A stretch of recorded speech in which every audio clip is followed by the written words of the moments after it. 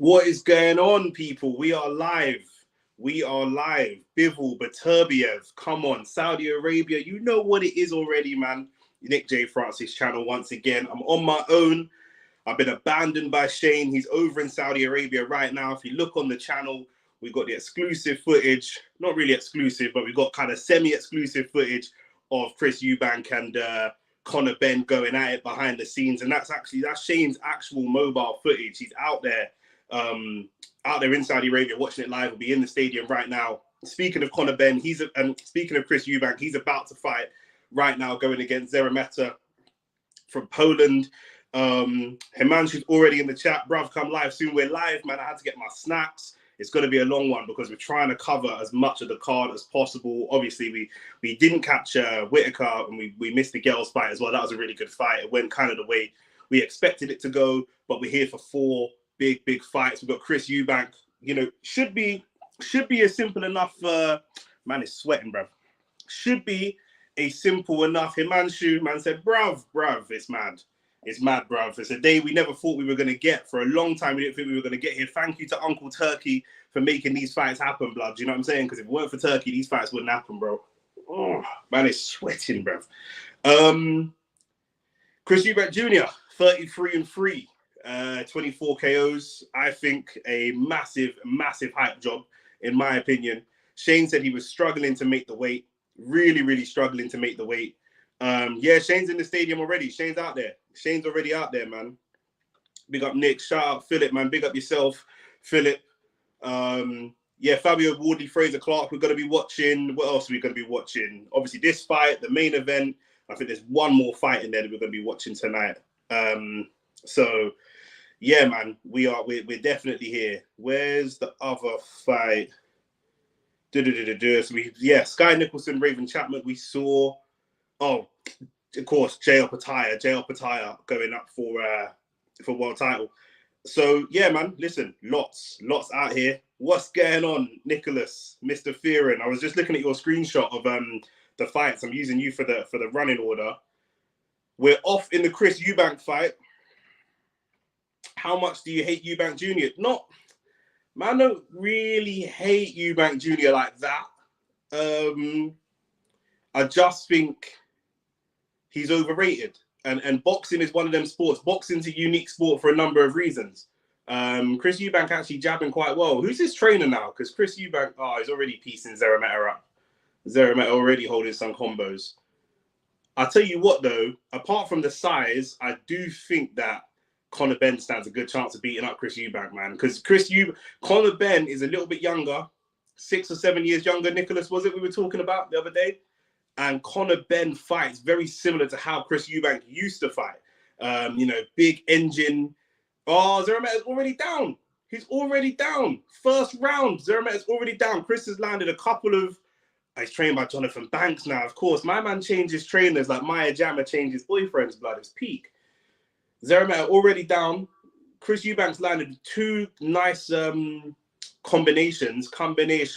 And on that second combination, Zeremeta went down. And Zeremeta not really throwing anything back right now. But yeah, I wouldn't say I hate Chris Eubank. I just think we see him, he will leave the sport with a lot more money than other people who, in my opinion, are more deserving of the kind of money and the kind of status and that kind of thing. He won't leave with the respect, but he'll leave with the money. So that's a bit annoying from my side. I actually don't know where Shane's seats are. I think he's got decent seats. Oh, Zeremeta has just kind of rocked Chris Eubank a little bit. Eubank, he's caught him with a couple of right hands. Eubank rocked a little bit. All action in the first round. Good overhand right by Chris Eubank again. And I tell you what, if Eubank can't stop someone like Zeremeta, because he hasn't really, Chris Eubank, he's not got a massive knockout record. Well, 24 knockouts and 33 fights, sorry. Decent enough knockout record, but, his best win is still Yildirim, which is a bit, 7-year difference. Is this the same Zeremeta that fought Triple G? I'm pretty sure it is, because I think I heard them trying to use that as one of the kind of talking points to promote him. So I think this is the same one. It's like Chris Billum Smith there. Oh, another right hand from Zeremeta. A right hand from Zeremeta. And Chris Eubank has just grabbed Zerameta and kind of rugby tackled him. And I tell you what, Zerameta has been down, but he's come back. He has come back in this round. It's unfortunate he was dropped because it's still probably going to have to be a 10-8 round. But it's a close fight. But realistically, it don't even matter that it's a 10-8 round because this day don't look like it's going the distance anyway. So end of round 1. And I tell you what, Chris Eubank probably takes the round in the judges' scorecards. But boy, imagine prime Triple G against Chris Eubank Jr. That would be a violation in the ring. Bro, Chris Eubank can't live with man like Triple G, bro. He can't. Like, he's trying to get this Canelo fight to cash out. What does a win against... Canelo might get more ratings from losing against Bivol than he'll get from beating Chris Eubank. Like, what does a win for Chris Eubank against Chris Eubank do for Canelo? What's the point? He ain't going to do nothing, bro. Do you know what I'm saying? So that's just what it is. Love for everyone that's tuning in, though, man. Love for everyone that's here. Yeah, Chris just caught him with a right hand and dropped him, but then Zerameta did come back. Really impressive comeback in that. Chris hit him with a 1-2 jab, overhand right. Zerameta went down. And then Zerameta comes back with an overhand right. Chris stumbles back and then launches into yeah, Conor Ben's animated, man. I know wild one for that hair. Conor Ben's got that Joker hair going on, but he's got that slick back Joker hair. Interesting choice. You know, the light-skinned man are always a bit fruity, them man there. Second round. And man's just going to talk. I ain't even going to get no like overlays. And I'll do all that for the Bivol Beterbiev fight. But for the other fights, man's not really. Man's going to have a little chat with you, man, and see what you, man, think about this fight. I do want to get into the Bivol Beterbiev predictions and all that kind of stuff. You know what I'm saying? Less of the light skin comments. I don't know who Mr. Fear None is, blood, but you know what I'm saying? He obviously feels some type of way, blood. You know what I'm saying? That should be Mr. Feel Some Type of Way, blood. That should be your name. About Mr. Fear None, blood. What are you talking about? he does have the Joker hair, though, bro. He does, bro. He's trying to look like... who's the Joker that's in Suicide Squad? Who's my man that plays that character? You man know who I'm talking about. This is actually a better fight than expected, bro. This is competitive. The card's been decent so far. Who saw Ben Whittaker earlier? Try to tell you, man, about Ben Whittaker, you know. I don't know, you know. Man's not sold on Ben Whittaker. Man sold them stocks early. I'm not really sold on Ben Whittaker. And this is a typical Chris Eubank performance, let's be clear. Like, athleticism is there, in amazing shape, as always. Putting together some decent attacking combinations, aggressive fighter. But defensively, has he got a chin? We don't really know. We haven't been tested. Zerameta just landed a really nice counter left. Really nice, tight counter left. Like the video and subscribe, people. 1 minute left in the second round. This is a tough round to score. I mean, the judges will probably go to Chris, not just in terms of bias, but in terms of it's a good right hand from Chris again. Again, Zerameta's done well. After getting dropped in the first round, Anthony Joshua should watch this. You get dropped in the first round, AJ. This is how you fight back. Come and fight back, man. Oh, Chris Eubank trying to put them combos together. Yeah, I think the judges will lean Chris Eubank because, to be fair, I do think it's probably his round. But in any tight rounds like this, they're probably going to go with Chris for being more active, being the aggressor. Oh, back-to-back uppercuts. Zerameta's got that Joe Joyce defense, blood. What is going on, bro? He just headbutts punches while they're coming in. He's too Polish for his own good. It's a madness, bro. Ben Whittaker tried to fake. He was feeling the deep end. Bro, Ben Whittaker, bro, man can't showboat that early in your career, for me, unless you know you're an elite talent. And when I say no, you're an elite talent, end of round 2, by the way. When I say no, you're an elite talent, what I'm talking about is if you're a professional boxer, you might not be fighting the elite guys, but you would be like training with the elite guys, right? So like a young Deontay Wilder, before he was Deontay Wilder at his peak, he was training with David Haye. Do you know what I'm saying? He was sparring with David Haye. If you go into sparring with a prime David Haye as a young Deontay Wilder and you are holding your own and whatever, then you feel like maybe you can showboat against these lesser opponents because you feel like you can carry that later on. If you can pull that off with David Hay or whatever, you know, Daniel Dubois has sparred with AJ in the past and different things like that. But Ben Whittaker ain't even there. Like it's not like Ben Whittaker's sparring with Bivol, sparring with Beterbiev, training grounds with them. He's in their camps. He's not like that. Who's he been in a ring with? Where's this experience come from? Where's this actual arrogance come from? We don't know, blood. And now that arrogance is going out in a wheelchair, blood. It's peak foot injury and that. Another light-skinned Don with a toe injury, blood. David Hay settings, bro. Round 3 in this fight. You got to think, I would imagine Chris Eubank tucks away Zeremeta because Zeremeta is just eating too many punches. Do you know what I'm saying? But bro, he might have sparred with them, but them, man, he's not sparring with them on a regular basis. Do you know what I'm saying? It's not like I say, I don't think that he's been around them and been in camps with them and different things like that enough for him to feel confident doing all that showboating and that. Do you know what I'm saying? He might have, and has he sparred? When's he sparred with them?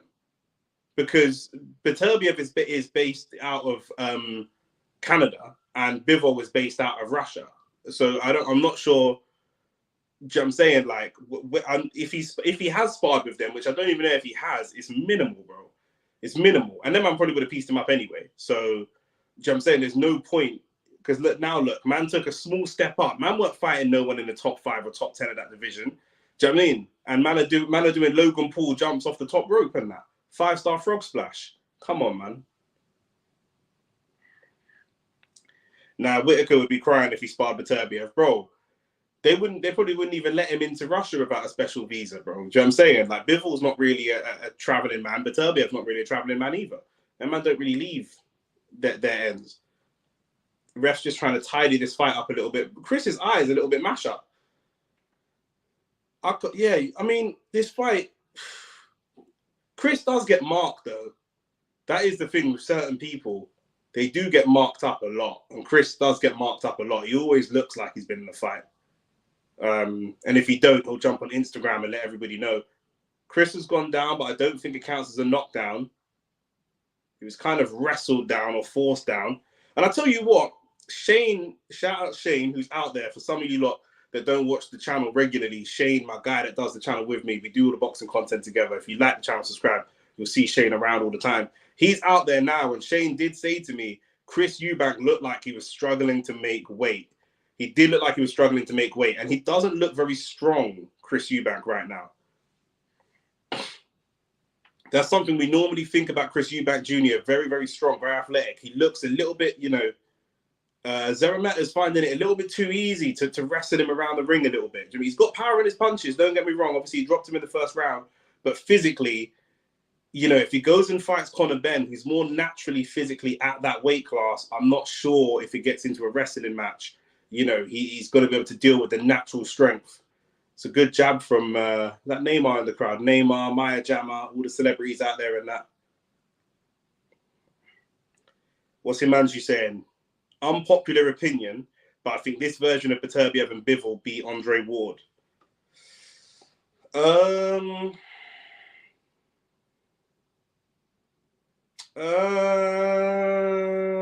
It's difficult. It is difficult. Beterbiev, I think Beterbiev has a better opportunity to stop Andre Ward. Bivol versus Ward, I think, is a little bit more difficult to call. Beterbiev a couple years ago almost certainly stops Andre Ward. Difficult to say. Very, very difficult to say. Ward, can Ward outbox Bivol for 12 rounds? It's difficult.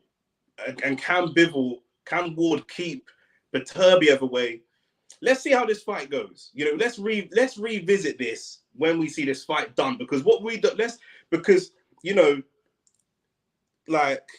shout out London Rex, SF London Rex, asking who I think. I've said quite strongly the whole time I think Beterbiev is going to stop Bivol tonight. That's a bit of think and a bit of hope. But the question is, can Beterbiev cut off the ring and box a little bit smartly and apply smart aggression? Meanwhile, round 4, Chris Eubank is coming out with some bombs. He's come out and just throwing bombs. He's going for elbows and everything. The ref's just giving him a warning. It's like he's trying to stop the fight. I don't think Eubank Jr. can fight 12 rounds at this weight anymore. I don't think he can. Sorry, I know we're going off topic. We'll come back to the main topic. I don't think that Chris Eubank can fight 12 rounds. He's throwing bombs. He's trying to stop Zerameta. He's just throwing mad bombs in there, bro. He's been told to just go for the finish. Every fight, every punch he's throwing is just, again, now he's going back to jabs. He just had a minute of solid back to throwing bombs again. Can Chris fight 12 rounds at this weight? Zerameta's head movement is awful. Absolutely. They don't teach head movement in Poland. Well, one for my man. But yeah, the fight tonight, we're going to answer a lot of questions. Do you know what I'm saying? Can Beterbiev get to Bivol? Can Bivol deal with the pressure of Beterbiev? This fight tonight is going to tell us where these men stand next to Andre Ward. You know what I'm saying? That's what this fight is going to help tell us tonight. So it's going to be difficult. Bivol was better in my opinion. Yeah, I think Bivol is a better technical boxer. Like, yeah, I think that's fair. He's the better technician. I think most people would agree with that. But Beterbiev is just a killer, just an absolute killer. And I tell you what, Beterbiev just keeps saying in the press conferences and that he knows. And you know, these Russian man and these Eastern European man, they're not big talkers. Like, these men don't talk a lot of smack like the Western boxers do. So when he says he knows, yeah, I believe that he knows. Like, I really believe he knows something. Do you know what I'm saying? I don't know why Rance rates Eubank. That's his brethren, innit? That's his boy. Do you know what I'm saying? So, you know, Rance likes athleticism, heart. You know, the things that Rance likes in a fighter, obviously, Junior has. Do you know what I mean? But how he can like Chris and not rate Devin, I don't know about that one. But I know he knows. To be fair, I think he knows Chris personally. He said he's a good guy, and Rance does always advocate for Chris on a personal level. So it's difficult, innit? When you know someone personally, it's very difficult to look at them objectively. Do you know what I mean? But this fight is good. This is a good fight. And I think, again, Zerameta's done really well. It's the end of round 4. He was dropped in the first round, and he's just come back. Not really come back. He came back in the second round. The fourth, he's been getting pieced up a little bit. But the fact that he's not been dropped again after being dropped in the first round is good. He's restricting Chris Eubank to a lot of glancing blows. You know, he's come. You know, Chris has come through the guard a couple times, but not really been able to really damage him properly. I think Zerameta looks a lot more natural to the weight as well. Oh, yeah. Janibek versus Shiraz. Man are overlooking Janibek, you know. That's not an easy fight. That is not an easy fight. You know, that is a real test for Hamza Shiraz, in my opinion. I think Shiraz can beat him, but that will be a real coming-of-age fight for Hamza Shiraz if he can get through that fight. That would be a real grueling learning experience for Hamza Shiraz, in my opinion. But you tell me what you think as well, because I think Janibek is getting a bit disrespected. Obviously, it's a good counter left. Round 5, Zerameta trying to get there on the counter punch. This is a good fight, man. This is a good fight. To be fair, when this card was announced, we knew this card was going to be fire. Like, you know what I'm saying? Like, a lot of people thought this card was going to be good, and it's lived up to it so far. Do you know what I'm saying? The card for the Fury Usyk thing's an abomination, blood. Man got like Alan Babich and Johnny Fisher and that, and that's an abomination, bro. Do you know what I'm saying? Yeah, listen, Shiraz is a talented fighter. Hamza Shiraz is a talented fighter. There's no doubt about it. But like I say, it's early for him. Janibek is an experienced, wily fighter, rough, tough guy. Hamza's a bit too clean. You know what I mean? When you go in there against some of these monsters, you got to get a little bit dirty. You know, what did What did Virgil Hunter say? You got to swim without getting wet. You got to swim without getting wet, man. You got to swim without getting wet. Yeah, Madrimov is on that undercard. That's going to be good. Madrimov is going to be good to see Madrimov again. You know, he had a good fight against Terence Crawford. Crawford obviously moving up in weight. People trying to use that fight to discredit Crawford. I don't buy into that. Crawford is still a pound for pound guy in my estimations, but Madrimov is a good fighter. We knew that. Anyone that's into fighting knew Madrimov was a good fighter. Chris Eubank just lands another clean right off the temple of Zeremeta, and there's no sign of Zeremeta getting knocked down from some of these punches. I don't know if Chris's power's not carrying. I don't know. I think it's the weight for me. I think Chris is weight drained. Apparently, Chris took really long to actually weigh in. He took the longest out of everybody. I think he just about made the weight and had to go back to his hotel room or go backstage and try to lose half a pound or a quarter pound or something like that. So yeah, I think the weight for him is very difficult. I think he knows that. That's why he's looking to try blow fighters out as quickly as possible. And he knows that he needs some highlight KO wins to try and get these Canelo fights. He can get a Ben fight. That fight is there. But for him to go and get a Canelo, you know, even there, him and Zeremeta have come together and he just goes down and takes a knee just to, you know, not a knee. It's not a knockdown or anything like that, but I'm not sure his power is. Maybe I'm wrong, and in any second now Zeremeta gets knocked down, but I'm not seeing the power. It's a good check left hook again, but I'm not seeing the power translating. It looks like a lot of the power is spent already. Madrimov is good. Madrimov is very, very good. Very, very good. Fundora against Spence. Yo, another good fight. Another underrated good fight. Fundora, you know, Sebastian Fundora. Could be difficult for Spence. This is Spence's first fight since Crawford, right? Is that right? So I would have picked a bit more of it. I would have picked an easier opponent for me. If that's my guy, I would have picked a slightly easier opponent to go straight back in there. Not straight back, but do you know what I'm saying? Because with Spence, ever since the car crash, it's always what Spence are we getting? Do you know what I mean? And you can't see, he can't be as bad as he was against Crawford, because that's Crawford. Crawford made him that bad. But the crash plus the Crawford performance beatdown, what Spence are we getting? I might put him in there with a bit of an easier fight than Sebastian Fundora for me, just to get him back out there. But I don't know. Maybe the promoters in America don't want to spend their money these days. I don't know. I don't know what the vibes is. I really don't. Normally, I have my chicken pakoras. I've got some little chicken and chips to keep me going. It's going to be a long night of streaming. A lot of talking. Man needs substance, but you know, like that. Drop your predictions for the main event down below. I'm going Beterbiev, late stoppage, 10, maybe 11, maybe even 12. Late stoppage. For Bivol to win, he's going to have to come for adversity. He's going to have to come for adversity. He might even have to come for the canvas to win.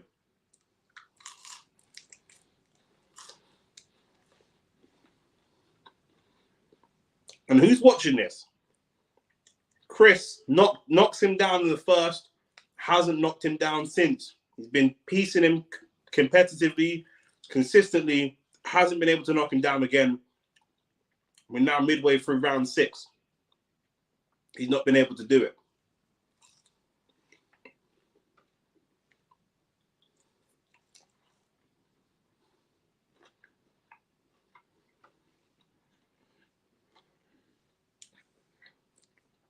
What are your thoughts on Boots and Virgil Ortiz? Yeah, I like them both. You know, Boots is Boots. Do you know what I mean? I want to see him fight Crawford, but he may need to do a little bit more to get his profile up to generate the revenue. But at the same time, we don't want Crawford getting too old. So he's got 6-9 months to try and get his profile up, maybe a year max to try and get Crawford before Crawford starts looking at retiring. You know, Crawford goes and takes 1 or 2 more big money fights, he might look at a retirement. I don't know. We'll have to see. Talk of Crawford versus Teofimo, good fight. Crawford wins it, but it'll be a very good, very entertaining fight.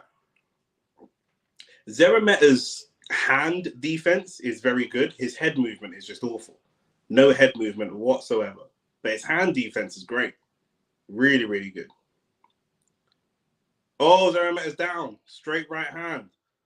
Short, kind of a short check right hook. Knocks him down. He jumps straight back to his feet. Shows the ref he's ready and he's able. And the ref says, cool. Gives him the 8 count. You've got to rank. Surely Chris Eubank's going to look to finish it. He didn't really look too hurt, though. He looked like a flash knockdown. 9 seconds left. Chris is fighting kind of a smart fight. He's engaging when he's on top. As soon as he's on the defense, he's clinching. It's smart slash and not his board. It's not quite Lawrence Okoli, but it's like not trying to engage too much.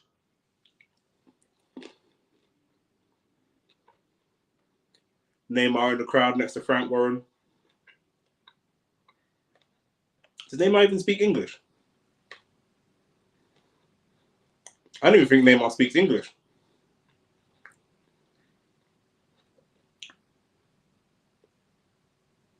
Yeah, flash knockdown.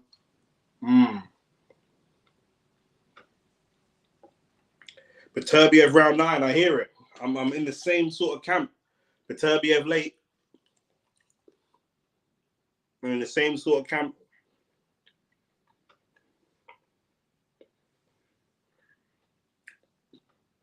Tio, yeah. I don't think it's motivated. I think disciplined is the word I would use. A disciplined Teofimo Lopez, I think, is, you know, Tio and Haney share a lot, and the lack of discipline is one. I know they both live the life, but they both want to win a certain way rather than settle for a win however it happens. I think that can let them down. You know, we had this conversation before about Devin being a boxer, but he wants to be a fighter. You don't have to be a fighter. Just box. You're a great boxer. Just do that.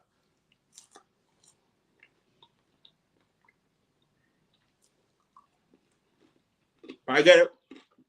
They're in a division with Tank. Tank is not a world champion, but Tank gets all the plaudits for the knockout wins. They want some of those plaudits. You know, boxers are very emotional. That's the mental discipline you have to have. You can't always be the hero. Do you know what I'm saying? Zeremeta down again, this time a body shot. That one looked like it hurt. The body shot looked like it hurt more than the headshot for sure.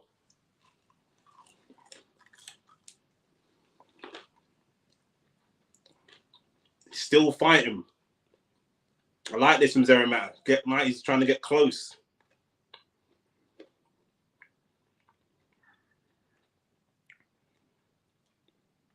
It's different. You know, Zeremeta's not doing too badly. Chris is obviously more athletic than him, but Zeremeta just can't. He just ain't got the power to hurt Chris in any way, shape, or form. Even when he lands, he just can't hurt him.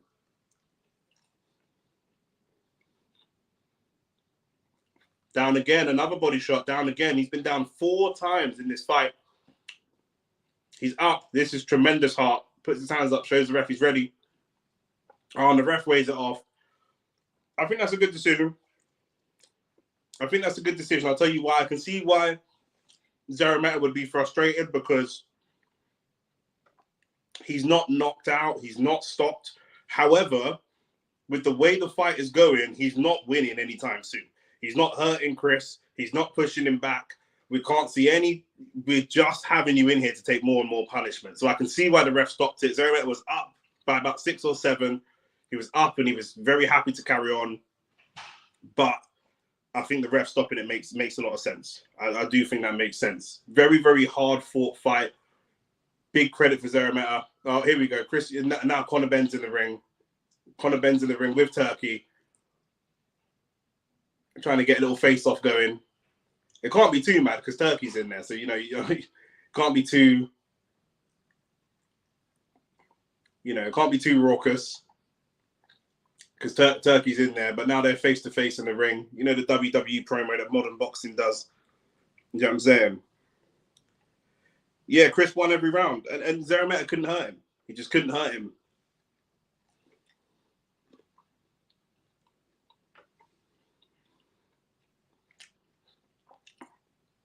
Conor Ben dressed like a 1970s pimp in there. Is Conor off the eggs? Listen, he commented on my Instagram, innit? He was not happy with the stuff that we were saying about Egggate, but it's facts. Do you know what I'm saying? Like, it's all facts. So we've got to see, of course, Eddie Hearn's in there. We've got to see, man. He said in an interview earlier today, he said, there's going to be an announcement soon. I'm going to be ready to fight in the UK sometime soon. But who cares? Like, do you know what I'm saying? Like, who actually cares? Because Turkey, you don't need to fight in the UK because Turkey's just going to pay him to fight. Turkey's going to pay him to fight in Saudi anyway. So, like, their man ain't going to do that fight in the UK.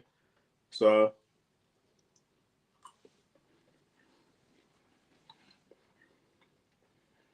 man said road range, 100%. 100%.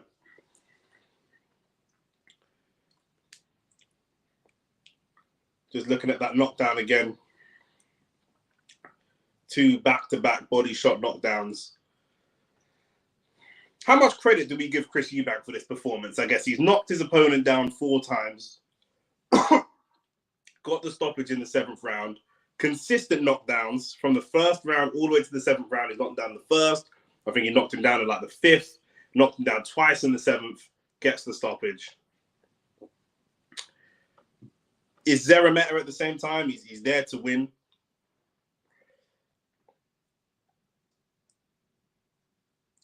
That body shot didn't even look like it landed, bruv. On the slow-mo. What? Fair enough. Fair enough. Yeah, he boxed smart. Yeah, I mean, he had all the physical advantages.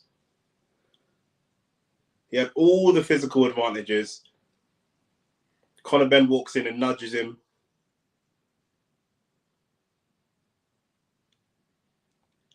I don't like this style of I don't like this style of promotion. Do you know what I'm saying? It's this kind of WWE style of promotion.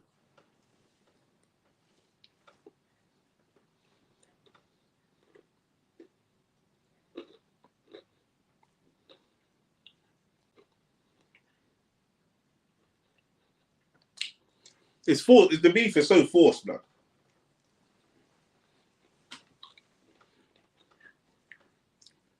Was that for a title as well? Was that a fight for a title as well? Or some interim title? One of these made up titles they got. Was it what? IBO world title for real?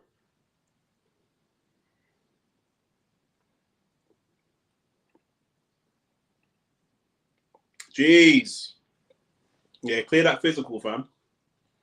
You've been spending time in the mountains and that, so I mean, you should be good.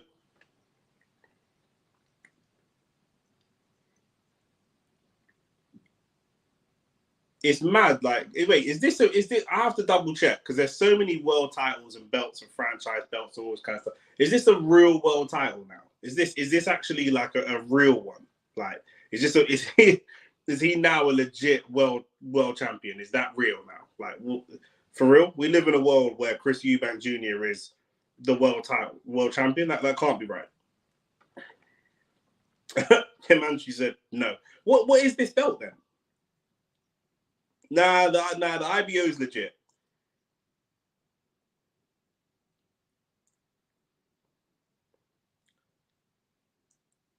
Now the IBO, I wouldn't say it's just there. The IBO is legit, but I just want to check that this is the main belt. Who else is middleweight champion?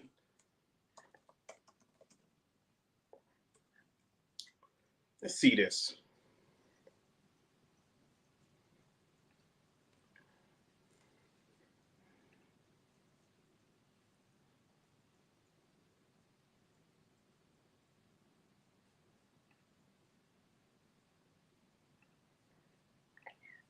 No, you're right. Sorry, I'm getting mixed up with IBF. Yeah, so he's not even really okay. He's got one of them Mickey Mouse belts. Okay, because he's got Lara. I wouldn't mind seeing him fight Lara. Why doesn't he go after Lara if he wants belts? That's a fight that could happen for sure.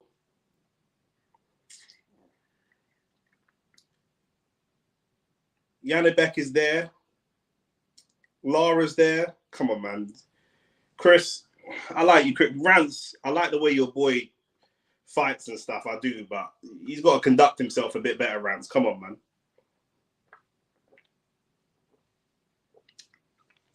Rand's got to chat to Chris about this. Right. What we're seeing is a mad thing, bro.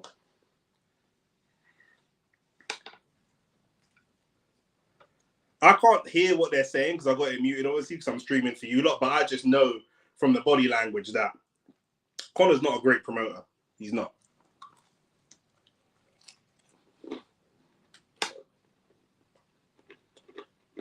And they've got Neymar there. Why is Neymar there? Neymar's just in the middle, laughing and joking and smiling. This is so random. If anyone's listening to this, tell me what they're saying.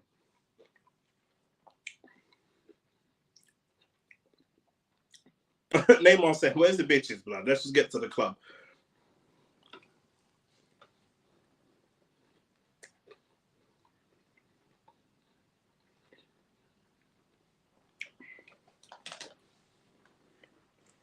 Neymar looks like he ain't got a clue what's going on. Neymar just looks baffled, bro. I'm not even gonna lie to you.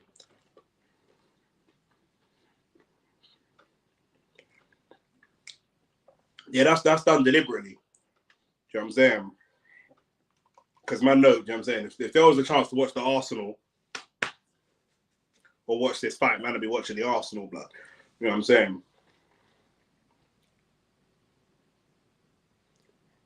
Now, big man thing, why is Neymar? What is Neymar doing? Why is he there? So it's like, someone explain to me why Neymar's there. Like, what? I don't get it.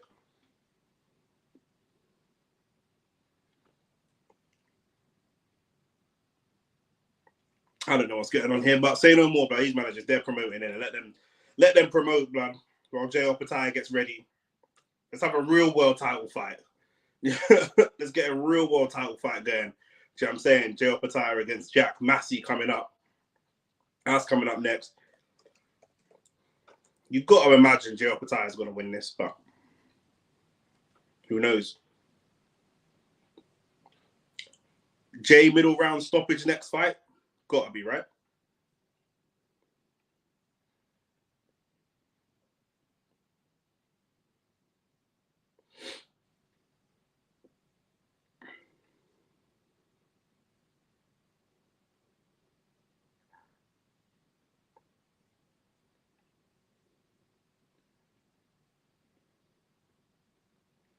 Now, listen, Neymar's a baller. Like, I respect Neymar as a player, but I don't know what he's doing in this boxing, the boxing promotion thing. Like, I don't even know if he can speak English. Like, big man thing. And that's not even a disrespect. I can't speak Portuguese, but I don't know what he's doing there.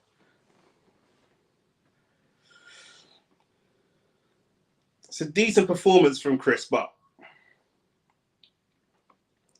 he ain't going nowhere near no real world champions right now, bro. Man's fighting at middleweight and calling out, like, who's your third player of this generation after Messi and CR7? There was a time when it would have been Neymar. If he never left Barcelona, it would have been Neymar. It's not even this generation, bro. Messi and Ronaldo's last generation. They're finished. Do you know what I mean? You can't even call that this generation. That would be even Neymar as well. That's last generation. Of the last generation, the third player after them, I don't even know. Let me think about it and come back to you on that, because there was a time when it would have been Neymar. Neymar should have, like, technically he was there.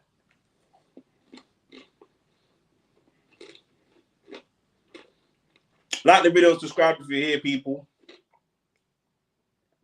Just waiting for J.L. Pattaya and Jack Massey after Chris Eubank just tore apart Zerameta. Zerameta was game, did what he could, but physically not on the level. Lewandowski, no. He's too limited as a player. Like, a great striker, but nah, he's not. He's too limited, bro. When it's all said and done, Kane will have a better legacy than Lewandowski.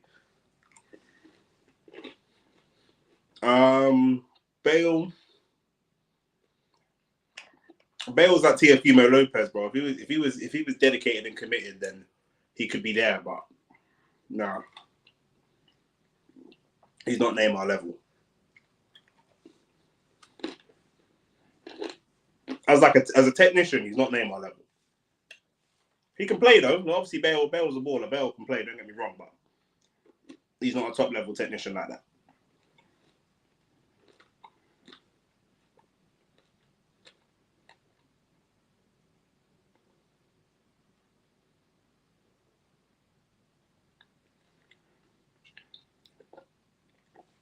Just trying to see if Jack Massey has ever had a world title fight.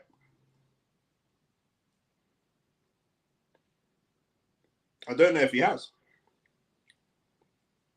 He's lost for a British cruiserweight level fight against Riakporhe. Then he's won a European cruiserweight title. He won a vacant IBO cruiserweight title. And he fought Isaac Chamberlain back in June for European and Commonwealth cruiserweight titles. But hasn't really fought for a real world title. This will be his first world title fight. And he's got some good names. Like I say, he lost to Riakporhe, but he did beat. He lost to Joseph Parker. Was that a heavyweight fight? Yeah. That's what I'm saying. Yeah, in 2023, he fought in Manchester and he lost. He went 12 rounds with Parker. He lost on unanimous decision. But he didn't get stopped by Parker. And Parker's been good. Parker's been on a good run. So that's actually quite impressive. And he's beat Isaac Chamberlain back in June. So his only losses come against Richard Riakporhe and Joseph Parker. But you'd have to say, obviously, the Riakporhe loss was like 5 years ago now. So I don't know how much you hold that against him. But J.R. Pataya is a level, maybe 2 levels above Richard Riakporhe. Riakporhe is just an athlete. He's not really a great boxer. So we'll see what you can do at this level. But it's, yeah, man's cruiserweight, just moving up to heavyweight to fight Joseph Parker. That's interesting. But apart from that, no real names of note on his record. And like I say, that was a good Joseph Parker as well. Joseph Parker, that was just the beginning of Joseph Parker's run, and he's been on a tear ever since. I mean, Joseph Parker may well be a world champion again because, you know, the way the belts are looking, Joseph Parker's a long day for a lot of people, including Daniel Dubois, in my opinion.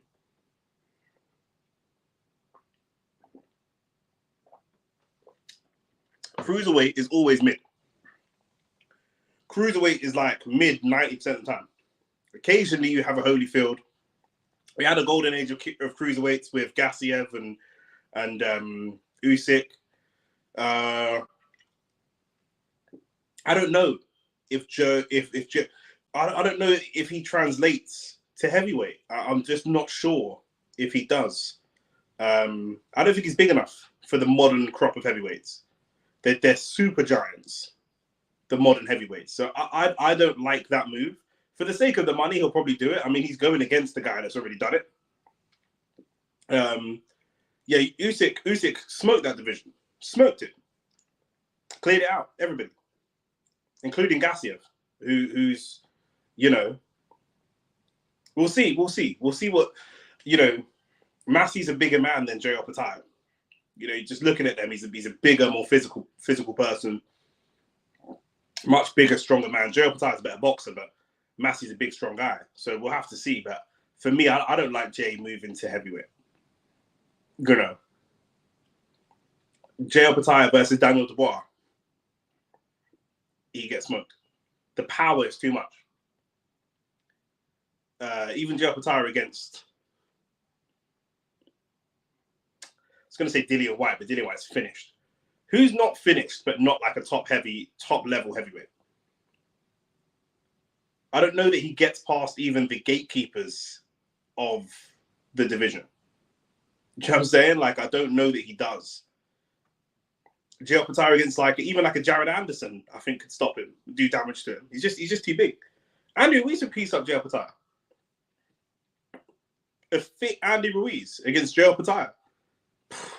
I don't think Opataya can beat Ruiz on a good day. Ruiz, hand speed, power. Ruiz is probably one of the best matchups he could get.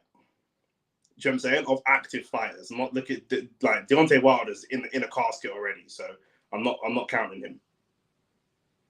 I'm just watching the highlights now. They're showing some highlights of Jack Massey against Joseph Parker. He had some moments in that fight, but he was pretty comprehensively outboxed. So, but he did have some moments. But like I say, Jack Massey, big, strong. Wardley and Clark. Yeah. But they ain't really world level heavyweights, like, if we're being real. I like Fraser Clark a lot. But that's a big step down. You think when Usyk stepped up, the first fight he had with Bellew, and he had a fight with Bellew, and he had a fight with Chisora. Are Wardley and Clark the same level now as Chisora was then? I still think they're a level below where Chisora was. Chisora was still not, and with Witherspoon as well. But Chisora was still like not world level, but like fringe world level. Like he's like a gatekeeper, or he was at that time. Wardley and Clark are not there. Wardley and Clark for me are maybe European level boxers, in my opinion. And when you talk to Fraser Clark, he doesn't even think he's a world level boxer. You know what I mean? That's not even his ambition. So, you know, it's tough. It is definitely tough. Here comes Jack Massey. I like this as well. We're moving through the gears in this fight. We're moving through things pretty quickly. Do you know what I'm saying? You know, some fights we're here all night waiting for people, waiting for the next fight and the next fight. We ain't doing that tonight. We're moving pretty swift through these fights.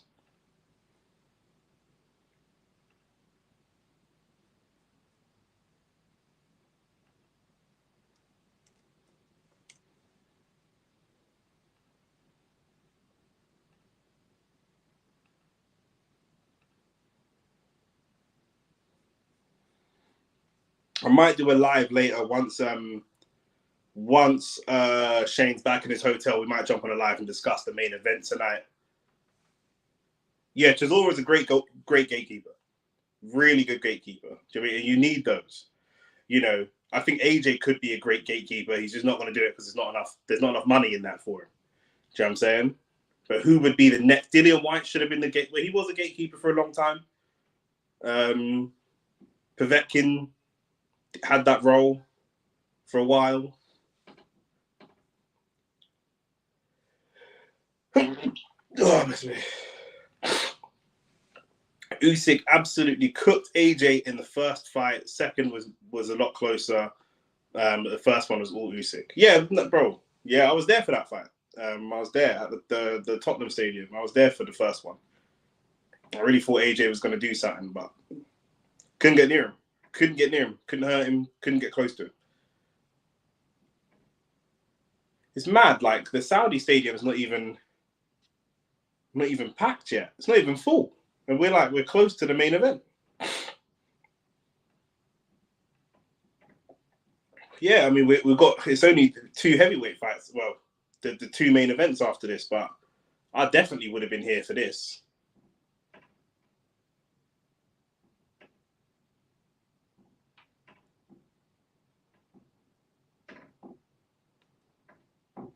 Bro, my house is so... I don't know if you man can hear the wind or not, but my yard is windy, bruv. Usyk could have stopped... and Usyk could have stopped Usyk. You mean Usyk could have stopped Fury? Bro, they saved Fury like 3 times in that fight. It was mad. One of the rounds they stopped... Oh, AJ could have stopped... Oh, you could have stopped AJ. Yeah. But he also could have stopped Fury as well. Round 9...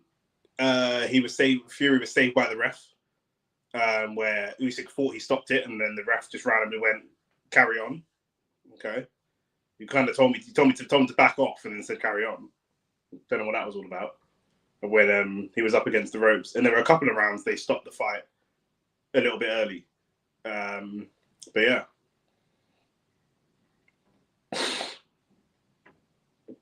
Opatai has been, questioned lately. The last fight against Marius Bradis is tough fighter. But the fight with Bradis and Joe Opatai was not close, but it was competitive. It wasn't close because Opatai was always winning that fight, and he won it by a decent margin. Like, it wasn't close. But yeah, competitive. Good, competitive, grueling fight. And now Opatai is going up against Massey, someone big, strong, someone who's fought at heavyweight, not a heavyweight, but someone that's fought at heavyweight. Obviously has that size and that strength. Do you know what I'm saying? Let's see what he can do. Can he get back to knockouts? That's how he built his name and he built his career. As he's moving up, he's having to, do less of the knockout stuff and more of the a little bit more boxing. But you know what I mean? There's nothing wrong with that. Nothing wrong with that, especially as you move up. Because if he does want to move up to heavyweight, he's going to be doing enough boxing. He ain't going to be knocking people over at the heavyweight division. So Fury was really seeing Jesus in round 9, bro. 100%, bro. Fury nearly said Alhamdulillah. Do you know what I'm saying? One more right hand, bro, and that would have been it, bro. Do you know what I'm saying? It would have been Allahu Akbar, blood. Do you know what I mean? It was peak for him. Serious. And if you think about it, Fury is moving like Wilder after Wilder lost, making mad excuses. Fury's always been like that. Fury's always been like that. Do you know what I'm saying? I think it was weird when we saw it from Wilder because we hadn't seen Wilder as that type of character. Fury's always been this type of character. He's never been a straight shooter. He's always been a shit talker. He's always just waffled and manipulated his audience. Tyson Fury's always been like that. So man shouldn't even be surprised by any of this.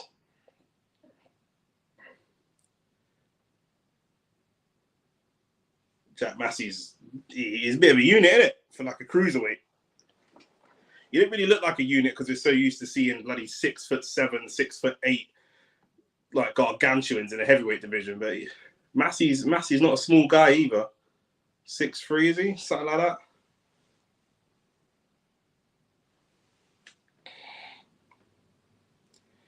Joe Opatai, they're hitting him with the holy water, like that Moana water, blood. It's peak. It's serious.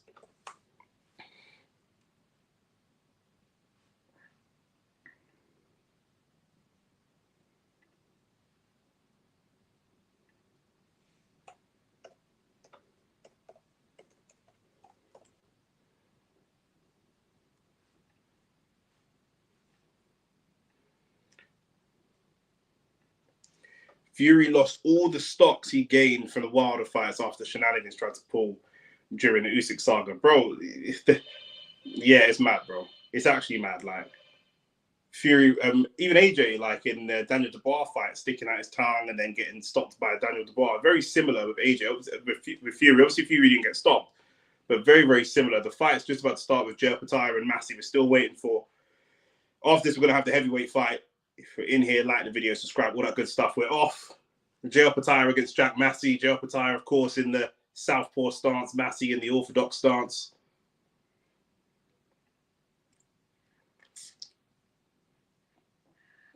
My doorbell's going. I don't even know who that is, bro. If it rings again, I might have to go get it. It might be the 5-0. Opatai just walking Massey into the corner, going for a body shot. It's a shame cruiserweight doesn't get the plaudits that it should do. Himanshu and anyone else in the chat, why do you think that is? Why does cruiserweight not quite get the respect and the money and the why do they have to move to heavyweight? Heavyweight, I get it, knockouts, all the rest of it, but what is it? Why can we often see the best fighter in the world, if outside of heavyweight, is we talked about light heavyweight. We see a lot of people talk about the best fighters in the world, super middleweight, that sort of range. And then you get to this range just below the heavyweights, and it starts to kind of die off a little bit. I'm curious as to why that might be. Jack Massey not really thrown anything for the first half of this first round.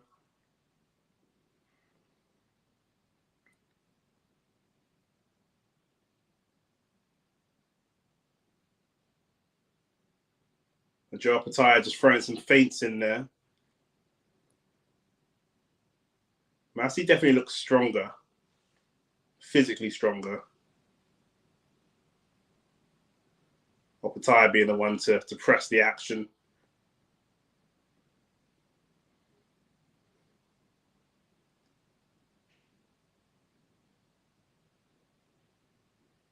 Not too much happening. Good left hand. Jack Massey just that high guard, trying to protect himself more than anything else. Just trying to protect himself right now.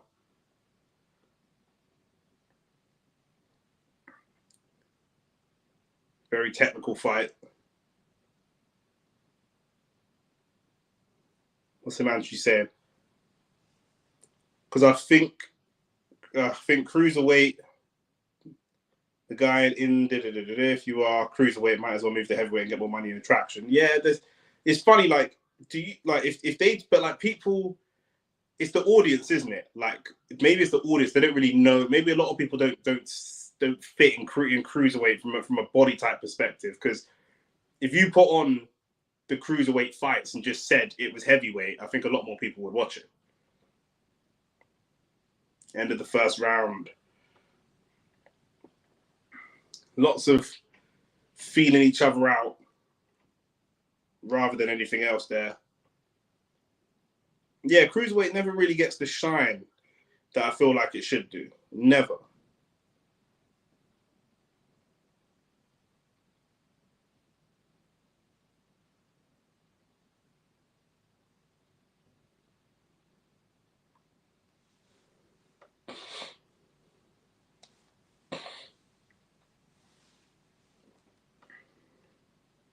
Yeah, light heavyweight's where it's at, especially tonight. And this is what we've got. We've got cruiserweight, then we've got heavyweight, then we've got light heavyweight. Two of them world title fights. One of them undisputed fights. Shane said he actually spoke to Eddie Hearn and told him this would be Eddie's first undisputed champion for Matchroom. He said he's had other undisputed champions, but not ever someone who's won undisputed champion under Eddie Hearn. So, yeah, Wardley and Fraser Clark on after this. You'd expect Wardley to win. More aggressive. Fraser Clark, a bit of a teddy bear by all accounts, but he said he learned from watching AJ lose.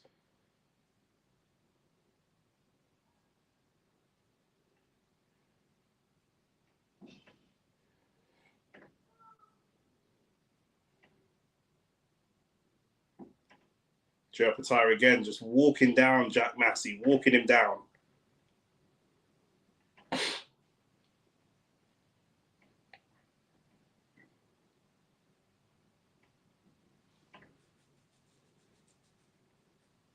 I'm not sure if Jack Massey's just trying to set up a power punch, or I'm not entirely sure what it is that he's trying to do.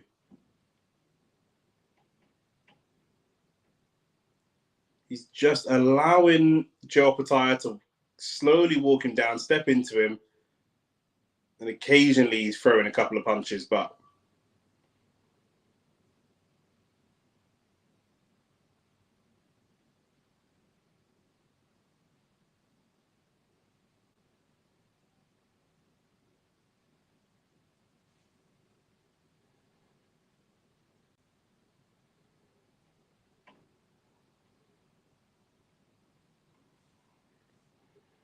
now Massey trying to put some punches together. Massey not being very active. Nearly 1 minute left in the second round. Not really thrown anything of significance. And Joe Pataya is definitely fit enough, and he's a 12-round fighter. So Good body shot from Opataya. Goes for another one. The body's been a target this whole fight so far. It's the first punch he threw when he came out. Oh, he's gone straight through the guard of Massey with a good jab.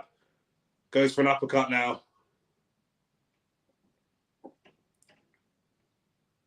Yeah, I'm not sure what Massey's game plan is in here. I'll be honest.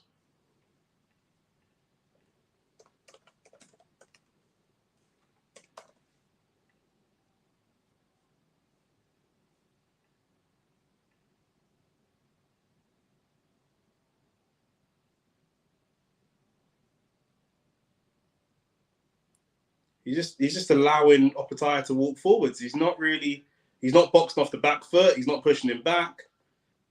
He's not really offering anything, Jack Massey. I'm not really sure what he's waiting for, but he looks like he's waiting to just get stopped right now. Do you know what I'm saying? Like, respectfully, but I can't really see what Jack Massey's trying to do right now. So Beterbiev is arriving at the building. Beterbiev is in the building right now, walking into the arena.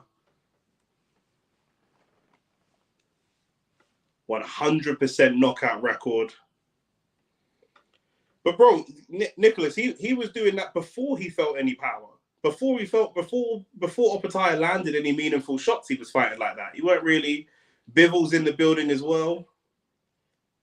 Bivol's wife or ex-wife has been very vocal about him on social media. We saw a divorce pretty much ruin Teofimo Lopez, and we've seen boxers be distracted by personal things in the past. You've got to wonder how much that is going to have an impact, if at all, into round 3 now. Opataya versus Massey. Massey starting to throw some punches, which he kind of has to. The first 2 rounds have to go to Opataya. Opataya trying to get around that pouring jab. That was a good counterpunch by Massey, to be fair. Gets inside the right hand. Good counterpunch by Opataya now. We have a boxing match. Three rounds in, we've got a boxing match. Here we go. It's Southpaw against Orthodox. What you want to do is try and get your foot on the outside and try and pour your hand around the outside of that guard, which is why they're both kind of pouring at each other in the air. The footwork is pretty basic from both sides. It's straightforward, straight side to side. Opataya is very, very strong, very powerful puncher. He just tends to come forward. Good body shot again. Massey trying to move around. He's getting caught to the body a couple times. There's that foot outside. There you go. That's good from Opataya. As soon as he gets that foot outside, he went for the uppercut. The uppercut missed, but that's what you want to try and do. If any of you are watching that at home, just look at their footwork. Massey not really using any footwork, to be honest with you. Opataya trying to get on the outside and then kind of pivot and coil into some shots.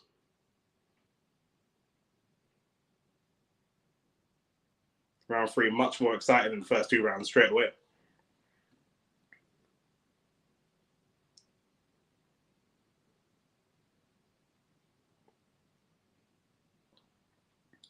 Massey again, a counter right hand. Both fighters are very focused on what they're doing, and they're not too focused on what the opponent's doing. And that's just an observation. I don't know if it's a good thing or a bad thing, but, Opataya's focused on coming forwards and landing his shots. Massey is just trying to move and catch counter punches. He's not too bothered about the other side of things.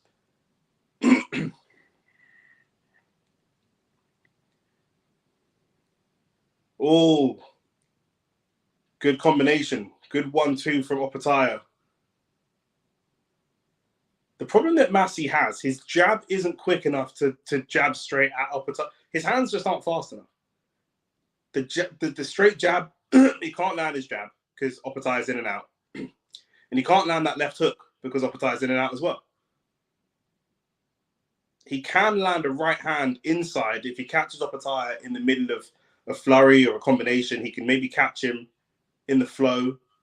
But for an orthodox fighter, he can't get his jab off. It's the right hand that he can probably get his right hand off, and he's got it off a couple of times. But he can't get the left hand off. He can't get the jab off at all.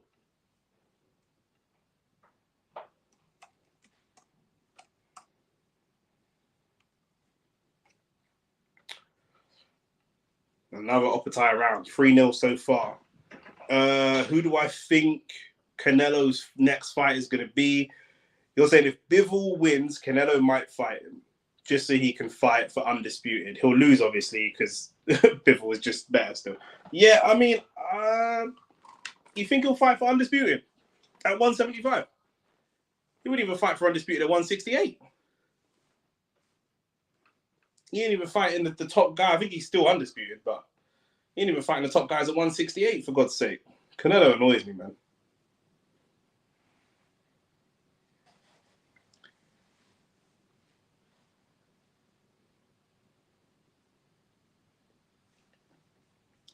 But I know what you mean. He'll go for the glory. He'll go for a. I don't know what Canelo does.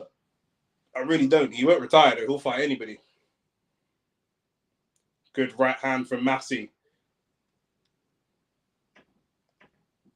Another good right hand from Massey. Like I say, I said it last round. He can actually get the right hand off. He can't get the left hand off. Another missed jab. That jab is going to miss all night. He's not going to get that jab off. But that right hand potentially could be there. But because he can't land the left, he can't really set up the right. He's got to pick his moment perfectly. Good pivot and left hook from Oppenheimer.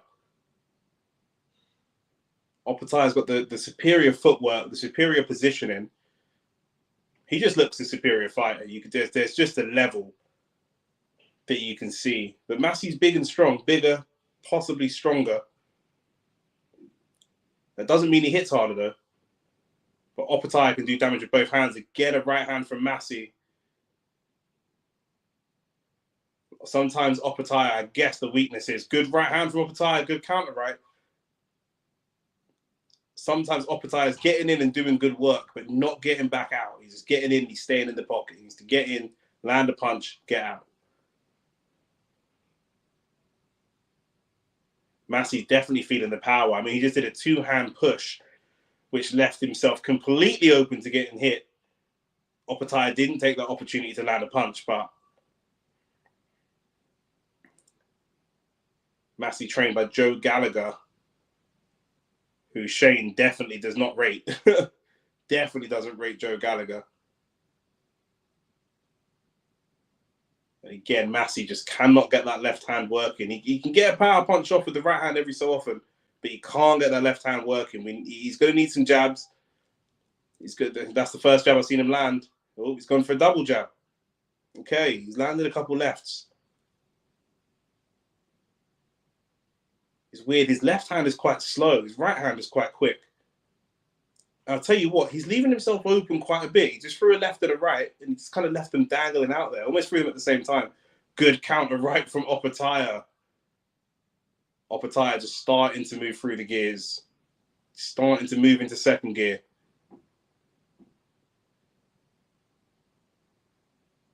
Massey up against the ropes. He's been up against the ropes a lot, and Oppenheimer just doing some good work there.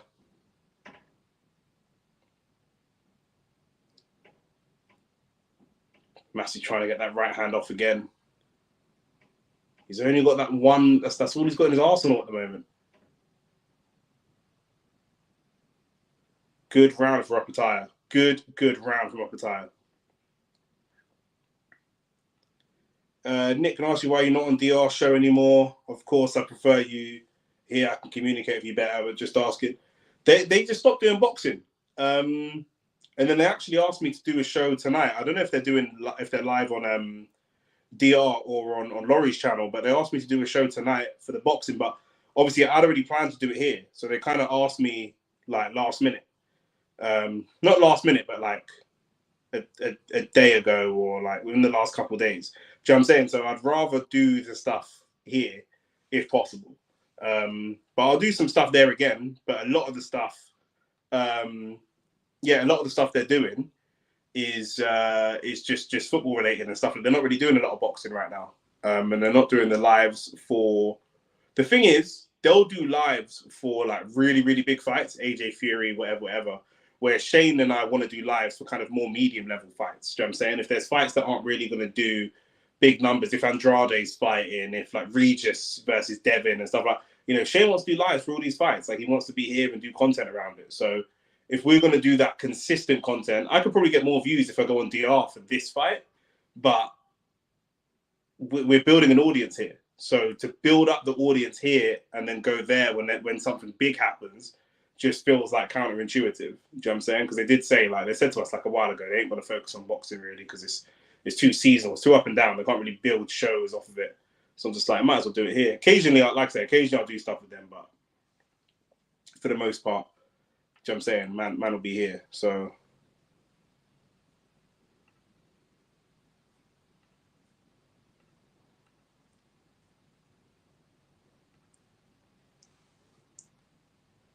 round 5, Opetaya versus Massey still. Good right hand from Opetaya again. I like Opetaya moving through the gears. Just don't want to see him get caught because I think Massey's got that big right hand. He even hurt Joseph Parker a little bit with that right hand. And Joseph Parker's got a very good chin. Hadn't been dropped before, I think, Anthony Joshua or Dillian White got to him. Is there any good fights before Fury versus Usyk 2? I will have to double check. When this round finishes, I'll check the schedule and see. Opetaya's corner asking him to get more involved and to do more. I think he's moving at a good pace. He's starting to hit Massey more and more. 5 rounds in, no need to get greedy. Massey's left eye is definitely looking damaged. Opetaya, just a good, professional, smooth operator. But Massey is tough.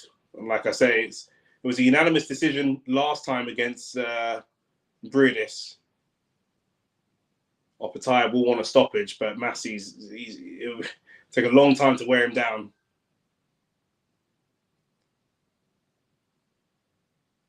Oh, the head getting involved a little bit there. Massey goes for another big right hand. Opetaya, so he's got such good punch power. Some people just carry that punch power. They're in a clinch and he hits Massey in the body and you can see Massey just can feel the power of that shot.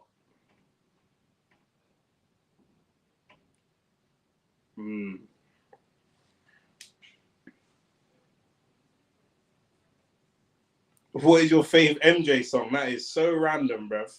Like the video and subscribe if you're here. You know what I'm saying? For all things boxing, all things football, and all things Michael Jackson songs, blood. Liberian Girl, I think it's got to be, bro. Liberian Girl's got to be my favorite MJ song. I can't lie. Right, end of round 5, I think it is in that fight. Let me go and check the boxing schedule and see if anything is worth doing a show for or discussing or whatever. We are currently watching Jay Opetaya piece up Jack Massey. And then after this, we'll have Fraser Clark versus Fabio Wardley. And then we'll have the main event, the undisputed fight between Dmitry Bivol and Artur Beterbiev, where Artur Beterbiev is going to win by stoppage late on, if you believe me. But Bivol's going to piece him up and win on points, if you believe lots of the general public. The biggest 50-50 fight we've had in a very, very long time, in my opinion. And in most people's opinion.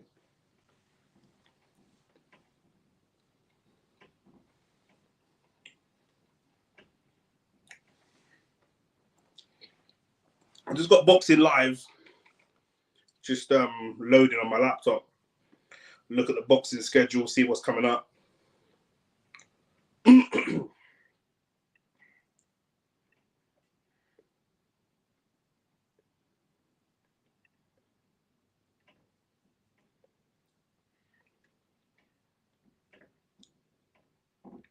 Inouye's fighting tomorrow. Round 6 is started in this fight. Jack Massey immediately trying to be a little bit more active. Can probably feel the fight slipping away from him. Inoue is fighting tomorrow. Anything else? Tim Tszyu is fighting next week, Saturday. Adam Azim is fighting Ahara Davis next week, Saturday as well. Women's boxing, Yoshida's fighting Metcalf. Saturday the 26th, Regis Prograis is fighting Jack Catterall. We might do a live for that. But that's it really before Usyk Fury.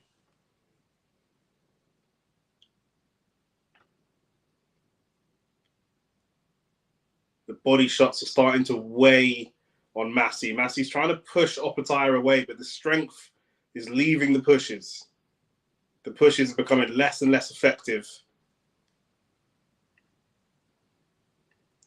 Tank also fighting in December. Let me have a look.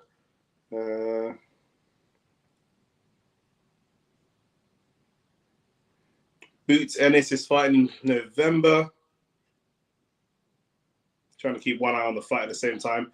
Friday, the 15th of November, which we'll probably do a live for reluctantly. Mike Tyson's going to be fighting Jake Paul.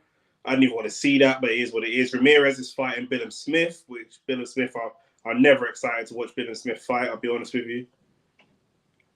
Saturday, the 30th of November. And the fight's been waved off. The fight has been waved off. There's just no way that Jack Massey was going to come back, and 6 rounds in, the ref said, let's call it a day. Good performance from Joe Opetire. Against someone very big, very strong.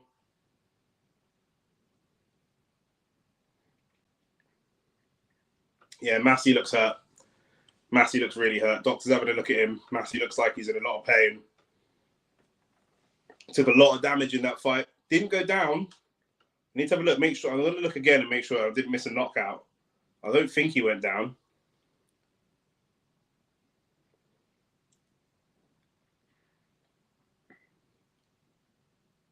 They're just showing some previews for Jack Catterall versus Regis Prograis. That would be a very good fight. That's what you just said as well. That'd be a good fight. That will be a good fight. That will be a very good fight. Nick, the towel was thrown in, yeah? Cool, I didn't miss a knockout then. Yeah, I mean, I said I couldn't really see what Massey's or Joe Gallagher's plan was. You know, Nicholas, Mr. Fear None, Himanshu, you guys tell me what you saw, but I didn't see any particular plan. Couldn't land a jab. Landed a couple of counter rights, but not really too much. I really couldn't see what we were talking about, really. So, just a payday, says cynical Mr. Fear None. Let's see this. Yeah, a couple right hands to the head, and like I say, Massey's strength was deteriorating. We were going towards a devastating stoppage. Earlier in the fight, Massey's up against the ropes and he's pushing Opetire away, and Opetire was taking a couple of steps back. Massey's big and strong. As the fight went on, the pushes just had less and less power, less and less strength. The strength was going, the punches were going, the physical resistance from Jack Massey was going, and fair play, he didn't give up. He didn't take a knee, but his manager and his team decided to throw in the towel, and Eddie is there looking very smug indeed. And we've got all 3 of the big British promoters all in the same room. Eddie will definitely enjoy getting that one over on, I think Massey's with Ben Shalom. So, but a good performance from Joe Opetire. Big, strong guy in front of him. He's got to slowly break him down, nice and disciplined. We've seen people, Massey's still bent over. He looks like he's in a lot of pain. I think he's very frustrated with himself, but he looks like he's hurt. His face is busted up.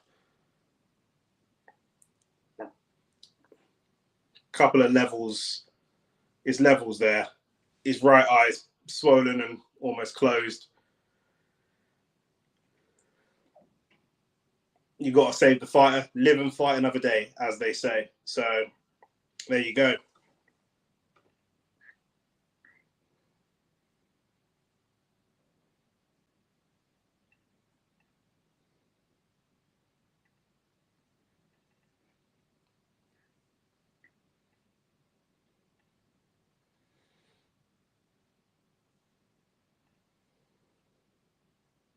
Yeah, Catterall versus Prograis is going to be a really good fight. Really, really good fight.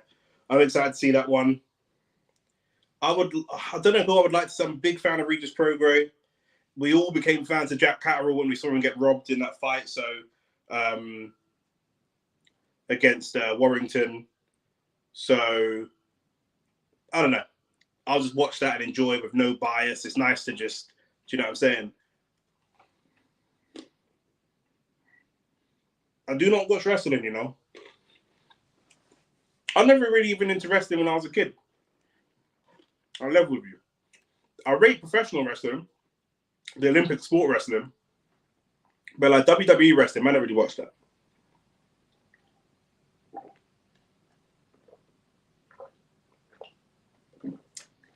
Stadium still looks kind of empty.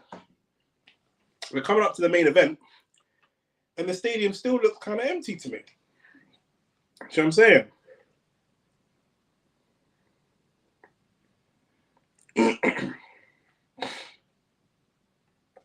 Man just got a voice note from Rance. Let me listen to this. Next week, because I'm back from holiday on Tuesday. Next week, we need to run the thing with Shane again, bro, to debrief after this event.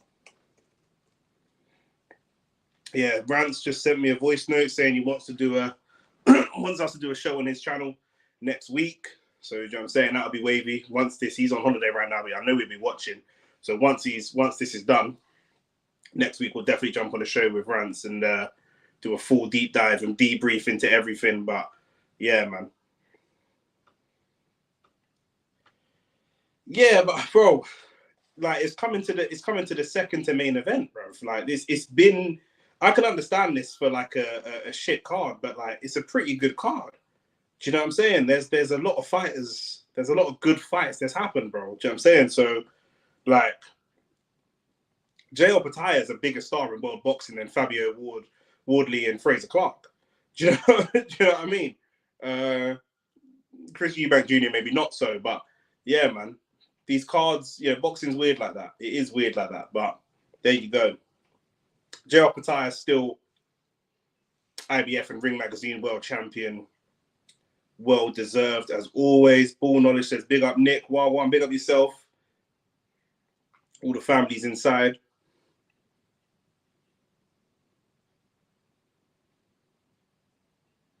Just having a look at who else there is. Chris Billam-Smith is a cruiserweight champion WBO. He's going to be fighting against Gilberto Ramirez. And then I guess we'll be looking at making a fight of JL Pataya against the winner of that.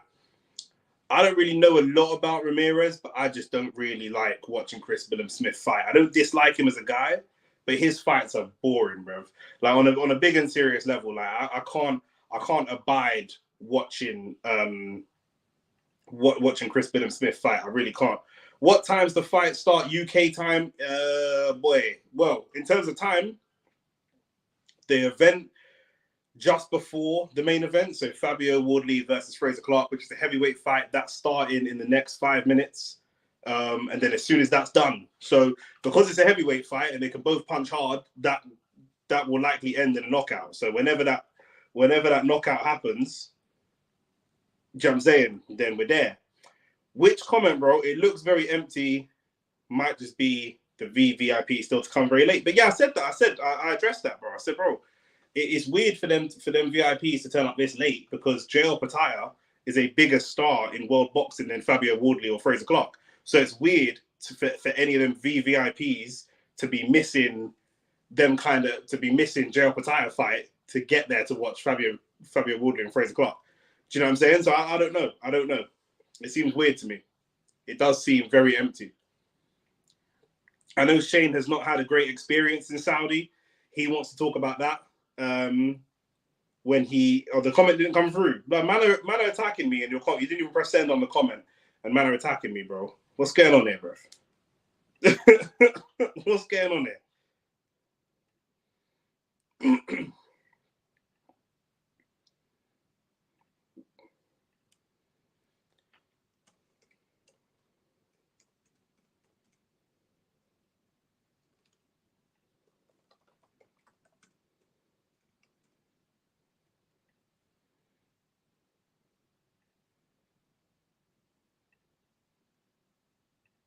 Oh, YouTube blocked it. That's mad, bro. Wait, let me see if I can see it. That's crazy. I should have still been able to see it though, even if YouTube blocked it. What did it say? I was saying trash Eubank Jr. when you go on the show with Rance, bro. Rance knows what I think about Eubank Jr. already, blood. Do you know what I'm saying? Like, I'll chat to him about it, but the thing is, like, it's difficult to trash Eubank now after the win that he just got, where he dropped the guy 4 times. So that's not the right time, innit? I'll wait for Eubank Jr. to do something stupid or get stopped by Conor Benn, and then I'll trash him. You know, like that. That's when I'll trash him, bro. Man got to be strategic with the trashings, but man can't trash a man after he just won in not devastating fashion, but yeah, but after he just won, but yeah. So Fabio Wardley versus Fraser Clark will happen next. Like we said, 2 big punches, heavyweight knockout, power, and once that fight's done, then we're in for the main event. I can't believe we're here. Man, let's talk about it. Boxing fans, real boxing fans, we're here. Like, do you know how mad it is, bro? Do you know how mad it is, bro? Artur Beterbiev against Dimitri Bivol for all the belts, undisputed. We're actually here. There was a time that we was that this fight was never going to happen. Russians famously don't fight Russians. Lots of Russians, like things like apparently, like, you know, things were happening with the war in Ukraine. All types of different stuff and all types of different reasons why it seemed like we were never going to get this fight. And now we're here. Today's the day. And we're just one heavyweight fight away from seeing that fight. I've met Fraser Clark. I've met Fabio Wardley. I interviewed Fraser Clark for DR Sports. And he's a really, really nice guy, really good guy. My concern was around his aggression, his intensity.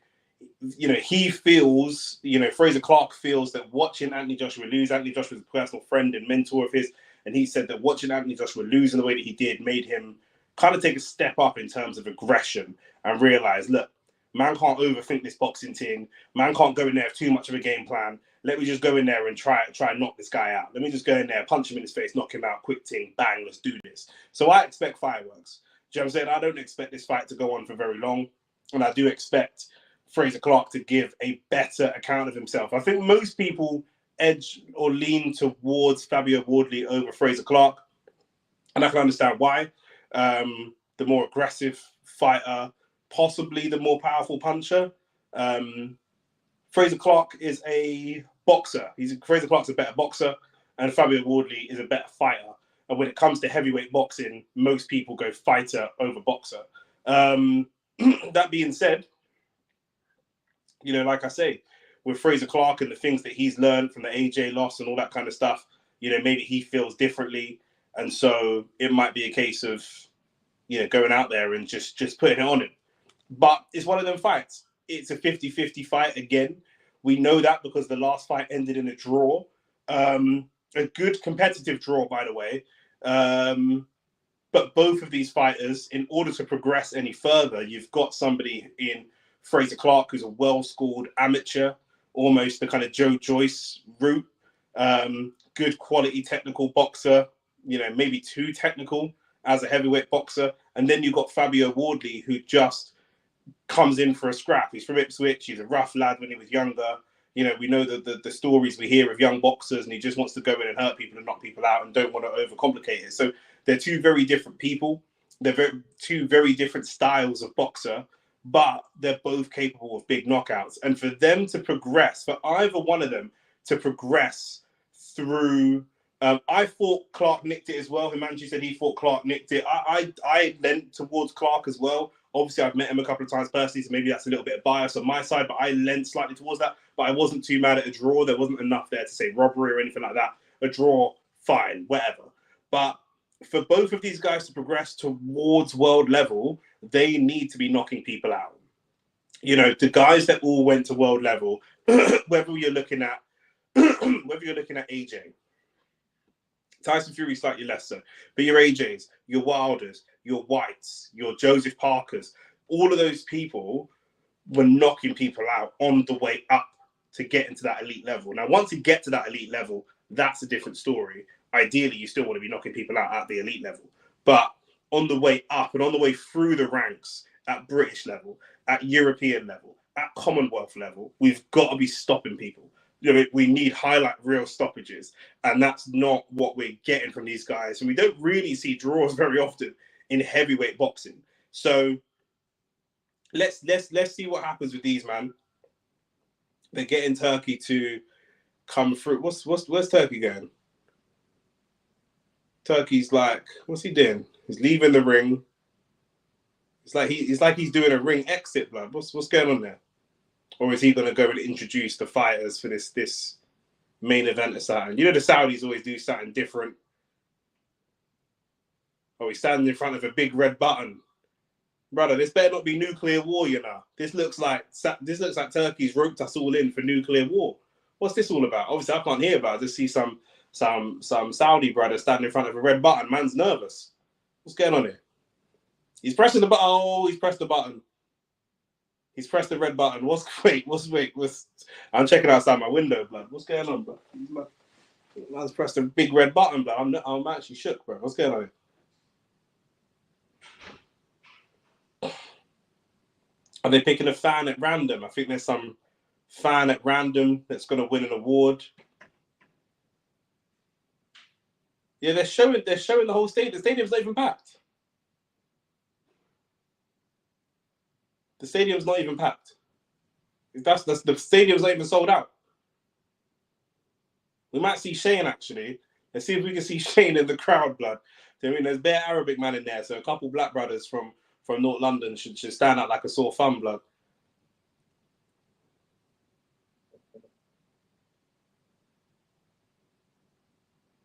I don't know what the. Oh, they just gave away a Mercedes G-Class to a random woman in the crowd.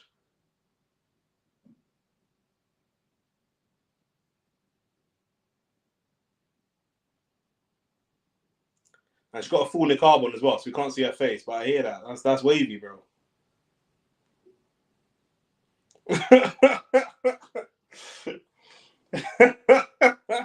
Himanshu, you said it, not me, blood. You said it, not me. Nah, Shane could have never won a G. Bro, if Shane won a G-Wagon, yeah, Shane don't drive. If Shane won a G-Wagon, I would 100% confiscate it. You're mad, bro. Until he got his license, I'd confiscate that, blood. Do you know what I'm saying? I'm gonna message him now and say, yo, don't come back to OnlyFans boxing about a G-Wagon, cuz. What you doing, bro? Shane, you know. That is mad, bro.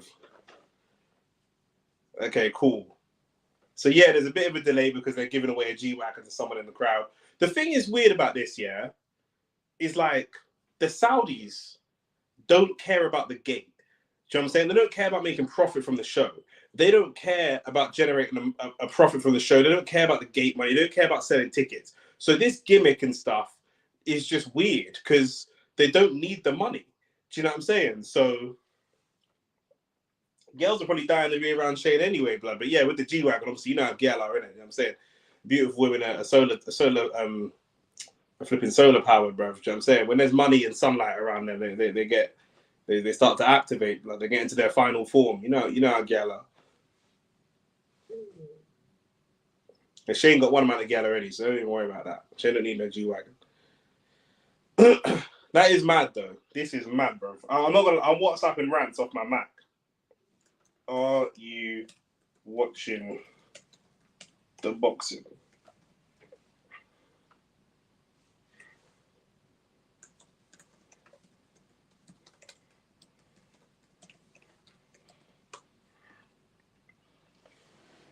Master Fear None said that looks so staged. Staged? Nah, man. Really? Is that the kind of thing the Saudis would do? Your words, not mine, bro. Your words, not mine. Bro, they probably had to select a person from the crowd like 6 or 7 times because they probably picked a couple empty seats, blood. You know, like that. It's peak.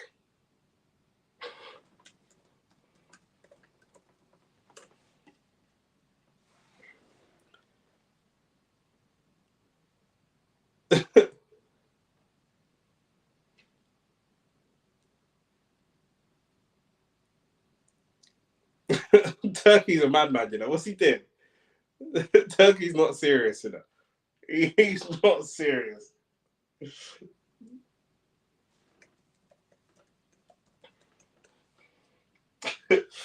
Yeah, I just WhatsApp Rand. Rand said he's watching as well. He said he's man have got too much money. Bro. There's got to be someone local, blood. Do you know what I'm saying? Bro, man saw the Saudi man with the red button. I was nervous, bro. I thought I just Germany. I thought, yo, it's peak, blood. Man sending the wrong message to the international stage, bro. Do you know what I mean? Man like '06 Torch. It's mad, bro. What I'm seeing is mad. Turkey's moving like a rapper.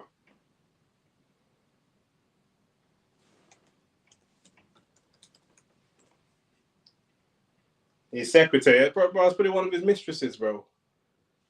That man over there are different, blood. All right, cool. Can we get back to the boxing now? What's going on, man? His thing's cheesy, bro. Obviously, it wouldn't be cheesy if I won, innit? Obviously, that'd be lit. But obviously, it's not me, so it's cheesy, bro.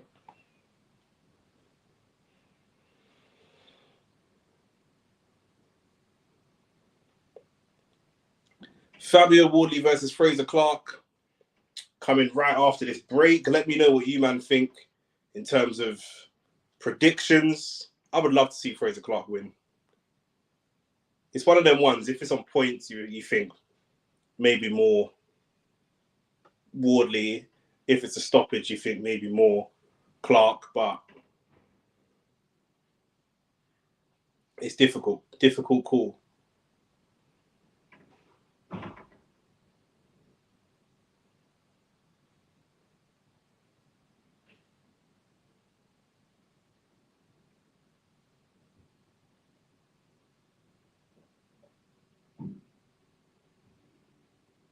They're both kind of too nice. I'm not gonna lie. They're both kind of too. I think, you know, obviously Wardley's got a little bit more of an edge, but both kind of nice guys in heavyweight boxing.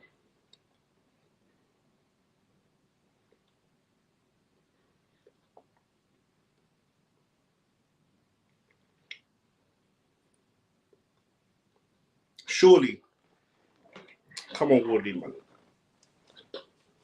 Not Wardley, bruv. Man's calling for the wrong guy. All these light-skinned men look the same. They do. And they're both damn near bald as well. Man fighting fucking... Man got the same mum and different dads in that, bruv. I joked him. Man look alike, but not the same. Like, what I want for these, man. Fraser Clark now 33 years old. Not very old for a heavyweight boxer, but Fabio only 29.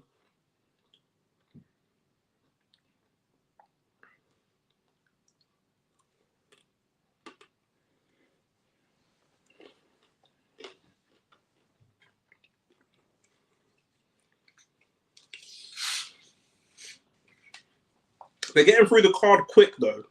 I like that. I said it earlier. Fraser Clark coming out first. Let's go, Fraser. Fraser Clark, my boy. I need some energy to get through this card, bro.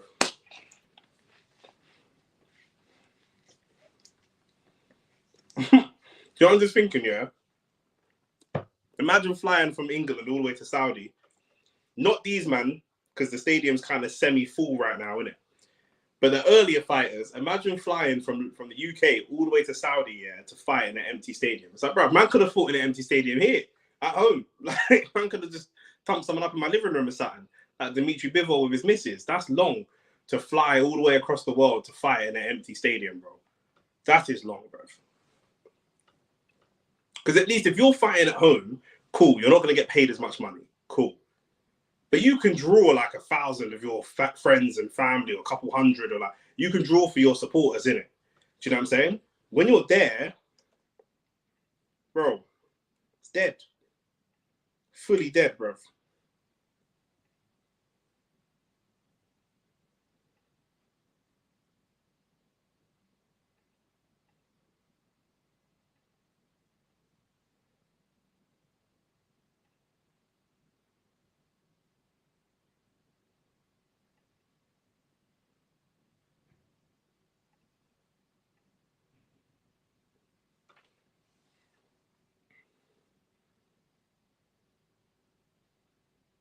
should have asked Shane where he was sitting, you know. Himanshu's right. I should have asked him where he was sitting. So man could have seen him.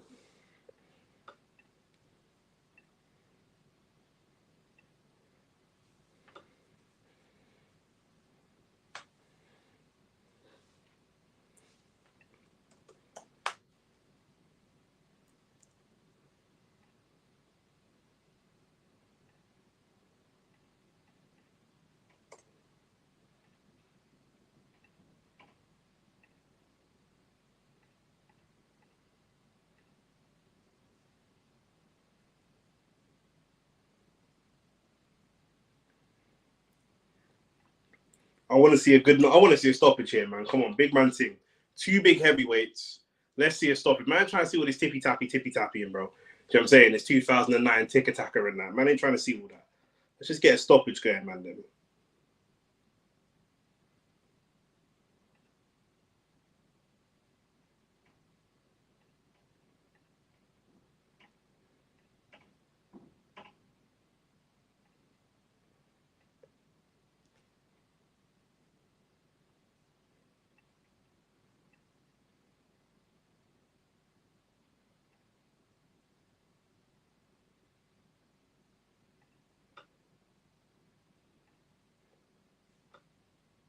Here comes Wardley.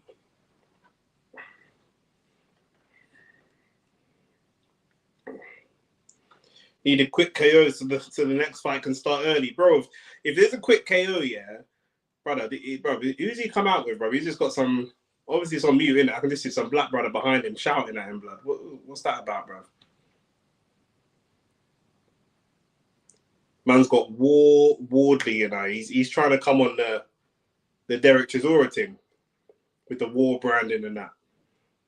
Can barely see him in that camouflage, blood. Where is he? Yeah, if this fight stops in 2 or 3 rounds, blood, they'll probably just give out a couple houses or something, blood. Give away an island or something like that.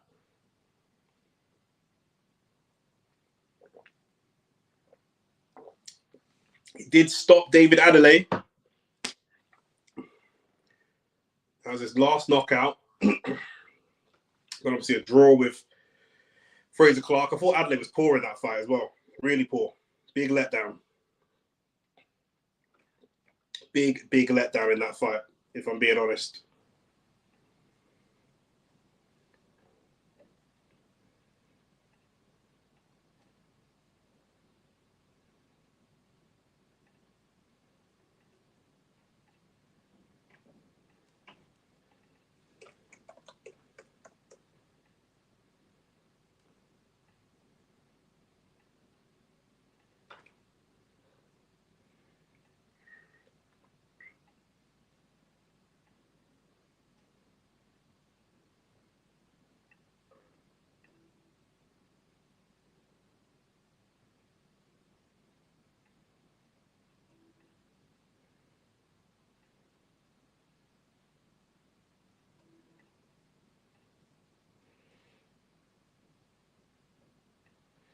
Just trying to sort out some of the graphics for the main event before we get there quickly.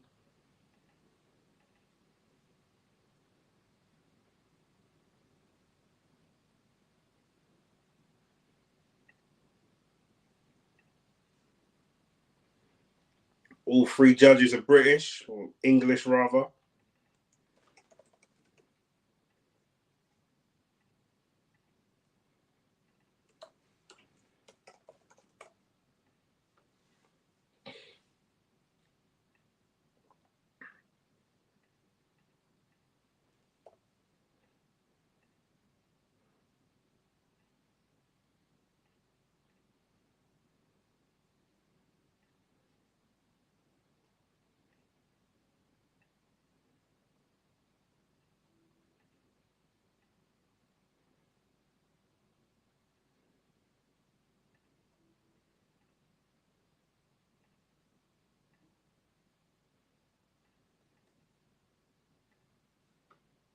Come on, Fraser. My brother, you know.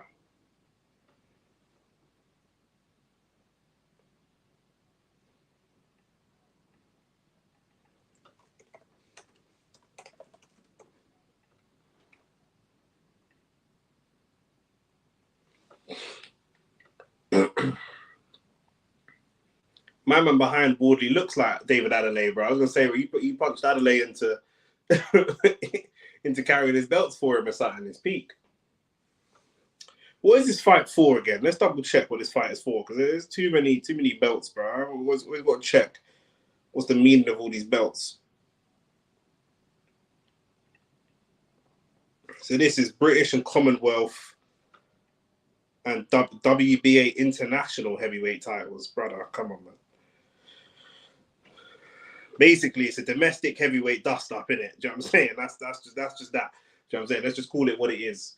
You know what I'm saying? Less of the Eddie Hearn sales tactics, bud. Domestic dust-up. Done. They've just touched gloves. It's getting ready to go.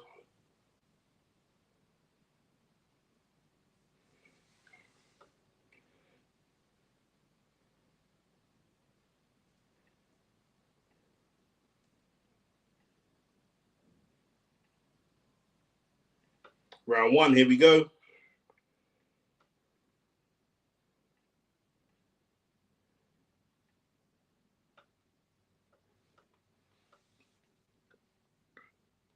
Woodley starting the more aggressive, as you would expect. Fraser tries to go for a jab.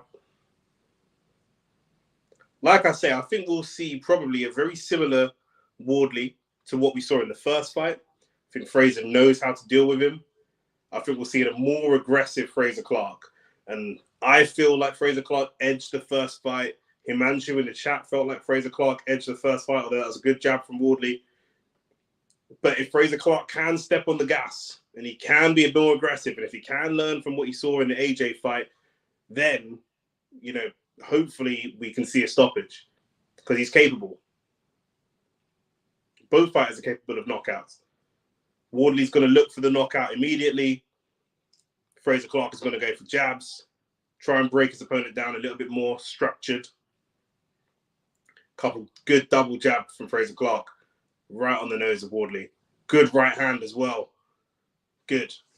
Once he gets some success, he's going to move in. He's going to want to learn from that AJ performance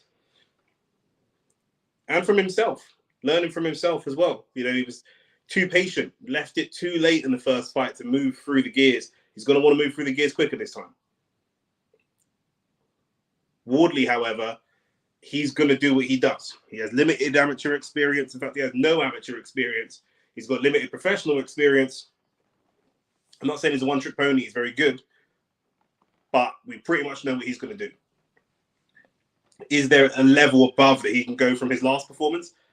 I'm not sure there is so far. So we'll see. Oh, it's a big right hand from Wardley. Big right hand from Wardley. Stumbled Fraser Clark. The ropes kind of kept him up. Now Clark is in the corner. Wardley looking to try and work the body a little bit. Ref should probably step in there. Oh, the ref is poor here. It's a right hand and Fraser Clark's been dropped. And I think the ref is poor. Fabian Wardley's leaning in. I think Fraser Clark might be done. No, it's over. First round. The ref is really poor. The ref is really, really poor there. Congratulations to Wardley. Fabian Wardley's leaning in with his forearm. The ref doesn't say anything. Yeah? He comes over the top with a punch. And Fraser Clark has spun completely around, looking out to the audience.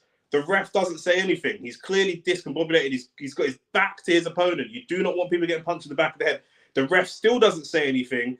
And then Wardley comes in with the right hand and stops it. I think that's awful refereeing that I've just seen from the ref in that fight. Wardley, really aggressive, did really well, landed the right hand. Once Fraser Clark was facing the wrong way, he kind of sat off, looked at the ref as if, like, you know, the ref would normally turn the fighter around. Ref didn't say anything. He's gone straight back over. It's another Ben Davison upset.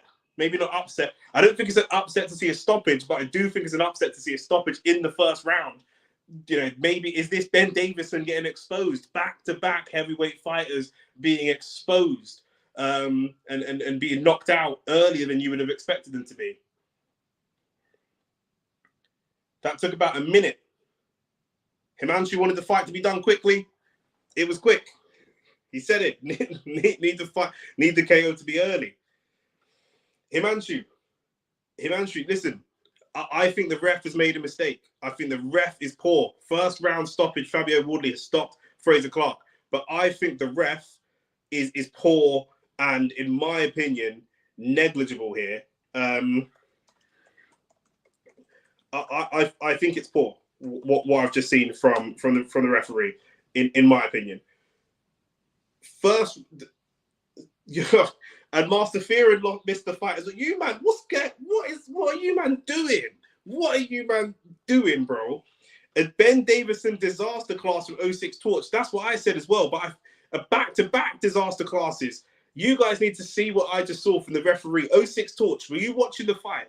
Did you see what the referee did? And tell me if I'm wrong. Do you think the referee's made a mistake here? For those of you that's not watching, Fabio Wardley is leaning in with his elbow. He's coming over the top, which you can't do. The ref doesn't stop, doesn't say anything, doesn't give any warning. I think it's really poor refereeing. Poor from Clark, but poor refereeing as well.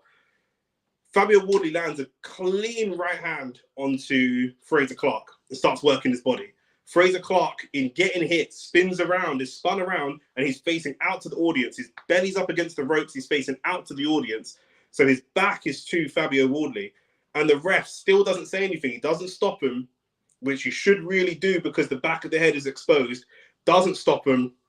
And as Fraser Clark is turning around, Fabio Wardley is continuing to attack and then knocks him out. The refereeing, Alexis, talk to me. When you say if I'm not happy from Fraser Clark because of the referee, is that the reason? Fraser Clark is still getting treatment. He was only fighting for about 45 seconds. He's still getting treatment because of how he's up and walking around now. Who's the male cheerleader in the suit? I said that looks like David Adelaide. It looks like David Adelaide was beat up so bad. He's carrying Wardley's belts now.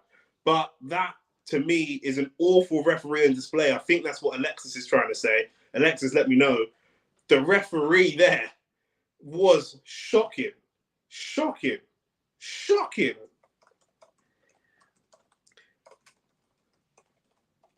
Rance just messaged me saying, fucking hell, what is the ref doing? Yeah, and the elbow. Alexis is saying exactly what I said. I'm not happy. He's jamming his elbow in his face. He's leaning over with his elbow and then coming over the top with a punch. We're going to see this again now. Just seeing it now. Fabio Wardley just teeing up a right hand. The first right hand was clean. He starts working the body. Fraser Clark's trying to fight back. And at what point does he get turned around? Fraser Clark lands an uppercut right hand. And then he gets turned around. And the ref doesn't do anything. And then he goes. He's fully turned around. There's the elbow in the face. Plus, he's fully turned around. Yeah, I'm not happy if I'm Fraser Clark there either, to be honest with you. I think that's a poor refereeing display. Typically, when you see someone's turned around, facing out, looking at the fans, you know, we're getting involved here. Plus the elbow. I think that's poor from the referee. But Fraser Clark, Fabio Wardley, destructive performance, really destructive performance. They're both going to come in and be more aggressive than they were. I thought Fraser Clark would have been better than that. It was poor, really poor. Once that first right hand was landed, they're happy to show the replay so many times because Beterbiev and Bivol probably aren't even ready yet. That first right hand did some serious damage, and then Fabio Wardley just started to go for the kill. But for me, the elbowing in the face, plus the having his back turned to the opponent and not stopping the fight to get people back facing each other, I thought was poor. Really, really poor refereeing display there. But, you know, what are you going to do? You've got to beat who's in front of you, and that's what Fabio Wardley did.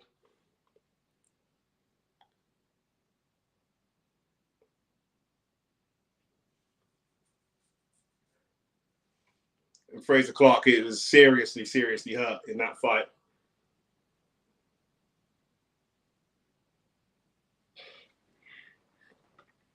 Crazy. It's all Himanshu's fault. He said, I want the fight to be over quick. Fight was over quick. Man went to make a cup of tea or get a mango lassi, and it was over. Himanshu, over. Like the video, subscribe to the channel, by the way, people. Then he's on the back foot after being spanned, and it's a sitting duck. Yeah, mate, he's been stitched up. He's been stitched up. You know, I don't know what the referee's doing. What's the referee been paid for? The ref's there for the free G-Wagon. He's there for the G-Wagon. What's he there for?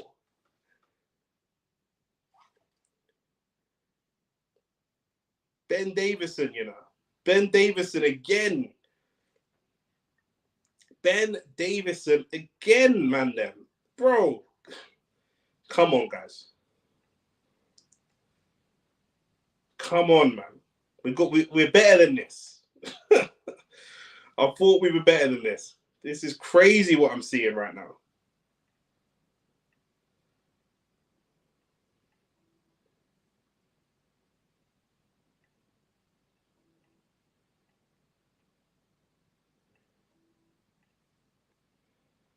Yeah, Master Ferdon says poor refereeing. I agree.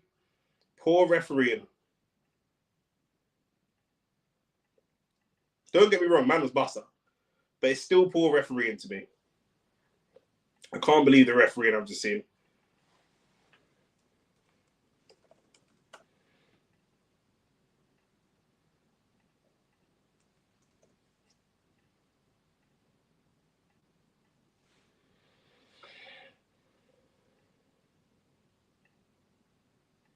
I think this is a flaw in Davison's philosophy. I mean, Davison, you know, look, he looked good with AJ in the fights where you're going up against boxers. Ozzy sort of said the ref didn't turn up to work. What's he, bro? I told you he's there for the free G-Wagon. He's still mad that he didn't get picked for the G-Wagon, but he's like, I was sitting in that row over there. I was sitting in E7 over there in the upper left quadrant, and I didn't get my G-Wagon. Boy, that's it. Man's not doing that. And he just got paid. I don't know how much money he got paid to walk in and raise a man's hand, blood, to hold a man's hand. And that was it. That was it. The referee's probably on a flight already, blood. He's left the ring a long time. Bro, I can't believe what I've just seen. I can't believe it. Boxing is a shameless sport, blood. Shameless. Shameless sport. I think Davison's okay for boxing. I don't think he's good if you're going in against someone that's gonna try and go for a knockout. Do you know what I mean? If you're, you know, he's good for that, for the Tyson Fury style of boxer. He was good to help AJ get back to boxing basics. He was good for that. But if you're in there with a killer, like a Wardley, who's coming in looking for a knockout, like a Dubois, who's coming in looking for a knockout, don't look good.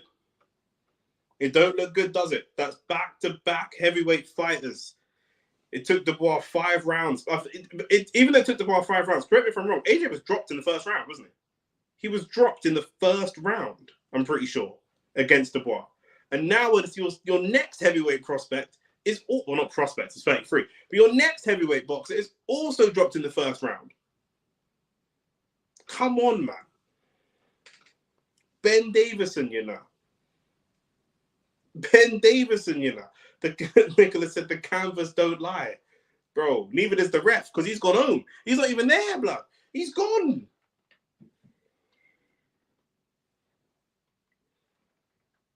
Get me Bivol and Beterbiev, man.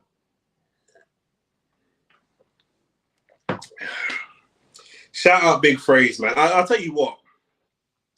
Away from all of that, Fabio Wardley's power, bro. He punched Fraser Clark's mouth off, blood.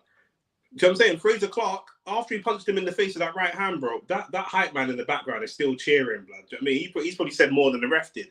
Do you know what I mean? But after Wardley caught Fraser Clark, his mouth was pushed to the side, blood. He looked like a Looney Tunes character. His mouth was over there, blood. His peak. Man's mouth's all the way to the side. Man looked like Conway the Machine. His peak, bro.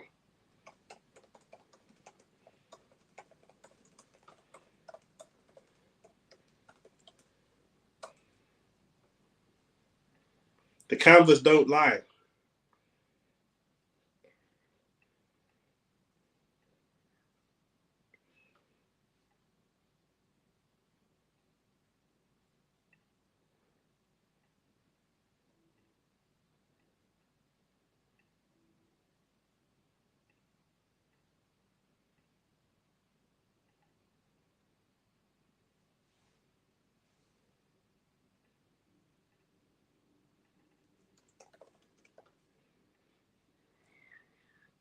Peak. See it again. That first right hand was serious. Yeah, look, he's leaning. He's leaning on his head. Bro. He's leaning on his head. Oh, what is the ref doing?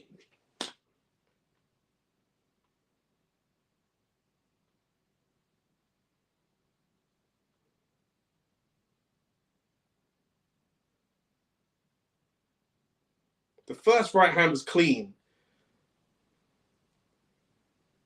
But then after that, he's leaning in with his fist, pushes him into the ropes. All of that is illegal.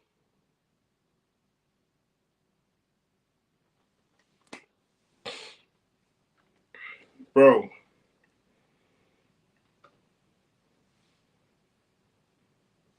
That is a mad stoppage, bro. I'm not going to lie. That is a mad stoppage, bro. Yeah, bro. Yeah. Master Phelan, I'm telling you, bro. I'm telling you, man's mouth got pushed. Bang. That's my man. Man's sitting there like that. The ref's still counting. Man's there like that. Asleep. Ref's counting. Brother. Call that off, blood. Call it off. Do you know what I'm saying? Call it off, blood. Man's asleep. Do you know what I'm saying? Bro. It's a mad thing, bro. I know what that ref is negligible, bro. I want him investigated for everything. That ref was at a Diddy party, bro. That's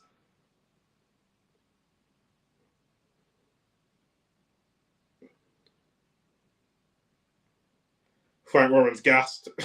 Frank Warren is gassed, bro. He's moving crazy.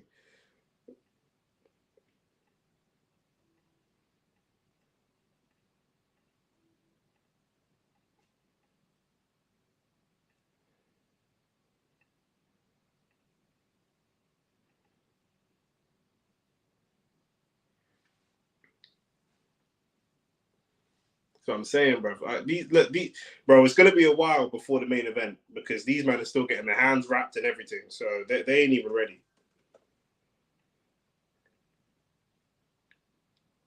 It's gonna be a while for the undisputed light heavyweight champion.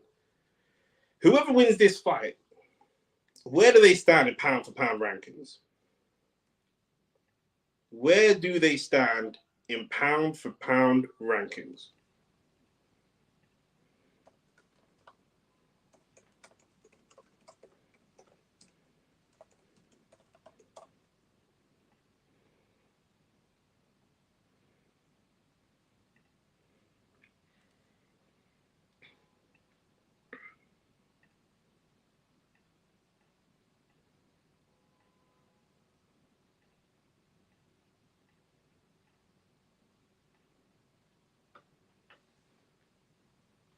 Because who's in the pound for pound list? You got Usyk. Haney's got to drop out of that right now. You got Usyk. You got Crawford. You got Inoue.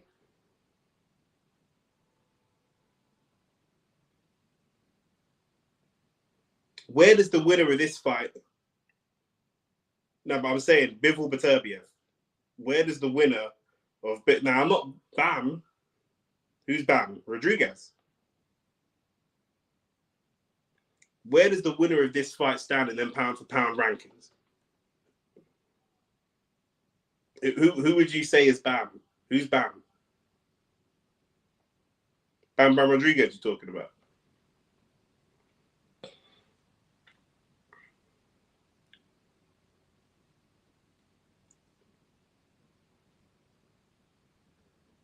Nah, man, you can't have Bam Bam Rodriguez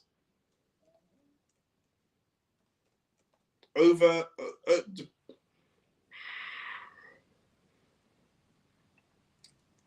over these man. I'm not sure, you know.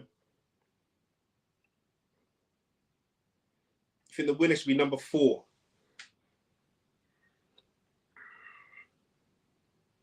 Oh, Bam, you say in the top 10. I think the winner of this fight, but how can you're not. Himanshu, you're lying to yourself. You're saying Bam Bam Rodriguez in the top 3 then. Because if this person's number 4, who's the top 3? You're saying Usyk and Inoue and Bam Bam and okay, and Crawford as well. And Crawford as well. Is that your 3? So then the winner of this would be 4 if you've got Crawford, Usyk, and Inoue. Is that what you said? Because I think they got to be in that type of. Okay, fine. And you and me are saying the same thing. But then even then, Inoue, I think beating this level of opponent might be more impressive than what I've seen from Inoue. Who's Inoue's best win? We're going back to Donaire. Do you know what I mean? Who's Inoue's best win? That's what I need to know. Has Inoue beat anyone that's Beterbiev level, Bivol level? That's what I say. See what I'm saying? His best win is Stephen Fulton. Stephen Fulton, I don't think was ever. He was on the climb. He was on the climb. He wasn't really Bivol or Beterbiev level, in my opinion.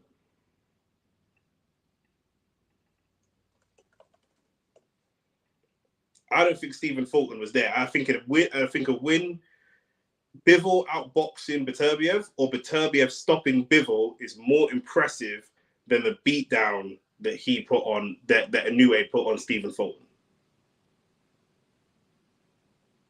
In my opinion.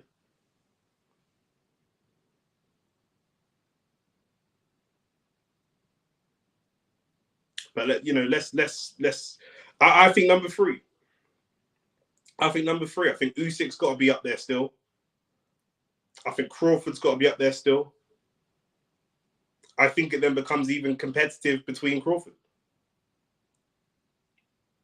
Yeah, number 1 is Usyk. Number 1 is Usyk, and for me, one of the things that puts Usyk number 1 is the diversity of his opponents. To go from fighting people like a Gassiev all the way up to a Tyson Fury, genetically very different, body-wise very different, style-wise very different. His diversity, his body of work is too broad. Now, partly that's him fighting across multiple different weight classes. Do you know what I'm saying? Bivol, again, he fought Canelo. Beterbiev has been pretty steadfast at this 175. This is where he fights. I'm still leaning Beterbiev stoppage, like I said, 9, 10, 11, some of those rounds. I went back and watched Beterbiev fight Usyk in the amateurs, the same Usyk that we now say is pound for pound number 1, and Beterbiev thumped him up, hurt him. I've never seen him look hurt like that, ever. That was a younger Usyk. I appreciate the younger, less experienced Usyk, but still, Usyk is Usyk. And I've never seen anyone do the things to him that Beterbiev was doing to him. So for me, Beterbiev stoppage, I think Beterbiev's boxing ability is underrated. I don't think he's as good a boxer as Dimitri Bivol, but I do think that his boxing ability, for me, is still underrated. And that is what some people are overlooking. It's just a question of the injuries. Can his body hold out? He's had the knee injury. I'm more concerned about the more recent shoulder injury, especially for someone at his age. Let's see if his body can hold out. It will probably be a long fight regardless. But let's see. Let's see. Ben Davison holding L after L, man, like LL Cool J.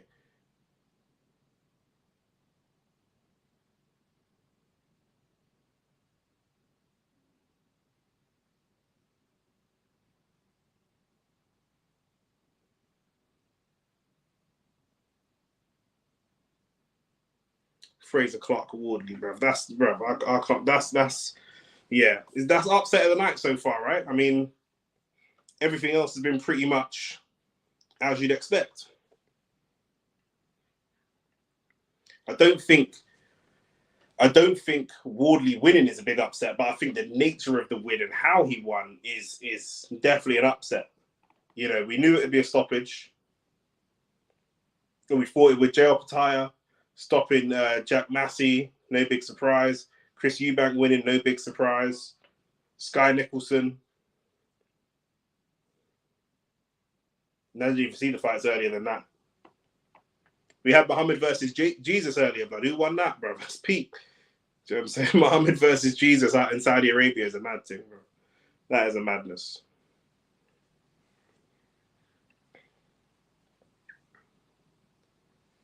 Now they're looking at, for Wardley, Otto Wallin, Jermaine Franklin, Cassius Chaney. You'd have to, all of them have 2 losses each. Two of them have losses to Anthony Joshua.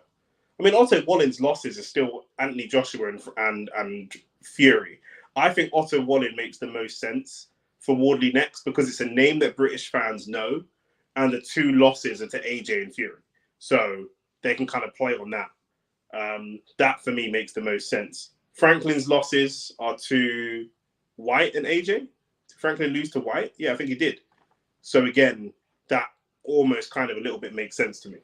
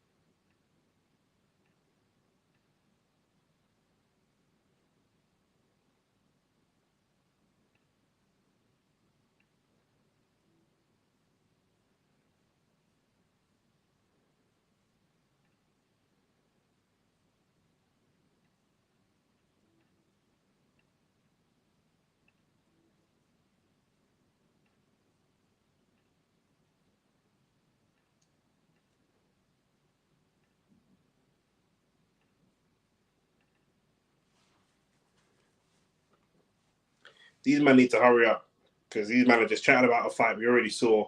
Man don't need 40 minutes to analyze a fight that was a minute long. Man don't need all that. You know what I'm saying? Man got chiefed up, punched up, ref was poor, safe. Let's move on.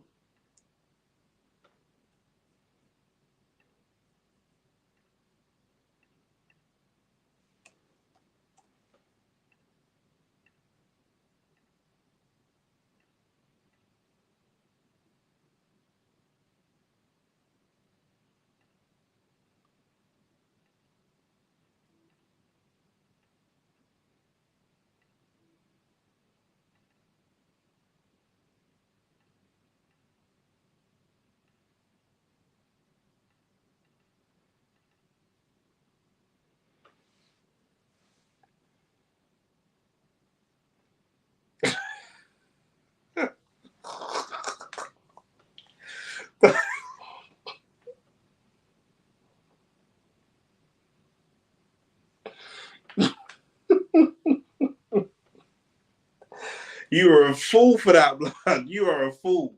You are an entirely, you're a whole fool for that, blood. What was worse, Clark the Machine or AJ the Stallion? And I ain't even acting that one out, blood. Do you know what I'm saying? We all saw it.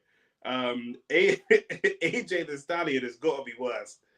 AJ the Stallion has got to be worse. Himanshu, are you into hip hop? If you are not into hip hop, bro, there's a rapper called Conway the Machine. Google him, bro. He got a shot in his face, and his face is like that. Telling you, bro, that's what that's what Fraser Clark looked like, man. I'm telling you. Oh, bro, he's gonna get home and his missus is gonna think she's being burgled, bro. She's gonna who's this man walking in my house? It's mad, bro. Oh, it's not funny, but it is like. Oh my god. Now AJ was worse. AJ was worse. You gotta say AJ was worse. Because you know what it is, yeah? AJ was fighting for a world title, bro. A world title. These men are British Commonwealth level boxers. Cool. These things happen in it. Like, it's not gonna damage it's gonna damage his reputation, but not in the same way. AJ is a 2-time world champion. 2 times. 2-time world champion. Bruv. Nah, the AJ one is worse. The AJ one is way worse, bro. Do you know what I'm saying? Man's bent over to Olia and all that kind of stuff, bro. That's a madness, bro.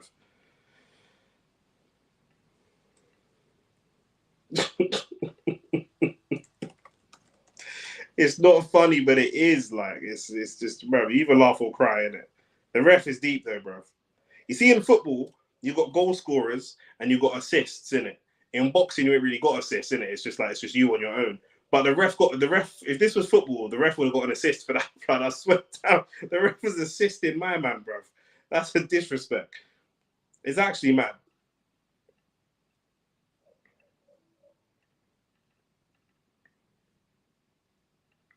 The ref assisting the knockout, you know.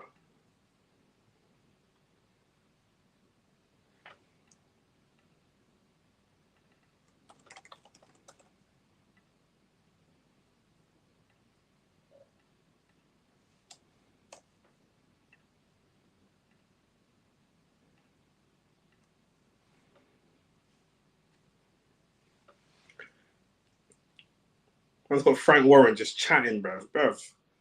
Get off my screen, bro. Man didn't pay to see you, bro. Man paid to watch the fight.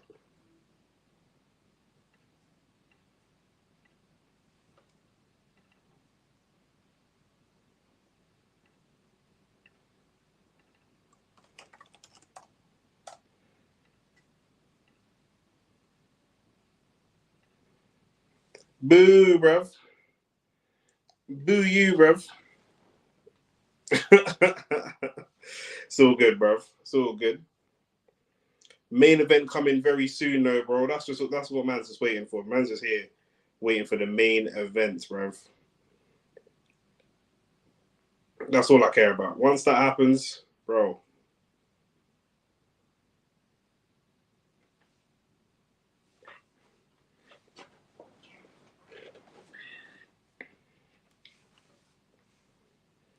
Nah, bro, real talk. The ref assisted that knockout, blood. The ref assisted it. I've never seen anything like it, bro. The ref just threw the ball up and you know what I mean? Woodley come and dunked it, bro. The ref just L1 triangle knockouts, bro. That's a disrespect. I've never seen anything like if and the thing is, because of heavyweight boxing, you might not even say anything. You might just hold it and just be like, yeah, like, it wasn't my day, and all them politically correct on. I'll be like, no, sue this pussy, blood. Do you know what I'm saying? Where's my safeguarding? Like, do you know what I mean? It's mad, bro. It is actually mad. I got bricked up on my screen looking like a fish, bro. Frank Warren looks like a fish, bro, honestly.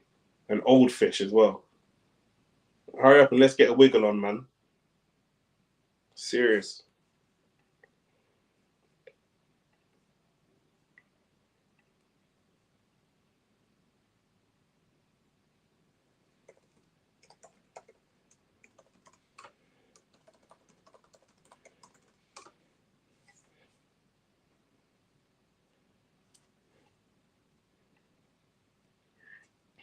The Messer Ozil, you know. The bounce through ball from the referee, bro. The disrespect is mad. I can't believe it. He's got to get at least a G-Wagon for that, blood. Serious. He deserves it.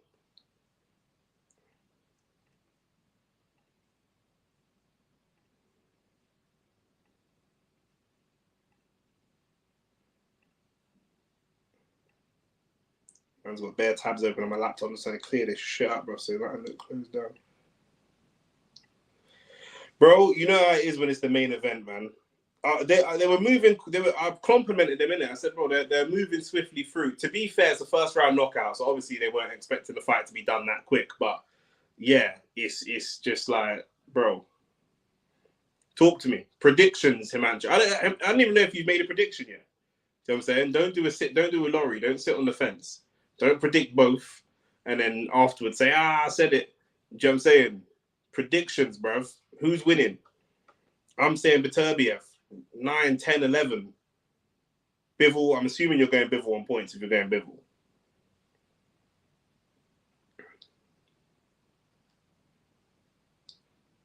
The questions, can Beterbiev hit Dmitry Bivol? Can he land clean on Dmitry Bivol? That is the question. Both fighters can fight for 12 rounds. Bivol, younger, fresher, more active, has fought in the Middle East before. Beterbiev, animal, power, knockout. You know, you look at Bivol versus Canelo, and Bivol's got a great high guard, typical Eastern European stance, very, very good high guard, probably mastered the Russian/Eastern European stance and style of boxing. Very flowy in and out, high guard, discipline. And Canelo lands a lot of punches on the arms and all around the guard. He lands a lot of punches around the guard. But the size difference meant that Canelo couldn't really hurt Bivol. Even though Canelo was landing punches all around his body, because he was struggling to get to his head, he's landing punches all around his frame, Canelo couldn't hurt him. Beterbiev will hurt him with every single punch that lands. I think Beterbiev can be really economical with his work. They both have to fight very, very good fights, technically. But I think that Beterbiev really can be very, very economical with his work, and I think that could potentially see him over the line. I think he can get to him. I think he can land on him because I think he will be economic with how he goes about the punches. His punch selection is very good. His accuracy is very good. You know, I don't want to say it reminds me of Crawford Spence because it doesn't remind me of Crawford Spence, but you know, we're just seeing some highlights now of Bivol up against Canelo. Bivol starting to come forwards and, you know, unleash punches against Canelo. This is a dangerous, he can't, you know, Arthur Abraham is that, can't do these things against Beterbiev. Once Bivol starts coming forwards, it's a problem. Do you know what I mean? That's the thing. Once his, you know, Bivol against Canelo didn't even look like he had a fight. His face is clean after the fight. Only his arms are bruised a bit. 100%. 100%. He's technically great. But Beterbiev is a different animal. He is a different animal. Canelo's style works at 168. You know, 175, 6 foot guys, big, strong, powerful guys. You know what I mean? He's a different monster. A different monster.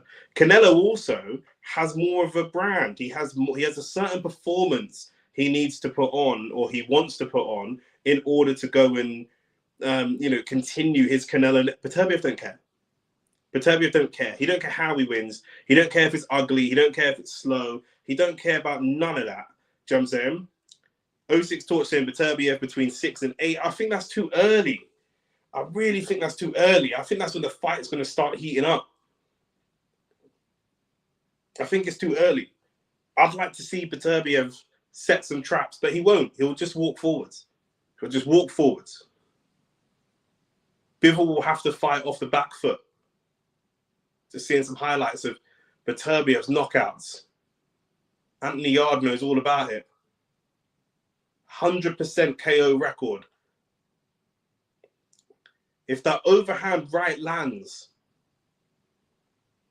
and as much as we know Bivol, we all know that Bivol will win every round. Yeah. But as much as Bivol's going to win rounds, the great news is he doesn't get hit. Congratulations, doesn't get hit. He's the best defensive fighter in the world. Shane was saying he's got a hit percentage of 12%. He gets hit 12% of the time. You have to throw 100 punches on this guy to land 10. I get that. But at the same time, bro, you're saying Beterbiev's not fought anyone as technical as Bivol. Beterbiev wasn't Bivol dropped against like Craig Richards in that. Do you know what I'm saying? Like, we've seen him look bad in certain fights. Beterbiev just does what he does. He's too consistent. Out of both their professional careers, Bivol's career has been more like that. Performance-wise, not career, performance-wise. Hasn't Bivol been dropped once? I thought Bivol had been dropped once. I thought Bivol had been dropped. You said Bivol's never been dropped?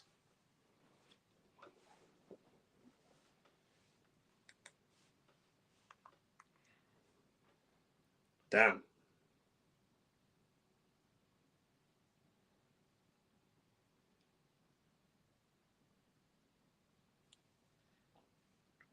I was watching him piece up Anthony Yard.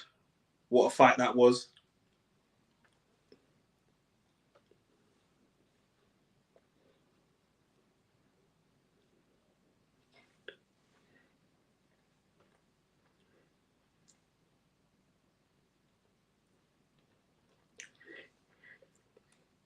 Beterbiev had been dropped multiple times.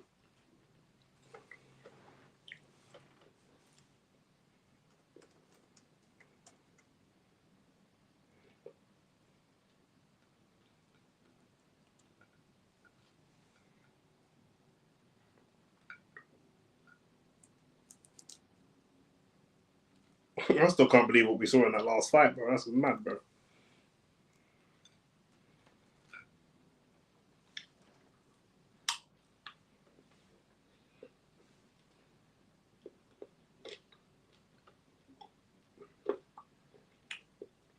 These men need to hurry up, man. Serious. Man's just snacking, bro. Man like snacky Shan.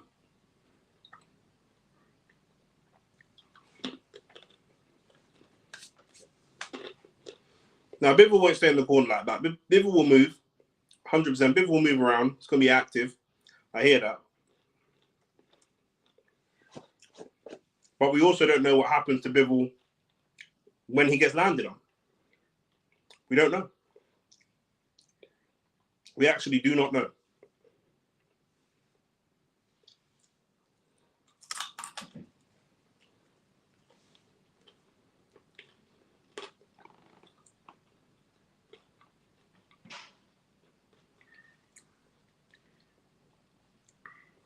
We're going to find out soon, though.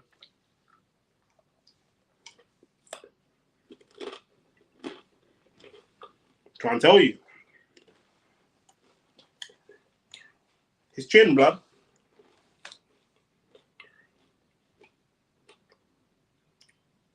No, against Beterbiev, bro.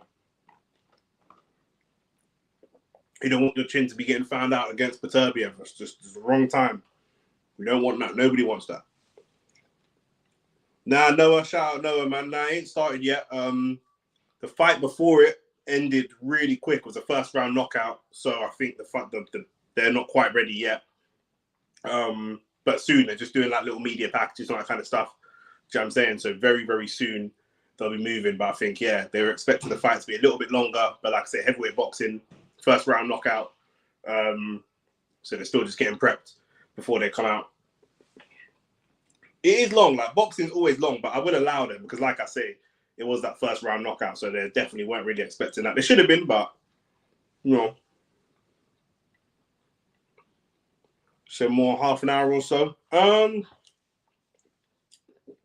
It's difficult to say.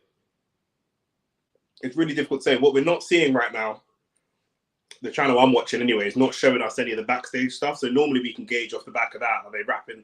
They wrap their hands already, but like, are they warming up? Are they ready? Are they whatever? They're not really showing us any behind the scenes stuff, and that's normally what I would gauge it on, is that. But they're not actually showing us that stuff. So it's difficult to say, bro.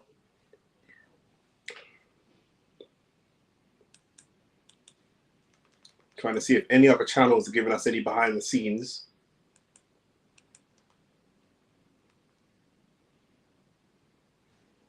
But I don't think they are.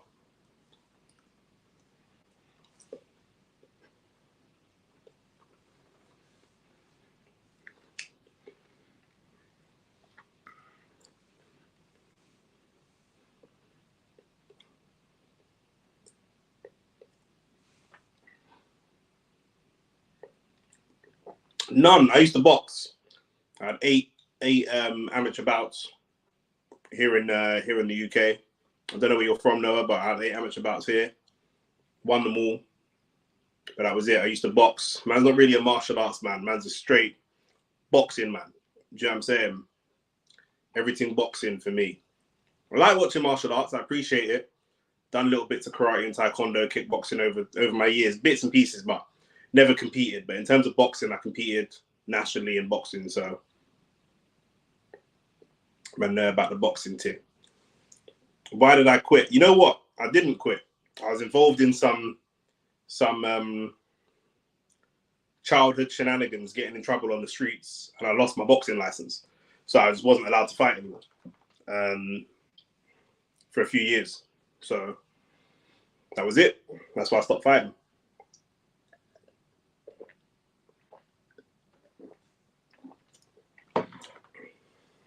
But I'm thinking of moving back into it. At least the training. Some of the content me and Shane might do some like training content, different things like that, or more like technical breakdowns and stuff like that. So, Noah, where are you from? Just because the licensing works differently, depending on where you're from. But yeah, obviously here in the UK, you need a license in order to box, basically. So you have to get the British Boxing Board of Control. Are you from the US? Shout out the US man then, locked in. Yeah, you have to get a British Boxing Board of Control license and be sanctioned to have an official recognized bout. You can have like what we call white collar. I think even they might be licensed. So it's not quite the same as a driver's license, but it's almost like that. Like there's some school of regulatory body, right? We don't want people getting killed in the boxing ring, people taking steroids in the boxing ring. So there's basically like you're signing up to a certain criteria of I will not do this, I will not do that, and certain professional things that you're kind of agreeing to in order to get your license, and from a recognized club. There's loads of boxing clubs all around the US. I don't know if you watch the channel regularly, but the guy I do the channel with, Shane, he's been to US lots. He's been to Philly, New York, Cali, Texas. He's been to lots of different gyms, seen how people do things, different styles. And there's there's loads of clubs out there in the UK and in the US as well. Some clubs are just for training, some clubs are for competing. And so the British Boxing Board of Control will take a look at the clubs that are actually competing, and there'll be clubs that the boxers that are coming out of those clubs, if they can go to the top level, they might go into Olympic teams or different things like how far can you go. And so you want to be boxing for like an accredited, actual, proper boxing club, right? Anyone can just get a ring in a gym space and get some skipping ropes and charge people to come in and run and skip and train. That's different from being part of a boxing club where you're going to compete. So the competing thing is different. So a lot of people say, I did boxing, but they might not have been part of an accredited boxing club, if that makes sense. So that's how it works over here anyway. I think in the US it works kind of similar. But I know in the US, obviously, it's kind of state to state. The laws are a little bit different.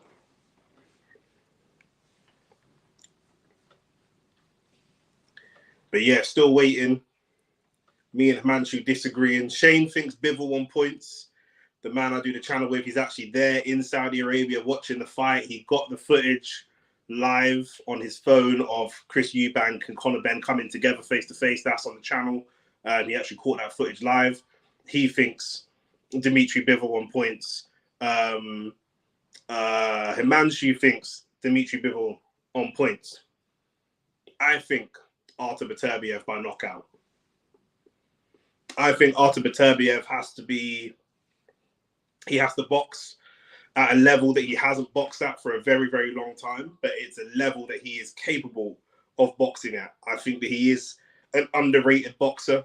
I think that Bivol is a better boxer technically, but I think people are overblowing the gap in terms of their technical abilities. I think that Bivol potentially is going to be surprised by how good Beterbiev is away from just knockouts. Beterbiev also wins lots of rounds away from just crushing people's skulls with pure power. Bivol has more experience traveling. That's one thing I will say. Bivol travels a lot. He's fought in the UK. He's fought in Saudi Arabia before. Beterbiev typically fights in Canada. If not, then in the States. But typically doesn't really leave North America. I think this will be the first time he's leaving North America for a while, if I'm not mistaken, for a boxing match. And again, these fights almost never happen because we're looking at someone, Russia had a rule of the different boxers, their boxers not fighting each other and different things like that in terms of professional fighting. And that's what it is. But in the end, that's what happened. Turkey comes in with the money, the Saudi money, and obviously everything changes. Do you know what I'm saying? So just looking at his record in terms of professional fights, Anthony Yarde was only 2023. That feels so long ago, back in January of 2023. He beat Callum Smith in January of this year. So he's not very active. He's quite inactive as a fighter. Only fought once this year so far. Only fought once last year. Only fought once in 2022. 2021, he fought twice. Didn't fight at all in 2020 because of COVID and fought twice. So he's quite inactive as a fighter, but 20 wins, all by knockout. And he's knocked out all of the people that he's knocked out are undefeated fighters. Now, obviously, Christian Cruz, going back to the beginning of his career, was 1-0. But then you go and look at the more experienced, Vodzik was 15-0. Adam Denise, 16-0. Marcus Brown, 17-0. Joe Smith Jr., 18-0. I'm chatting shit, sorry. This is his record. What am I talking about? But like a lot of the fighters that he's fought were undefeated before. Anthony Yarde was undefeated. Callum Smith had been defeated before, but a lot of them undefeated fighters. And a lot of them late. There's a few late stoppages here. Round 10 stoppage. Anthony Yarde was when? Round 8. Marcus Brown was round 9. He can fight for a long time. He will be in the fight right to the end. He fought Yarde in England. And then back in 2021, he fought in Moscow. But outside of that, everything else is North America. Yeah, everything else is North America. Most of it's Canada. He's fought in America a couple of times. He's fought once in Russia. Since he's turned pro, he's fought twice outside of North America, once in London, once in Russia. Whereas I'm pretty sure Bivol travels a lot more. Let's double check. And we talk about Beterbiev's age. Beterbiev's age could be a factor. Potentially. He's 39 years old. But Bivol's 33. Bivol's not young. He's not old, but he's not young either. Do you know what I'm saying? So he's got 23 professional fights, 12 by KO. Like I say, last 3 fights were all in the UAE, 2 in Saudi, 1 in Dubai. Fought in Vegas before that, Russia before that, Manchester before that, Chicago before that. Couple in New Jersey. He had a Madison Square Garden fight. Fought once in Monaco, and then back to Russia again. So he's traveled. He's a well-traveled fighter. Travels around a lot of places. His last fight was actually a stoppage. That was Malik Zinad that stepped in for Artur Beterbiev last time, and that actually was a stoppage. So Chris Mannix pound-for-pound rankings. Terence Crawford number 1, Usyk, Inoue. He's got Bam Bam Rodriguez as 4th, Canelo 5th, and then Dmitry Bivol 6th, Shakur Stevenson 7th, and Beterbiev 8th. I don't know how Shakur Stevenson and Canelo are above Beterbiev and Bivol in pound-for-pound rankings. Doesn't make any sense to me. Do I think David Benavidez can beat either of these two? No. I think he's got a better chance of beating Beterbiev because he's older. But not really. There's a reason why people that are the size of David Benavidez shrink and shred themselves down to as low a weight as possible and go and fight at 168 and try and chase people like Canelo. It's specifically to avoid fighting people like this. Bivol boxes his absolute ears off. It's not even super guaranteed that Benavidez beats Canelo, to be honest with you. Do you know what I mean? Like, I know a lot of people think Canelo's ducking him. I agree, kind of. But it's not even like he gets smoked. He smokes Canelo necessarily. Do you know what I mean? And both these guys batter Canelo. So, Beterbiev Beterbiev versus Canelo would be a really interesting fight because, it's just one of them ones like it's mad. Do you know what I'm saying? Do you know about Bivol's wife revealing Bivol's injuries to Beterbiev? I heard something about this. I know that there's been obviously allegations of all types of stuff from his missus. His missus has been getting mad on social media talking about all types of stuff. And yeah, his missus trying to, I wouldn't be surprised because I've seen some of the Instagram videos and his missus is spilling all the tea on him. But, look, I don't spend that much time on that. I don't think those things. Boxing is a very public sport. They're always taking drug tests. They're always information being released from camp. Boxers, often most boxers or almost all boxers, unless you're super rich, train in the gym with a bunch of other people, people's injuries are going to come out. We know all about both sides' injuries as well. So I do wonder how much Bivol's wife's activities are going to play into the psychology of Dimitri Bivol. We saw when Teofimo Lopez was going through his divorce of his missus, his performances were awful. And a lot of that was, in my opinion, down to, he was a young guy as well, 22, young guy, going through a divorce, very public divorce, etc. We'll see how much of that can have an impact on the fighter. Let's see. But in terms of the spilling information, I'm not too roped in by that personally. But yeah, you think Canelo beats Benavidez? I think there's a good chance Canelo beats Benavidez. And Canelo's not big enough and strong enough. It'd be really interesting because Canelo doesn't really get knocked out. He has an amazing chin. He's got that granite blockhead. He's very difficult to hurt and to break him down, Canelo, even when he gets outboxed like he did against Bivol. Still very difficult to knock the guy out.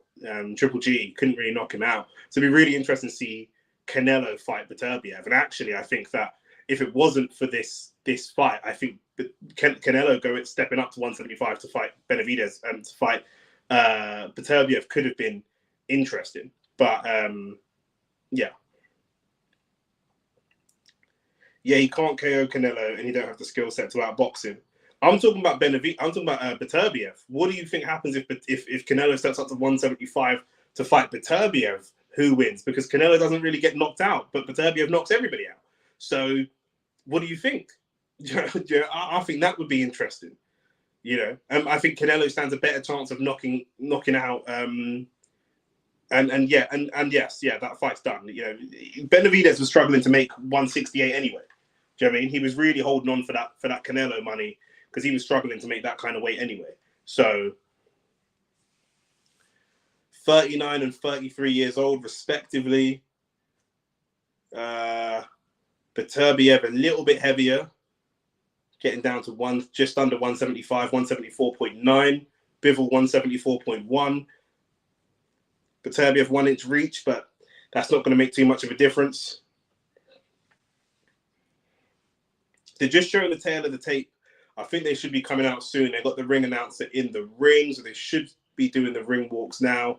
What time is it? 25 past 10. Yeah, I think they're just doing the ring walks now. Here we go. Yeah, they've got. Is this Michael Buffer? They've got Michael Buffer in to come and do the main event. Let's get ready to rumble. Obviously, because I'm streaming for you, man, I don't have the audio on myself.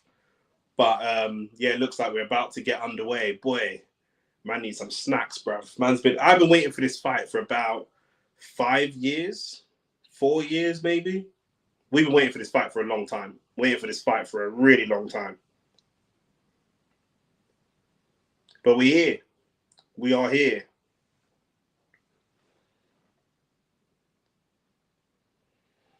It's one of them ones, I don't have a preference who wins either. Obviously, I've made my prediction. I think Beterbiev wins.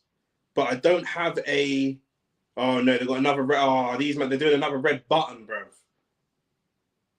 Come on, man. I don't know if you were watching earlier, Noah, but Turkey Al Sheikh, the guy that does that pays for all the fights and that, he did a red button thing, and they gave away a G wagon to a random person in the crowd. So it looks like they're gonna do something similar now. But bro, I just want to get on with this boxing thing, bro. You man can give away fucking G wagons to Gyal all you want, bro.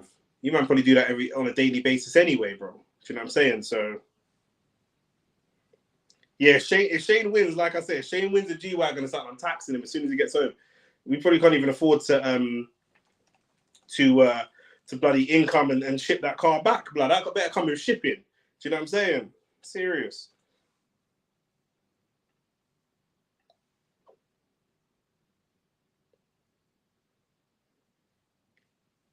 And I like seeing these Saudis in front of the red button, man. I'm telling you, making me nervous, bro.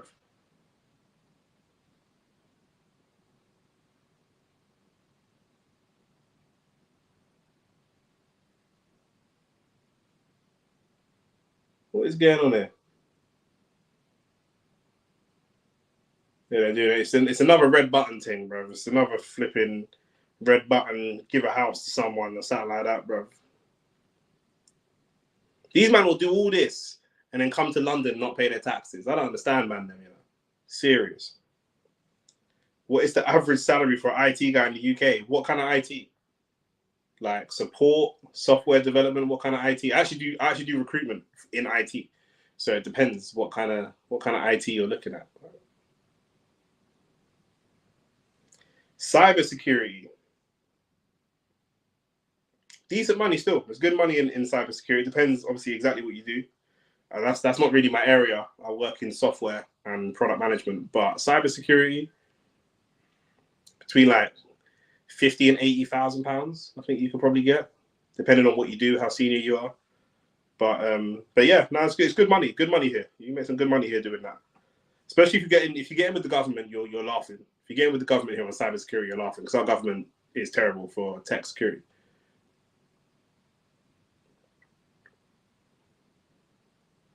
Right, they press the red button. There's a fireworks display. There's all this kind of stuff.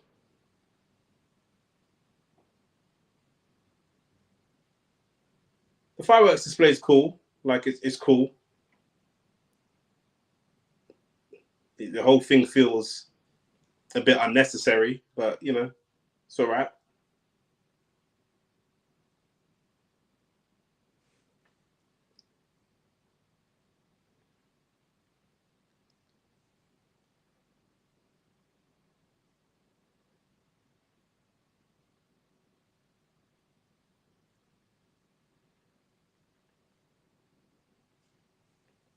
Yeah, it's expensive to come here, bro. It is expensive to come here, bro. There's no doubt about that. But if you can stack the money to get here, you can make some good money. But it's not all it's cracked up to be. Like the girl that I'm dating, she said one of her friends is from India. She's like a lawyer in India, and she moved to the UK, and her qualification doesn't carry over. So she's now working as a teaching assistant in the school. And she said it's kind of dead. Like she's like, oh, it's kind of like it's a bit overrated. It's not all it's cracked up to be. Obviously, you can come make some money in that, but the country itself, she said it's overrated. She had a better life in India. So it's not always better. You know what I'm saying? So are you struggling to stay awake? Master Fearnon, are you struggling to stay awake? I go make a cup of tea, but by the time I come back, brother, it'll be peak. But all this fireworks and that, these man. I was saying Master Fearnon, these man will do anything, yeah, and just come to England and not pay their taxes, blood. 3 a.m. in India, blood. Yeah, you're good, bro. You're a real boxer. To be fair, I do that. When boxing's in America, I do that. I've stayed up till like 5, 6 in the morning to watch the boxing in America and stuff. But yes, it's 10:30 here. That's why they've done it, innit? They've done this for like kind of Western and UK times. Now they've got some break dancers. What's who is this?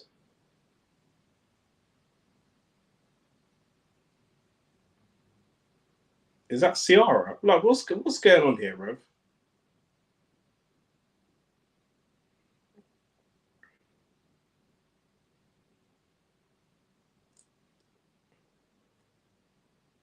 Man, ain't even watching this. I'll just chat to you, man, bro. Bruv, it's all just distractions. Like, you man just distracting me from foolishness, bro. You man trying to distract me from the war in Ukraine and that, blood. Hurry up, man. Idiots. Ah, the American fights at early morning. Yeah. I hear that.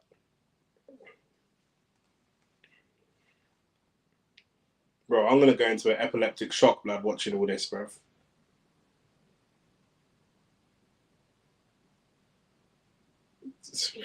Whatever, bro. Whatever.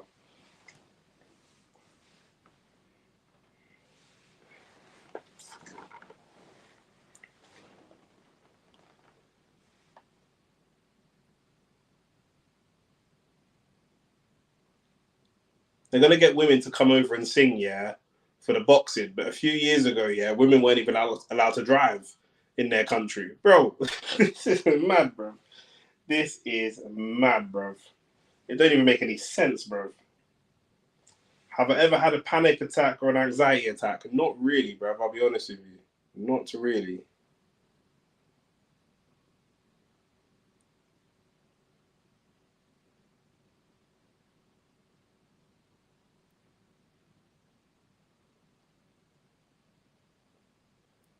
How long has it taken for these men to flip in, warm up and get this fight going, bro? Seriously.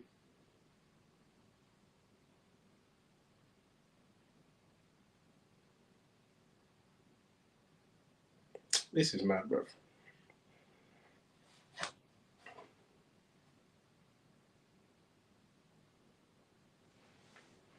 I'm looking at these man's records again, bro. I'm trying to see who's the best win of each person's career.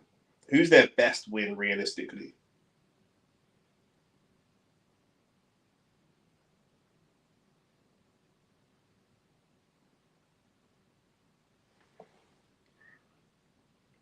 Who's Beterbiev's best win? And who's Dimitri Bivol's best win?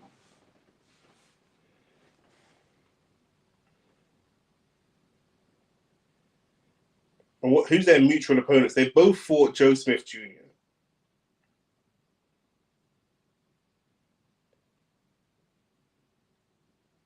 Bro, when you look at it, yeah, Dimitri Bivol beat Joe Smith Jr. by unanimous decision after 12 rounds. And Beterbiev smoked him in 2 rounds, bro. 2 rounds, bro. Talk to me, man. Come on, bro. Come on. You gotta see the vision. See what I'm seeing. Man, see what I'm seeing, man. Nicholas, is this Ciara or is this someone else? Am I bugging, bro? Because I can't even see properly because I've got the ring light in front of me on my face, and then I can just see some black woman. Is this Ciara or is this someone else that I don't even know? Shane ain't even got no service out there. I would have FaceTimed him or something.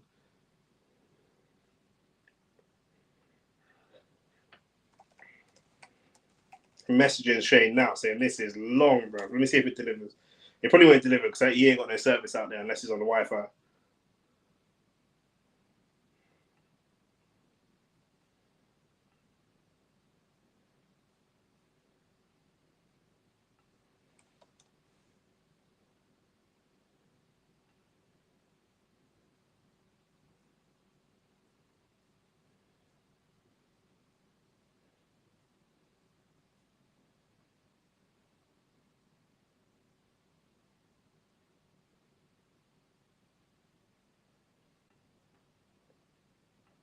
Hey, Andrew Green is here, you know.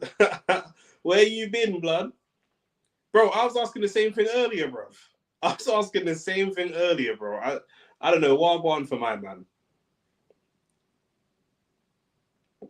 And now Busta Rhymes is here. Bro, we do not need feature artists, but unless Artur Beterbiev has a verse on this tune, I'm done with this song, blood. Like, you know what I'm saying? Unless Dimitri Bivol's got a verse and he's going to come out and rap his way to the ring, I ain't trying to hear that, blood. Do you know what's like not dead about Saudi, yeah? But you know what's funny about Saudi, yeah?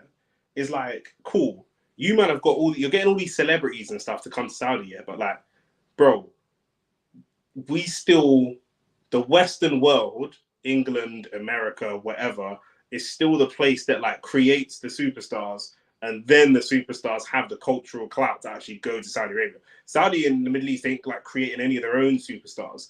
Do you know what I'm saying? Like, you're only gonna fly over there to see people that are already here. Like, that don't even make any set. Like, this is what people get annoyed about with some of the boxing stuff, right? You're flying all the way to Saudi to see AJ, who's up the road. Like, it don't make no sense. Do you know what I'm saying? The crowd is not engaging with the performance. It's kind of dead. But bro, like, I don't know if any of you man have been to the Middle East, or if any of you man like know about like Middle Eastern culture, if you've been to Dubai or anything like that. Yeah, as a culture, they're quite reserved people. Do you know what I'm saying? They're not people that's going to get, like, obviously, manager Andrew, I know Jamaican, I'm Jamaican. Jamaican people are very loud, very boisterous. Do you know what I mean? Broadly speaking, not every single one, but broadly speaking, they're going to get up and dance. They're very musical people, etc., etc., etc. Lots of Arabic people, and the laws of their country are strict. So if you're born and raised in the Middle East, yeah, it's always been strict in it. So now they're bringing over these Western people, and they're saying, go and you can. Even when I go to Dubai, I've been to Dubai 3 times. When you go to Dubai, the Arab people are separate to the tourists. Do you know what I'm saying? So when you try to bring, I know what you're saying, yeah, Andrew, yeah. But what I'm saying is the crowd. When they showed the crowd earlier, they were doing this thing where they gave a woman in the crowd a G-Wagon, yeah, the fucking G-Class Mercedes, yeah. They just gave one away to a random woman, yeah. When they were flashing the lights around the crowd, a lot of the crowd was still Middle Eastern people. A lot of the crowd was Saudi people. So it's not even like you've got loads of Westerners in there. You don't. Like, you have some Westerners in there. Shane's over there. There's a few people over there. But a lot of people that's in the crowd are Middle Eastern people. And it's long. If you have always told them, if they've always lived in a strict culture, it's very difficult to tell them, okay, cool, we're going to bring some Western people over, so turn up and party and go crazy. They don't know how to go crazy, bruv, because they don't have a history of going crazy. Do you know what I'm saying? They have a history of being chill, restrained people. So that doesn't even make sense to me, bro. Beterbiev is wearing Nike, Adidas, and Puma. Guy is serious, bro. Man put his outfit on iPod Shuffle, blood. That's mad, bro. No swag, no nothing, bro. He's just here to break a man's face. Simple things. Now there's another performance in the ring. Who's this, blood? This looks like young Philly just got out on bail, bro. Who is this?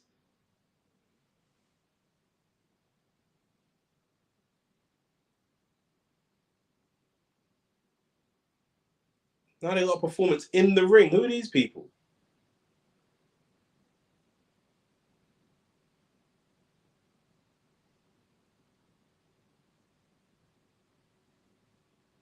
And Missy lost weight, yeah? Man, she's lost bare weight, blood. Them flipping ski glasses on. I can't even see her, bro. She must be skiing in sand out there, blood. I don't know what she's doing with them ski glasses on. Them ski goggles and that.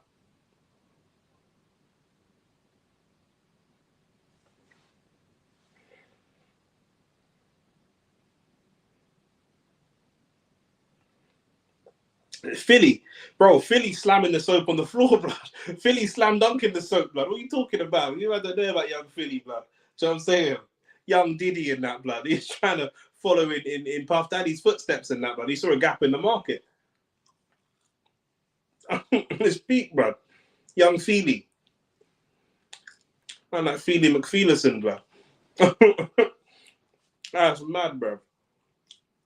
He's in an Australian jail walking around on all fours, blood. He's looking like AJ after the last fight.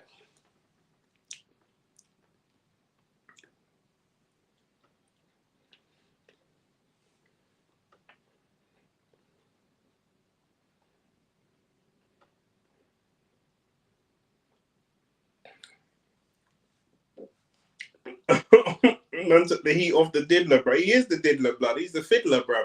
The fiddler and the diddler, bro. Tweedledee and Tweedledon't, bro. Them man there, bro. Them man are predators, you know. There's a certain man, you know, like, don't let the man around your gang. You know what I'm saying? It's mad, bro. Can't trust it. Them man, some man are weirdos, bro. On a big man. I might do a video about young Philly. Honestly, I might do a whole video about it because it's actually mad, bro.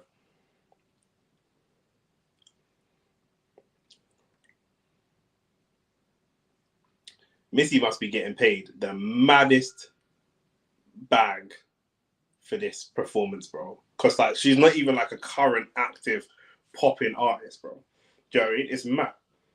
Himanshu, Nick, weird question. Have you ever had a paranormal incident? Nope. Never in my life. Don't believe in it. No. I have them things where like man's in the shower and I'm washing like my hair and that, and I feel like there could be someone behind me, and then I look and then there's no one there. But other than that, do you know what I'm saying? Them paranormal, man, no not to come to my yard. I'll thump someone in the face. Man's not on that. Do you know what I'm saying? Man's not on that, bro. Man will thump a duppy up, blood. Serious thing. The crazy thing about these allegations is guilty or not, you're staying forever. Yes, I know, blood, because Bivol's got allegations and he's fighting in Saudi Arabia, blood. So I don't know, bro. I don't know. Noah, you're back. No, bro, the fight still ain't started because they've got some random performance from Missy Elliott, Ciara, Busta Rhymes, all your Americans just buck up and bro. I don't even know if this is organized or they just gate crashed and started performing randomly, bruv. Do you know what I mean? This is bare random. We've got two Russians fighting each other in the Middle East with a bunch of black American people performing. Where's the synergy, like? What's going on here? It don't even make no sense. Give me Liam Gallagher over these any day. You know what it is, yeah? I can't. Do you know what's mad for me, yeah? Remember, I'm streaming for you, man, so I can't actually hear the performance. So the performance could be amazing, whether it's this or Liam Gallagher or Michael Jackson came back to life from a cryo chamber.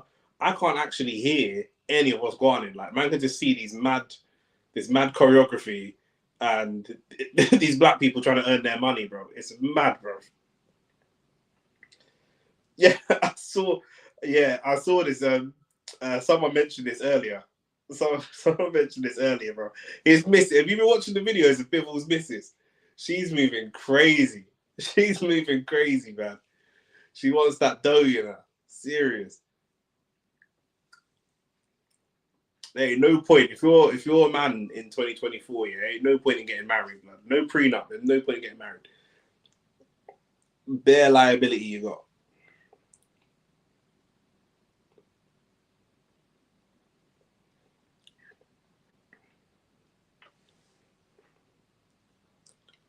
Bro, Ciara's gone backstage, done a costume change, and come out with a bunch of black youths like she's Angelina Jolie. Do you know what I'm saying? Where's Bivol, blood? Do you know what I'm saying? Unless that's Dimitri Bivol underneath one of them ski goggles, I don't care about this. Do you know what I mean? This is long, like. This is, do you know what I mean? Bivol paying less child support than man working at a gas station. I need his lawyer. Bro, the child support thing's a scam anyway, bro. Do you know what I'm saying? Because if I got a picnic, yeah, if I take care of my picnic, then why do you need the support? You know what I'm saying? Why would I put money into the gal's hand? I'll put money into my picnic's hand, or I'll just give the youth them whatever they need. Why are you and I talking at all? Why am I giving you a bag a month for whatever it is? You must be crazy, man. I ain't got no children in it, but I can't imagine no gal are gonna try to play me for idiot. Do you know what I'm saying? Saul Goodman. Yeah, young Philly needs to call Saul, blood. Do you know what I'm saying? Because, boy, I see a video of him earlier getting marched in handcuffs and that, and he's just like, I want to go home. Bro, all men in jail want to go home, blood. Men are not there voluntarily, idiot. What are you talking about? You diddled and fiddled, blood. Do you know what I mean? Just do your time in silence, blood. His peak. Oh, bro. That's what I'm saying. Alimony's dead, bro. That's for the gal. Do you know what I'm saying? Like you should have gone and got a degree and got some education or something, blood. Do you know what I'm saying? The child support and that's for the child. Do you know what I'm saying? All right, cool. The performance is done. It's 10:45. Fraser Clark's cheekbone, brother. Fraser Clark like this. Man's like that for the whole fight. Refs counting his face, you know. Man's like that. Gone. He's in Queer Street, bro. The ref's counting. 1, 2. I said, bro, what are you counting for? He can't hear these counts, blood. He can't hear none of this. Now they got this Rasputin looking brother.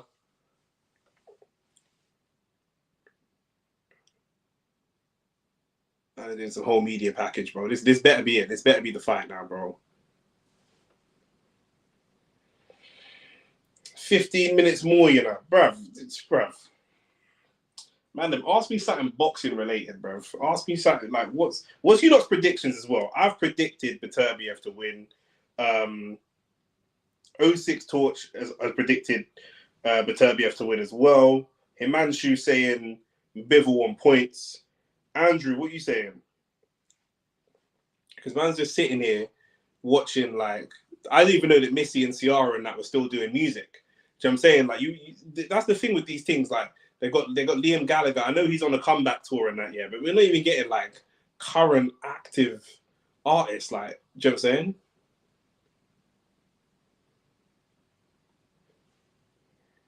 Prime Loma easily beats Tank. Easily beats Tank. Until I see Tank fight legit world champions and beat them, then we can have that conversation. Who's Tank's best win? Broly? We ain't seeing Tank fight prime people. I don't understand what, or like top level opponents. Maybe Tank can beat Devin Haney. That's cool, but let's see it. Maybe Tank can beat Loma or whatever. Let's see it though. Do you know what I'm saying? He's never gonna get the respect while he's fighting, like, not nobodies, but while he's fighting a lower level of opposition, bro. Tank is not serious. Obviously, he wants his money in that, but that's cool. Like, we could say that. Do you know what I'm saying? There's mad things we could say. If Arteta left Arsenal this season, we could say, if he stayed, he could have won a league title at some point. We could, yeah, maybe, but we need to see it, innit? Like, we can't just live in this hypothetical world. It don't make no sense. We're here to watch Bivol versus Beterbiev. We've all argued about who's going to win, Bivol or Beterbiev, for years. Now let's see it, innit? Like, what happened to winning? Like, no one don't want to win anymore. No one wants to win. Rather than beat Benavidez, what Canelo would rather do is beat a couple sideman and then say, look what I did to them, man. That proves I can beat Benavidez, rather than actually beat Benavidez. That's what man are on these days. Come on, man. Prime Loma versus Prime Floyd.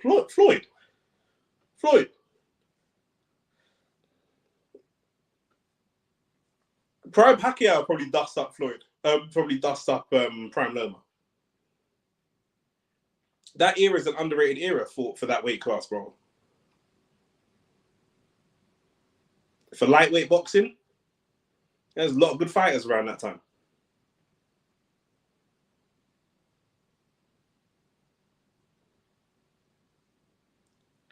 Bro, they're just showing me Dimitri Bivol in Game of Thrones. Why am I watching an episode of Game of Thrones? Man only need one of the thing is, I don't want to be a hater in it. Like, we can either have a concert, or we can have a Game of Thrones episode. We can't have both. Like, what's going on here? Why have we got Dimitri Bivol in a Game of Thrones episode wearing, like, do you know what I'm saying, a rug that he probably took from his missus' dad's house, like it's long?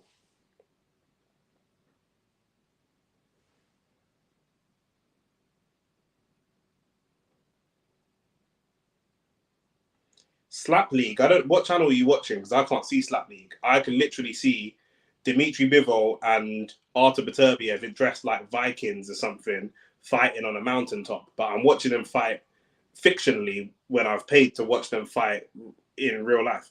So why am I watching the fictional fight? Beterbiev, TKO 9, but this might end up being like Bud versus Spence. Bro, I said the same thing. I said Beterbiev 9, 10, 11 for me, bro. Beterbiev 9, 10, 11, stoppage. Michael Buffer's back in the ring, people. I think we're getting close. Pac-Man was definitely juicing. Listen, Andrew, you know the rules. If he hasn't been caught juicing, we can't say he was definitely juicing. We've got to see him be caught and then say he was juicing. We can't just guess or just make it up as we go along and say, well, I think he was juicing. We can't. We can say that about Tyson Fury because he was caught. We can say that about Dillian White, he was caught. We can say that about Canelo, Mexican beef, he was caught. Man got caught with Mexican beef and then said he don't want beef with Mexicans. It's long. I can't follow this guy, bro. What's man talking about? It's long, bro. 06 Torch, don't get roped in because Michael Buffer was there chatting before they went into this fucking musical, bruv. Do you know what I'm saying? Oh, here comes Beterbiev. Oh, finally, bro. We're back to. I forgot what show we were watching, blood. I'm not gonna lie. I thought we were watching the Super Bowl. I fully forgot what we were even here for. I just thought we were just doing a random live stream, and the man them come to my yard. I totally forgot what we were even here for. It took so fucking long, bro. The last fight was finished like an hour ago. Fuck, you know. Margarito is one of my favorite beatdowns. 100%.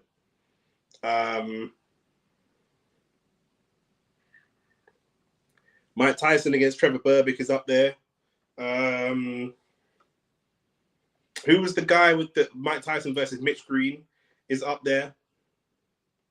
Floyd against Ricky Hatton is up there. Miguel Cotto versus Margarito when we got the get back. That's up there. Who else is up there? All of the fights that Khan lost. Breedis versus Khan is up there. A lot of them. There's a lot of good beatdowns. I don't know if Bivol's going to steamroll him. FS London Rex is saying it might. I reckon it could be a one-sided fight. Bivol might steamroll him. Bivol was aggressive, and also who knows. I don't know, man. I think Bivol will just keep the distance and try and outbox him. I think that's the more sensible route. I think that's the more likely route. But let's see. Like the video and subscribe. Dimitri Bivol's coming. Man, that we are here. We've been waiting 4, 5, 6 years for this fight. 2 undefeated fighters, 2 pound-for-pound greats, undisputed on the line. This would put them, I think we decided earlier amongst the team, we decided this would put them at pound-for-pound number 3, we think. We saying Nathan, Nathan saying Nick, you've been calling all the fights tonight, right tonight? No. I got Clark and Wardley famously wrong. Very wrong. I didn't think he would bang him out in that first round. Pause. You know what I'm saying? Bro, that fight looked like when an Australian gal says no to young Philly, bro. That's what that fight looked like, bro. That was mad, bro. It was a straight one box to the face. And that was it. And the ref was negligible as well. The ref was negligible, bro. Andrew Green says when Andre Ward battered that brickhead. Yeah, that's up there. I like Ward as well. I like Ward. Can't lie. George, I'm from West London, so obviously when George Groves pieced up Eubank Jr., it's one of my favorite fights. Oh, when Canelo broke the eye socket of Billy Joe Saunders with one punch. Beautiful. Clark got a dent in his head. He's out for some time. Bro, he was out for some time in the ring, and the ref was counting. It's like that. And the ref was counting. I was like, bro, I don't know what you're counting for. He's asleep. Do you know what I'm saying? He's asleep. You need a baby monitor or something. He's asleep. He's gone. Do you know what I mean? But the ref was there. That's what the ref was doing. Yeah, Canelo versus Khan. Any overhand right against Khan. Bro, no disrespect. Yeah, I'm going Twitter, bro. These men are doing the Saudi national anthem, bro. Man's not even trying to listen to this. Not listen, because I can't hear it anyway. But so, bro, what's man doing, bro? Bro, Billy Joe Saunders was telling him he's a pussy and all this kind of stuff in the ring. Like, bro, Billy Joe Saunders is just, yeah, another talker. Another big talker, bro. Predictions. Drop the predictions. A couple man think Beterbiev by knockout. A couple man think Bivol by point. Is there anyone that thinks Bivol wins by stoppage? Anyone think that? Because pretty much it's Bivol points, Beterbiev stoppage. That's pretty much what people are saying. Do you know what I mean? Yeah, bro. When Billy Joe Saunders pissed off Canelo, it was like when Arteta tried to argue with Klopp at Anfield. It was like, bro, you just don't do that. Like, you don't do them things, man. I know what you're laughing at. I've said bare funny shit, man. You got to laugh more specifically. Like, you know what I'm saying? Oh, bro.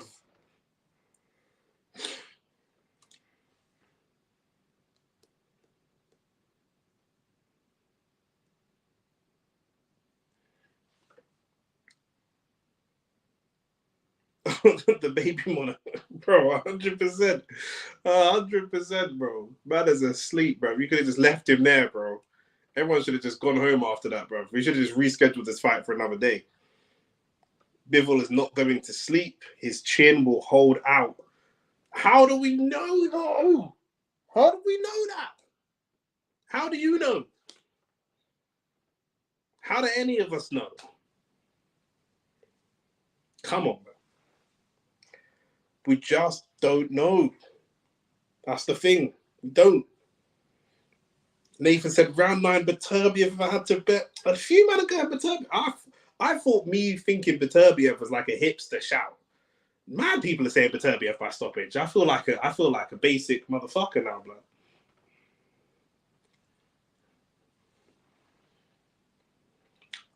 Derek Chisora knocking out Artur Spilka. Great knockout. That's one that just popped into my head.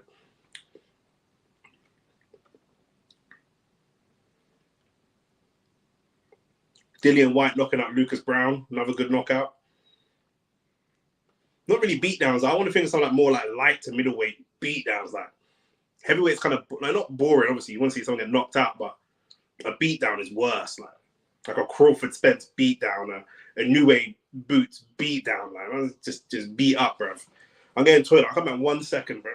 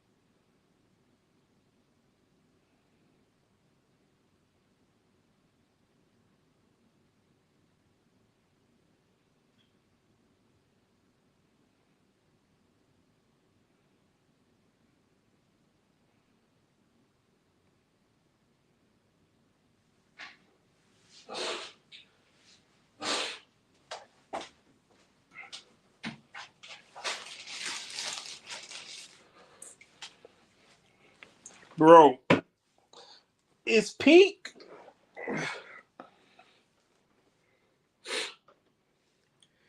Bivol could win if he applies pressure. I don't see him doing it, though. I could be wrong. I think he just jabs at distance. Jabs at distance is what I'm thinking, though.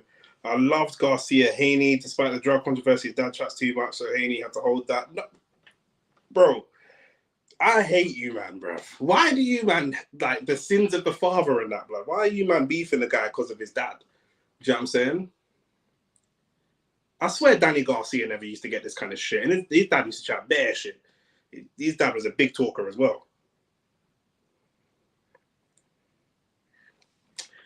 They're face to face, man. Them. I'm getting goosebumps, blood. I can't lie. I cannot lie, bro.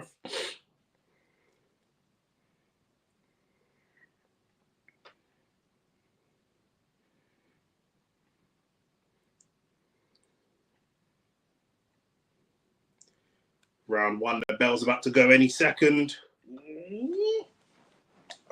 I'm getting my snacks. I'm getting everything, bro. Everything ready. Come on, Beterbiev. They both come to center ring. We're underway. This is all mad. Bivol, of course, trying to get that jab going. Beterbiev goes for the overhand right straight away. Both look a little bit nervous. Bivol almost tripped over his feet trying to move out of the way from Beterbiev. This is techie. Man's gas for no reason, blood. No, nothing's happened. Man's just gas, blood. Yeah, Bivol's a unit, blood. Bivol he's wedge, bro. They're both wedge, bro, to be fair. You know what I'm saying?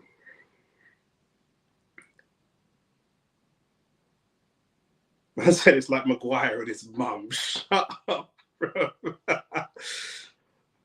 Beterbiev just touches Bivol's body, just trying to get that distance. Not a punch, just a little touch to the body, blood. You know what I'm saying? One of the little young Philly one, bro. Those body shots could be the one. Interesting. Bivol backing up Beterbiev. Can Beterbiev land a counter punch? Beterbiev will be very patient. Very patient. Remember, Bivol doesn't really get landed on. Has Beterbiev landed on this? I think he's landed 1 or 2 this round.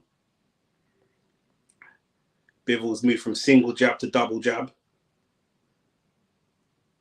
Beterbiev, double jab as well.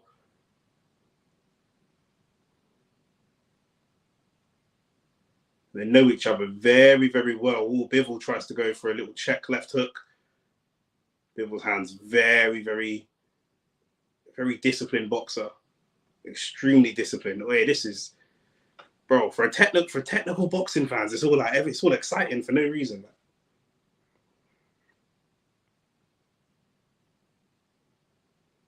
Beterbiev still coming forward. They're both pushing each other back.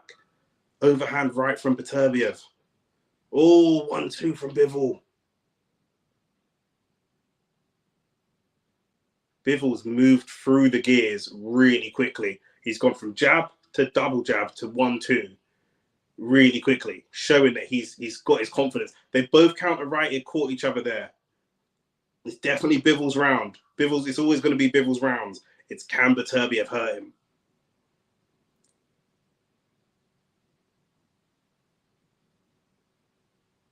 This is great. This is just great, high-quality boxing. Another jab to the body from Beterbiev. This is banging. Oh, Beterbiev trying to put a flurry together towards the end of the round. Overhand right. Oh, that's a solid overhand right. Overhand right again. Oh, bro, that's a good round. That's a good round. They both landed heavy punches on each other. They both counter-punched each other. Bro. That's a good round, bro. Can't lie.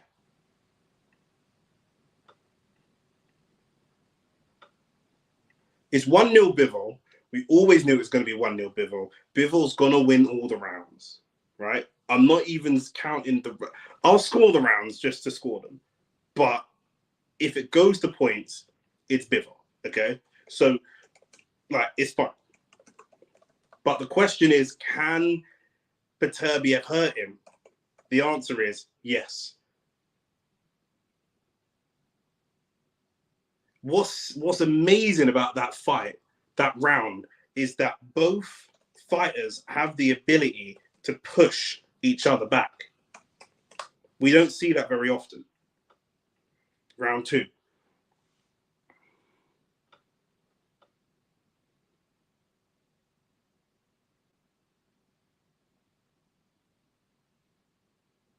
Whichever one steps forward, the other one has to take a step back.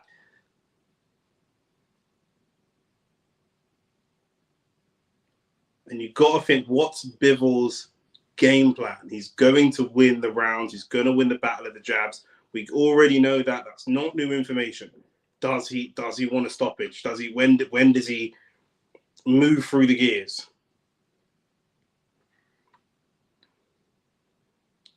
Back to a single jab, check left hook. I think Beterbiev will be happy with that round, the first round, even though he didn't necessarily win the round. I think he'll be happy with that round.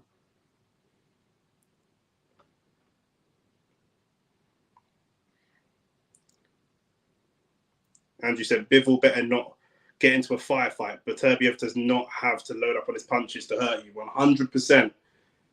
I said this before. Just like against Canelo, the little punches on the arms didn't really do too much damage. But with Beterbiev, all those punches on the arms and the wrists and the elbows, they'd all do damage. They'd all hurt against someone like him.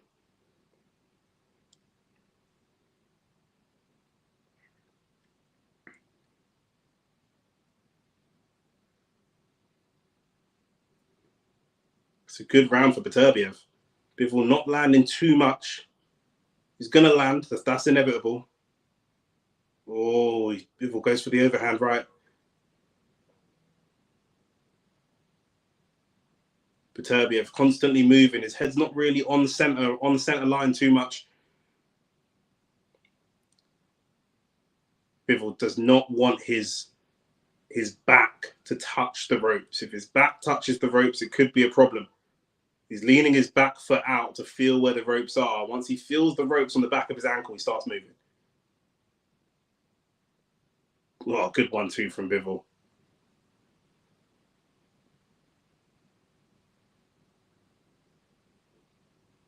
This is a fascinating fight. This is top quality boxing. Top quality boxing. Oh, Beterbiev just stalking. What I like about Bivol as well, if he ever feels in trouble, his instinct is to fight his way through the trouble. Last 10 seconds of round 2. Definitely more Bivol's round than the first one.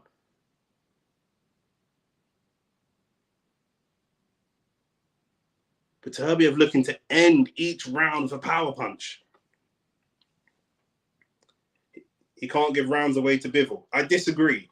Going into this fight, Beterbiev is only looking for a stoppage. He's not trying to win rounds. He's only looking for a stoppage. He knows that don't try to win rounds against Bivol. You're not going to. All you're going to do, lose the round, but slowly chip away at him. Lose the round, but slowly chip away at him. Do you mean Nathan said 2-0? I agree. I understand all that. But he's not trying to win the rounds. He's not trying to win the rounds. He's just trying to slowly damage him. Beterbiev has a 100% knockout record in the pros. He's not trying to even win a round. He don't care about rounds. He's looking for a late stoppage. That's what he's looking for. He's looking to slowly chip away at Dimitri Bivol. That's where he's at. 06 Torch asking the right questions. Can he keep this up for 12 rounds? Especially with Beterbiev being able to land to the body on a semi-regular basis so far. Round 3.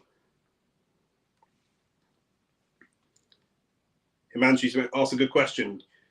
Bivol can move like this for 12 rounds, but can he avoid all of that 12 rounds? He's going to keep getting hit to the body. He's going to slow down at some point.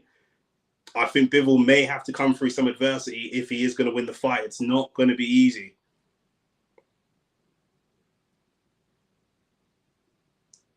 Beterbiev happy to give up rounds in order to just do some damage to Dimitri Bivol.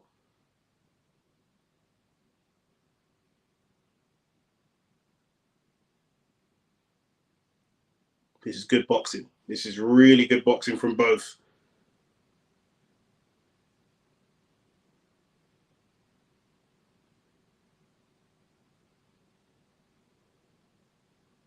Bivol never been dropped. As I was reminded by you, man, earlier in the chat, never actually been dropped, Bivol. And now they get into a clinch, and Bivol cannot push Beterbiev back. He's too big, too strong. Naturally a very, very strong man. Oh, good right hand from Bivol.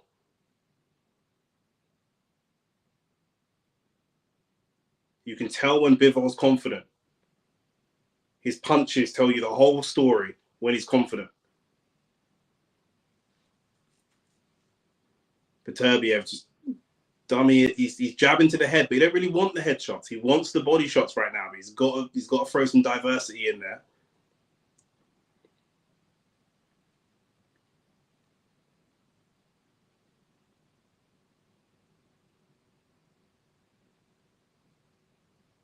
We saw Anthony Yard fight Dimitri Bivol, fight Artur Beterbiev, and we heard his trainer famously say, empty the gas tank. If Bivol stays like this till rounds 8, 9, 10, at what point does Beterbiev start thinking about emptying the gas tank? Good exchange there. There's a couple of times they both exchanged right hands. Almost did it again.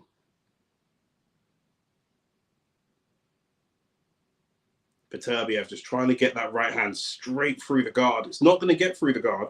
Not straight anyway. He's got to try and set something up. 30 seconds left in round 3. Right hand, overhand right.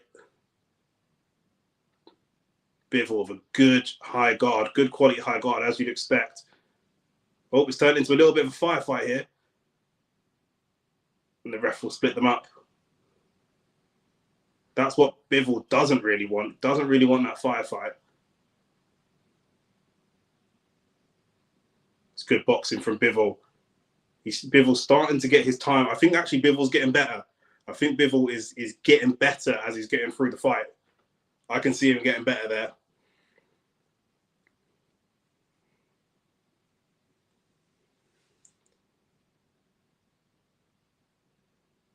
Yeah, Beterbiev needs to go back to basics now because Bivol's actually got better through that round.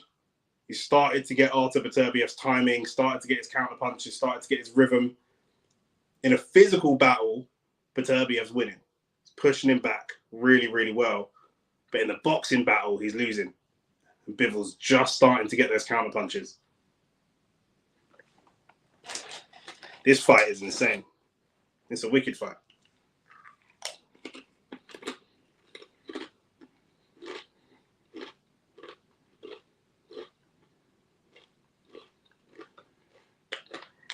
Fight's banging.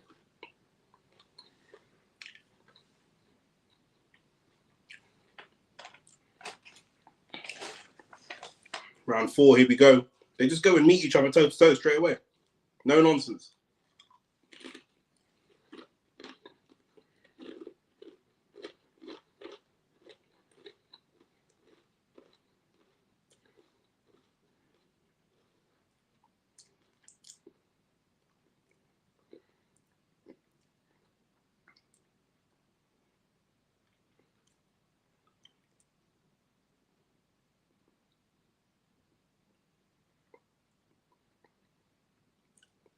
Bivol's getting better.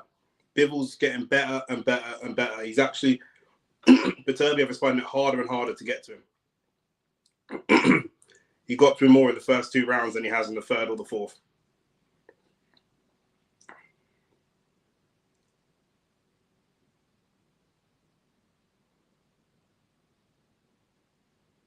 Good right hand from Beterbiev.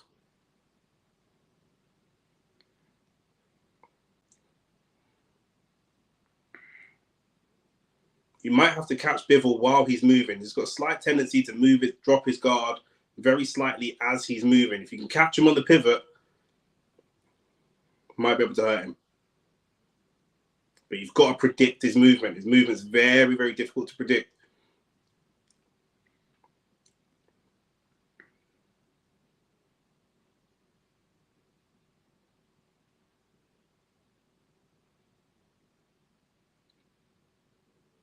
Good high guard from Beterbiev. Nice and disciplined.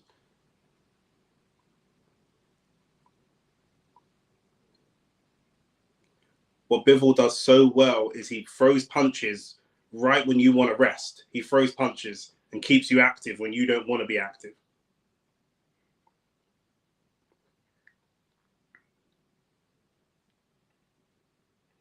Andrew Green said, Beterbiev has not been able to close the distance. He needs to fight on the inside. It's true. He's stalking him a little bit right now. He hasn't really been able to get the distance right. I think Bivol's doing such a good job. He's moving. Like I say, the gap is getting wider and wider between them slowly as the fight moves on. And Bivol started to move into like counter-punch territory. It's mad. Bivol controls the distance well, better than well. Better than well. He's insane. He's probably the best person in the world at controlling that distance.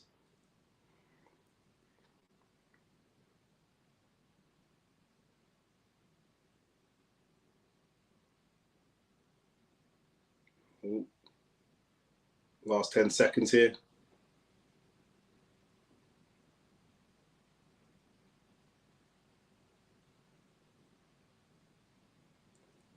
Another Bivol round. Really, really good round. Amazing round from Bivol. He's getting better. Like I say, he's getting better and better as the fight goes on. Beterbiev's performance, quite not flat, but he's going to do what he does. Whereas Bivol's performance is climbing round through round.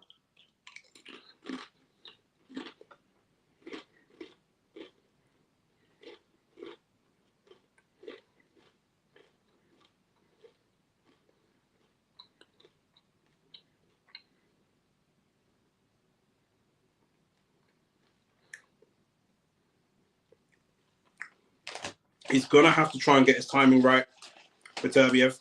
He's going to have to try and catch Bivol on the move. It might be a gamble. He's going to have to try to catch Bivol while he's in transition.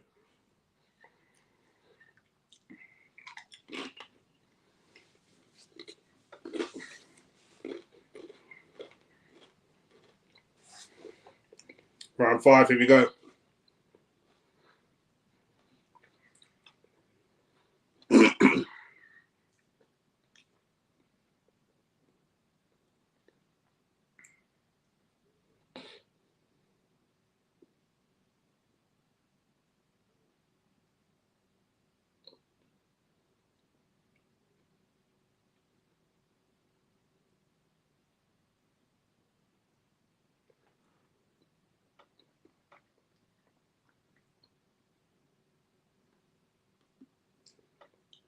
Bivol starting to get a little bit more aggressive now. This is how I expected it to go, but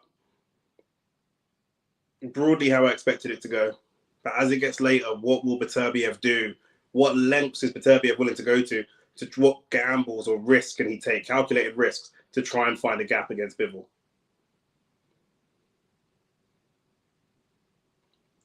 He's got to be a step ahead, start thinking about the movement.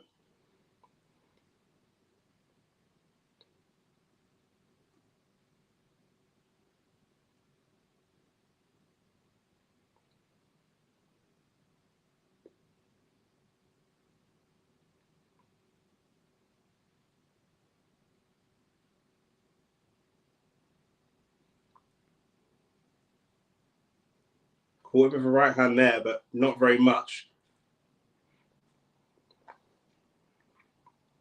Beterbiev pretty much restricted to just jabbing at the gloves at the moment.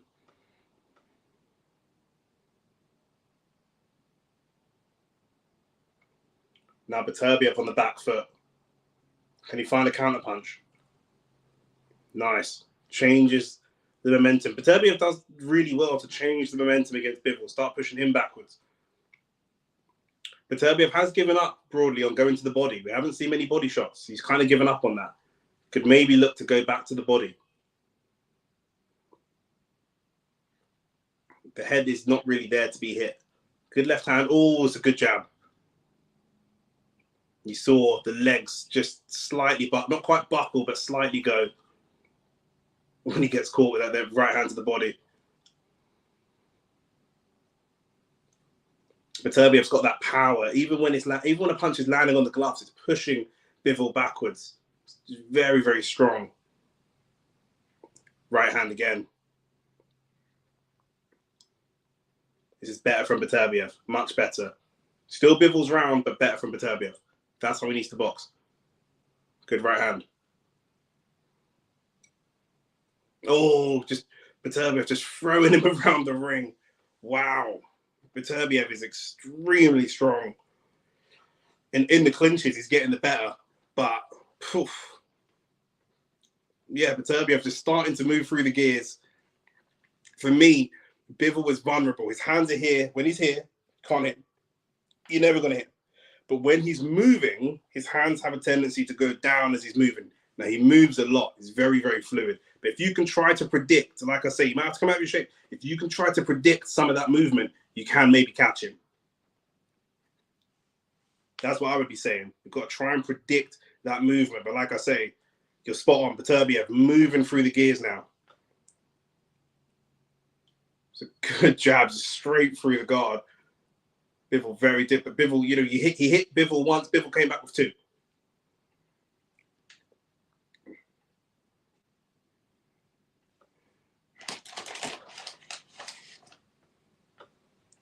Yeah, he's crazy strong. He is just crazy strong. Round 6, almost halfway through the fight.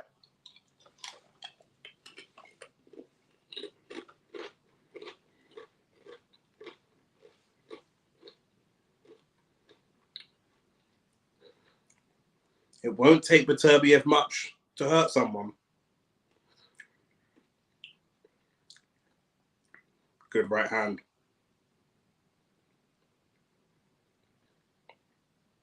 This is already a candidate for Fight of the Year. This already will be one of the fights of the year. Chris Mannix gave the last 2 rounds to Beterbiev. I'm not sure I agree with that. I'm still giving most of the rounds to Bivol. But I think Beterbiev just starting to turn the screws. Maybe the last round slightly. No. Don't start leaning to Beterbiev now, blood. Don't start seeing the vision now. We've been here. The man that saw the vision, we're here early, blood. Stick to your prediction. It's all here on the chat.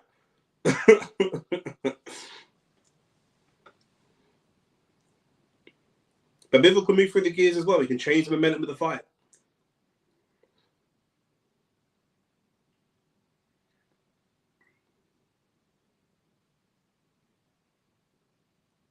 Bivol waiting for a counter punch. He's actually stopped throwing. There's the counter punch there.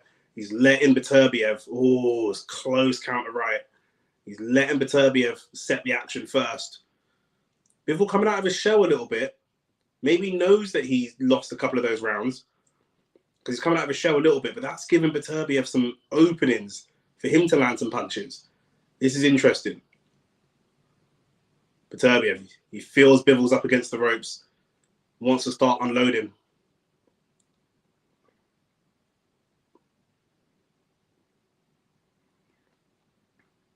I did say I think that Beterbiev's actual boxing ability is underrated. Not as good as Bivol's, but his technical boxing ability is underrated in my opinion.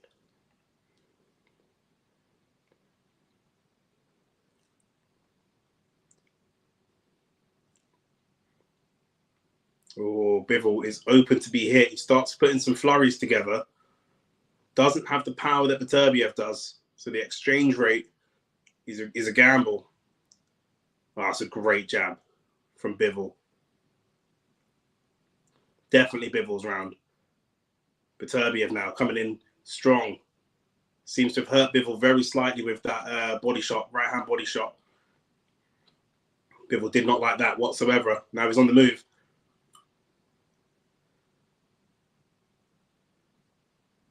Bivol stopped throwing for the last 10, 15 seconds. Another right hand shot to the body. And Bivol didn't like that. Bivol tries to come back with a shot.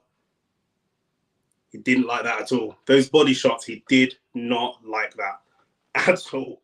At all.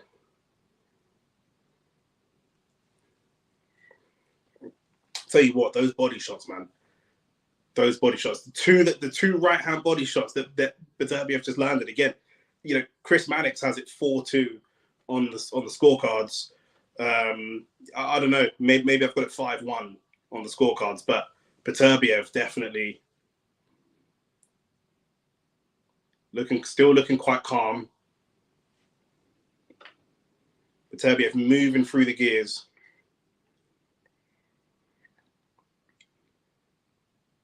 Bivol trading in Naira and Beterbiev trading in pound sterling. That's facts.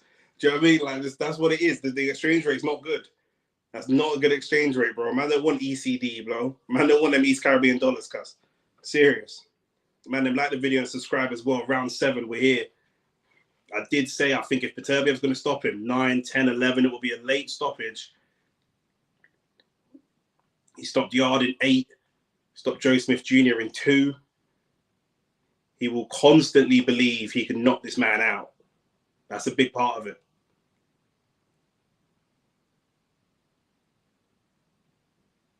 Good right hand from Bivol. Let's see if he goes back to the body again. See, right there, Bivol starts to throw as Beterbiev is on the move. That's what Beterbiev needs to do. Good double jab. Oh, very close, overhand right.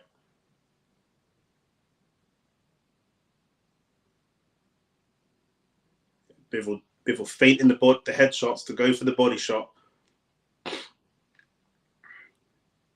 Beterbiev that was feinting the headshot to go for the body shot. Beterbiev doesn't really throw combinations.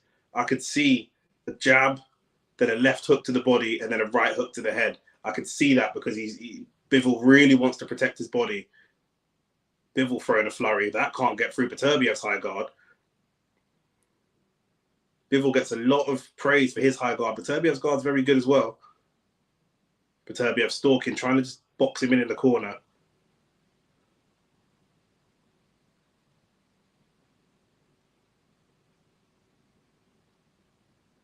That's it from Beterbiev. Trying to catch him on the move.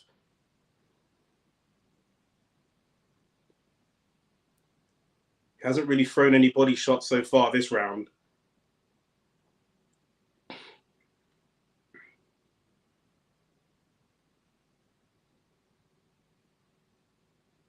It's a good counter left from Bivol. Once Bivol lands a power punch, he starts opening up some combinations as he is here. Beterbiev lands a counter left, and Bivol got greedy. It was an Anthony Joshua-esque type of greed. And now Beterbiev goes hunting. You could see that punch has affected Bivol very slightly. He's not throwing. He's just got the high guard, trying to move out of the way. Doesn't like it. Tries to push Beterbiev back. Beterbiev comes again.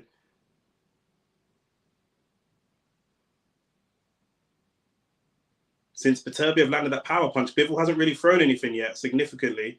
He's just sitting in that high guard and trying to push Beterbiev away from him. But Beterbiev's too strong. Can't push him away. Coming towards the last 10 seconds of the round. Bivol's going to try and put a flurry together at some point. Or is he? Since he got hit with that right hand, he still hasn't thrown anything yet. That might have to be a Beterbiev round for me. That was a great round from Beterbiev. He just caught him with a check right hook. And from that moment on, Bivol stopped throwing. He just stopped from went into high guard, stopped throwing. And Bivol's showing a good chin, but Beterbiev will not be deterred. He will not be deterred. Callum Smith, he stopped in 7. Anthony Yard, he stopped in 8. Marcus Brown, he stopped in 9. Adam Diniz, he stopped in 10. Vodzik, he stopped in 10. Enrico Colin, he stopped in 12. You know, he will happily be there at 10, 11, 12, trying to knock this guy out. He'll be there. Bivol is showing a good chin, but once Beterbiev landed that power punch, Bivol didn't throw anything for the rest of the round. He didn't throw a punch for the rest of the round. That is significant. He's feeling the power is what he's feeling. That's what you can feel. Round 8. Let's see what Bivol chooses to throw now. Because he really didn't throw anything in that last round. Goes back to his jab. Beterbiev counter jabs.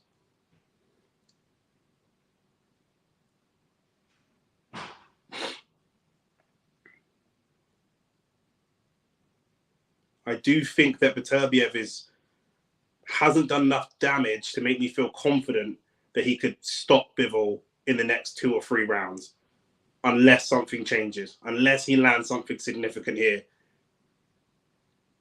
He's not set him up enough. Bivol now trying to go to the body, maybe trying to slow down the older fighter.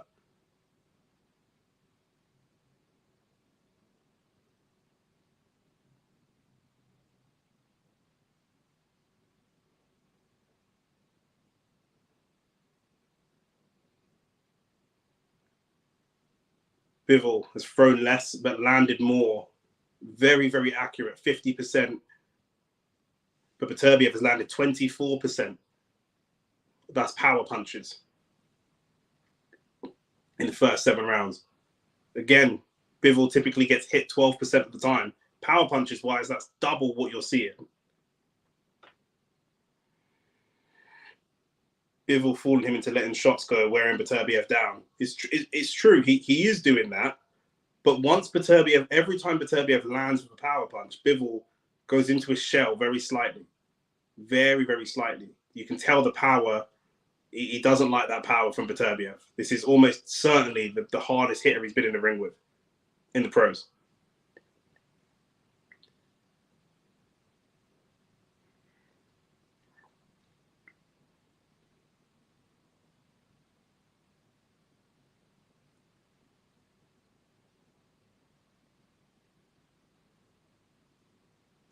Nice straight right from Beterbiev. Beterbiev is trying to smash through that guard and move Bivol onto the ropes. Oh, Bivol's throwing that jab and leaving that jab out there. Neither of them really go for uppercuts. When Bivol's leaving that jab out there, the uppercut is there, but I think the hand speed of Bivol was a problem. Good right hand from Beterbiev. Whenever they both exchange, I feel like Beterbiev's getting the better of that exchange. And again, the exchange rate. Last 10 seconds, Beterbiev wants to land something significant. Right hand over the top. Bivol tries a 1-2. Beterbiev tries a 1-2.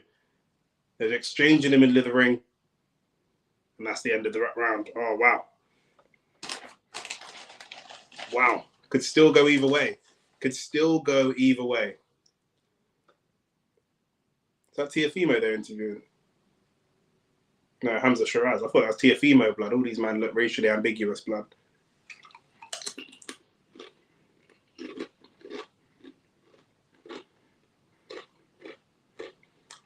Of course, Bivol's not going to be scared. He's an undefeated world champion. Why would he be scared? He's never going to be scared. But yeah, listen, he's going to, you know, before that last fight that he had, his last 1, 2, 3, 4, 5, 6, 7, 8, 9 fights were all unanimous decisions.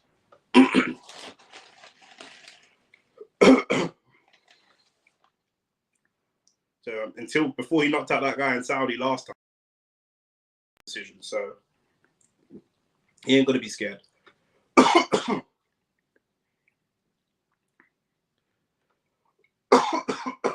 Round 9, here we go.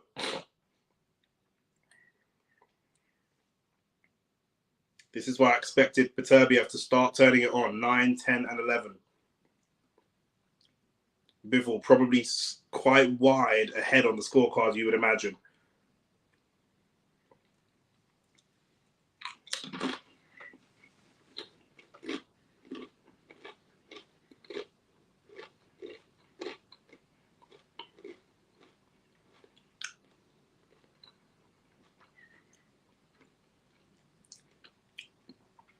Bivol was putting on a performance like the best fighter in the world.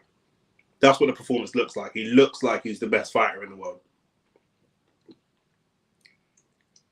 But even the best can get stopped.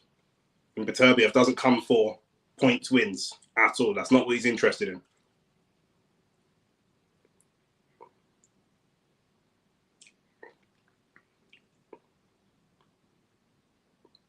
Good check left hook from Bivol. Check left hook while he's moving. It looked almost Lomachenko-esque. While he pivots, the left hook.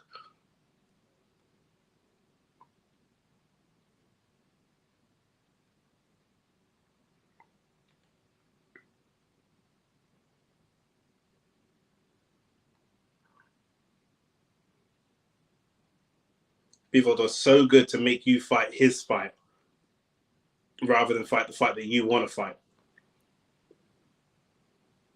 1 minute left of round 9. Beterbiev's got to show a little bit more in this round. He's going to have 9 minutes to hurt him. He's got 10 minutes to hurt him as of now.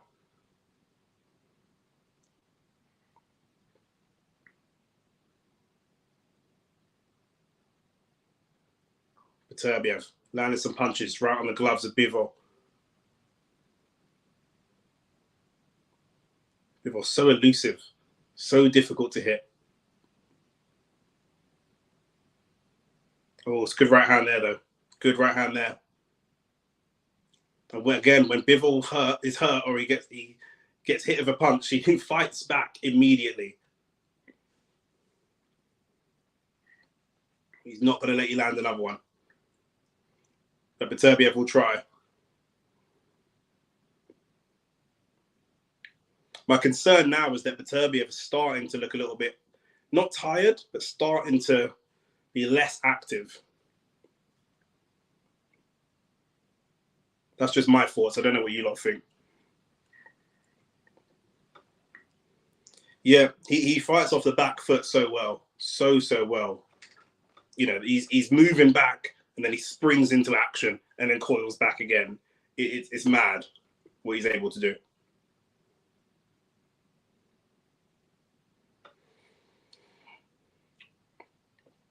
But there are times when he's just pouring that jab out there, and I think there's gaps there. There's not many gaps, but there's a couple of gaps there.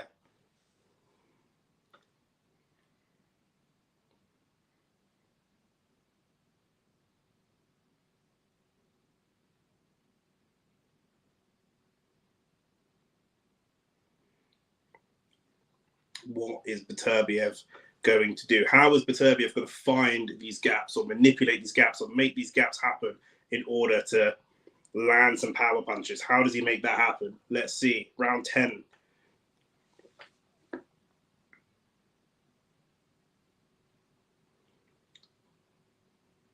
Already landed a couple of power punches, Beterbiev. Good left hand. Some of the punches land on the gloves, but they're pushing him back. Right hand to the body. Better. He's obviously been told, mix it up a little bit.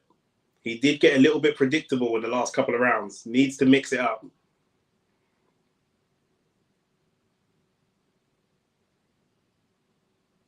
Oh, it's a great right hand. That's a great right hand. From Beterbiev, that was.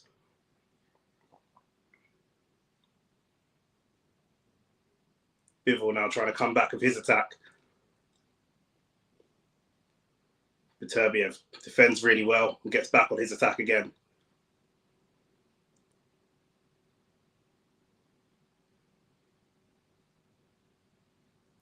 Good right hand again. Two good right hands from Beterbiev. This is what I mean. Moving through the gears.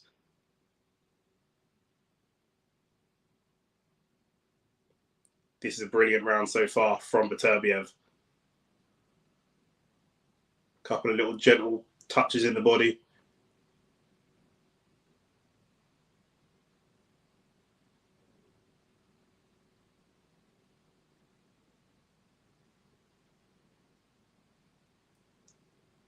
He's managed to restrict Bivol. He's throwing when Bivol wants to throw, but not allowing Bivol to get a counter punch off. Bivol not very active in this round.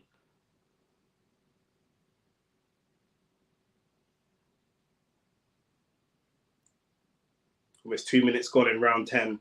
Not enough has landed to hurt Bivol, but it's definitely a Beterbiev round. I don't know if Bivol goes into survival mode. An aggressive right hand from Beterbiev there. Bivol tries to come forwards again. Good left hand from Bivol. Bivol trying to turn the tide of the fight, or turn the tide of the round.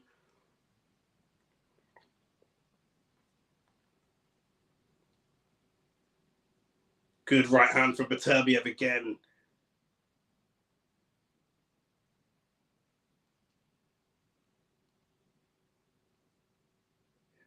Beterbiev starting to tee off on Bivol.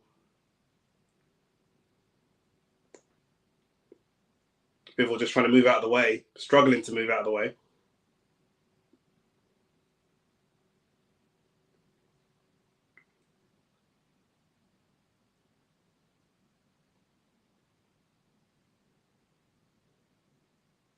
Beterbiev, good overhand right again. And that's the end of that round. It's got to be a Beterbiev round.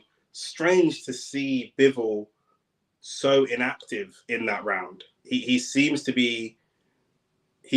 maybe think he's ahead on the scorecards, or he's doing that thing that some fighters do. He's almost taken a round off in order to survive what may be a really late aggressive onslaught. 6 minutes to survive, and Andrew Green said the same thing. Bivol just banking to survive the last 2 rounds.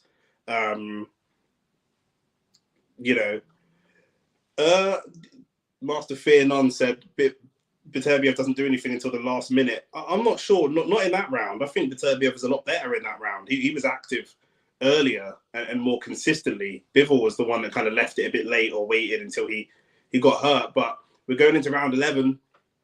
Let's see what happens, because Beterbiev is here for a knockout. He's made no bones about that. He's been very clear about that. Round 11 starts now. Yep, and Beterbiev starts to throw straight away, immediately, aggressive. Yep, the pace is coming up. Bivol trying not to get pushed backwards. He's trying to stay in the pocket and fight through this, but there will be an aggressive onslaught that comes from Beterbiev, and Bivol is going to have to try and survive this.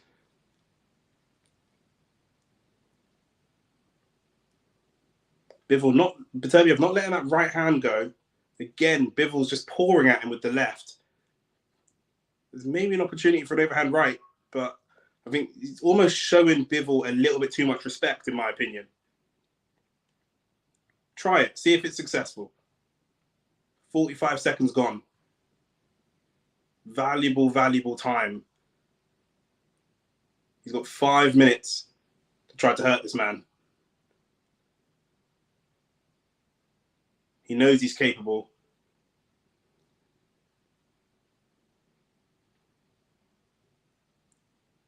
Bivol fighting his way through it, not dancing and moving, but Beterbiev catches him with a left. Beterbiev just hunting him down really aggressively. Beterbiev has saved himself for these late rounds, trying to hurt him. Got him up against the ropes, trying to tee off on him. Beterbiev can drop someone out of nowhere. He's got up against the ropes again. Bivol's trying to tie him up. This is what we wanted to see from Beterbiev. And this is what we would have seen more of from Beterbiev a couple of years ago when he was slightly younger. Now at 39, he's got to be very economical with his time and his energy and his punches. Just over a minute left in round 11. Good round from Beterbiev. Nice aggressive round from Beterbiev.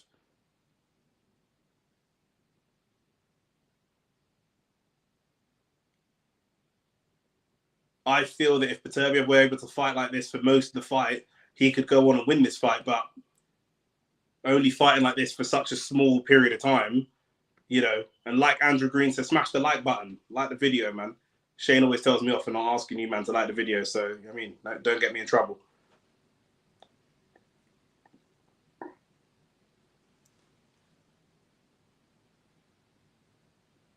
Some of the ref scorecards, I think, could be quite close. And the last round, Beterbiev won. This round, Beterbiev is winning. Even if he doesn't go for a stoppage, it could be competitive. We could see potentially a draw on points. Potentially. I think that Bivol should probably be ahead, but you just don't know how certain judges are going to score things. Bivol lands a good counterpunch. Beterbiev in the pocket still. Last couple of seconds of round 11, and the round's ended. Interesting. Who's winning? I would say Bivol is up on points. I would say, but Himanshu thinks that Beterbiev could be up on the scorecards. I could see that. There's a lot of 50-50 rounds that could go either way, and there's a lot of rounds where Bivol was just not engaging. Bivol, to me, when he's been hit with a power punch, he don't want to engage. Let's be clear. You know, there was a round, I think round 5 or 6, he was hit with a power punch and he just went into a shell. You know, Beterbiev, look at that, just pounding punches against the high guard. He don't care. He will come straight through the guard. He'll create an opening. He has no respect for that high guard whatsoever.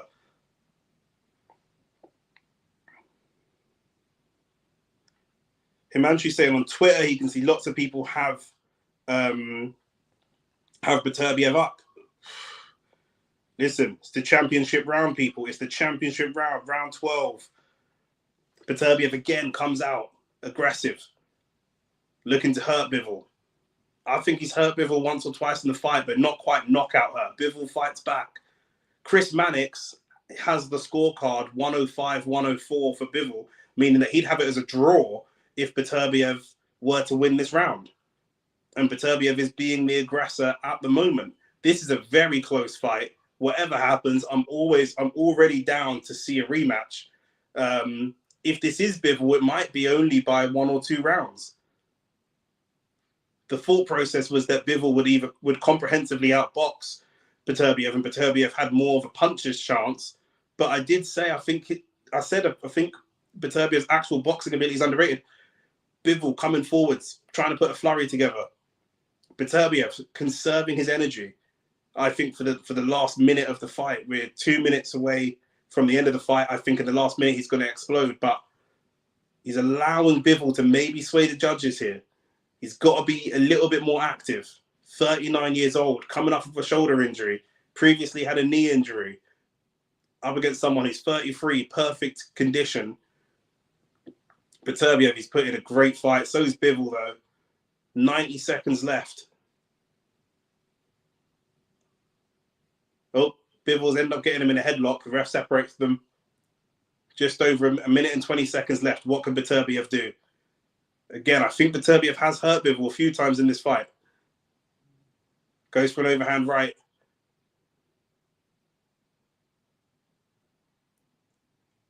Almost the last minute of the fight. Beterbiev is going to look to try and close out the show. But has he done enough damage? Even if he can land a power punch, has he done enough damage already? He's not really a one-punch knockout kind of fighter. Bivol up against the ropes. Bivol trying to fight back.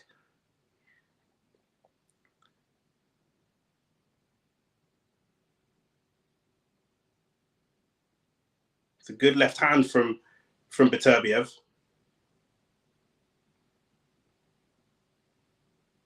Ref separates them, 35 seconds left. This is a great fight, a really great fight.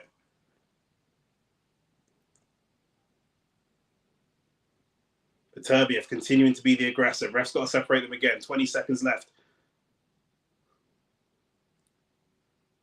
Beterbiev lands on Bivol's body. Even a knockdown could sway the cards here.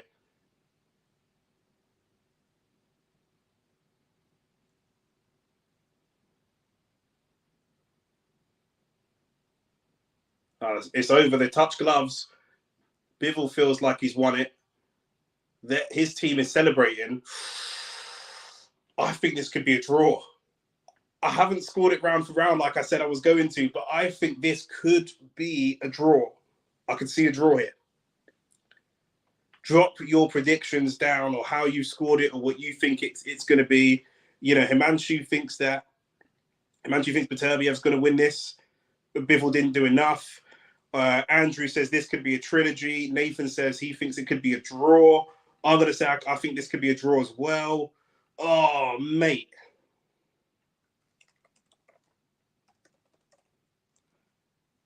I do think that if this is a draw, 7-5 Bivol or a draw, Himanshu says. Andrew Green says draw.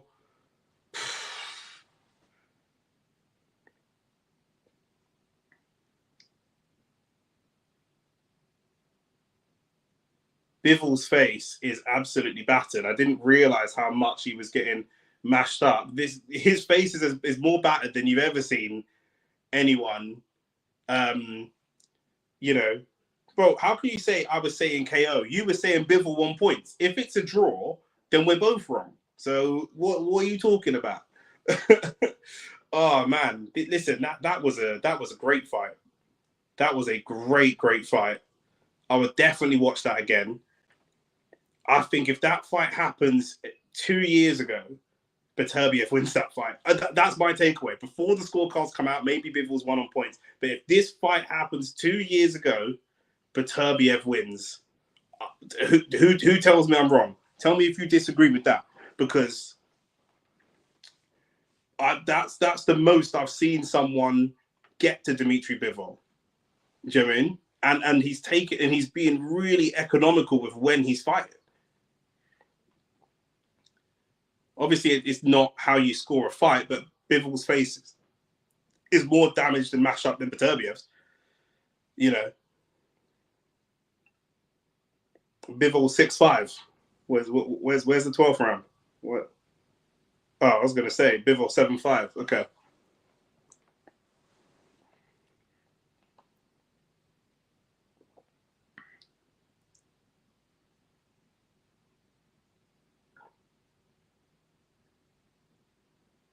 Yeah, there were a couple of moments I felt that Bivol was rocked. Not rocked. Rocked is overselling it. Well, how can I say rocked without rocked? There were a couple of times when I could see that Bivol was hurt. And we don't even really see Bivol get hurt. We see Bivol get hurt here more than we've ever seen something. I think, you know,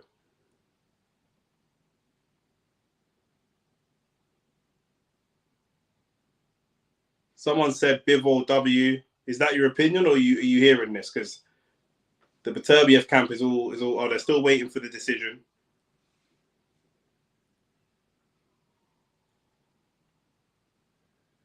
Bivol's face is mashed up. Beterbiev still looks relatively fresh.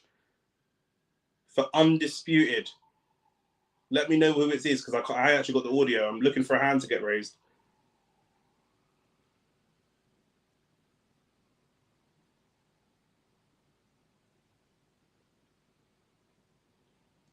It's Beterbiev. It's Beterbiev on points. Beterbiev does win it on points. I got it right, but listen, everyone's losing their money. Everybody's losing their money because no one saw Beterbiev winning on points. Winner by majority decision. Wow. Beterbiev on put. No one had that. No one. Wait. What do you mean told me? Wait. London Rex. Let me go back and check. Because I'm sure you said stoppage.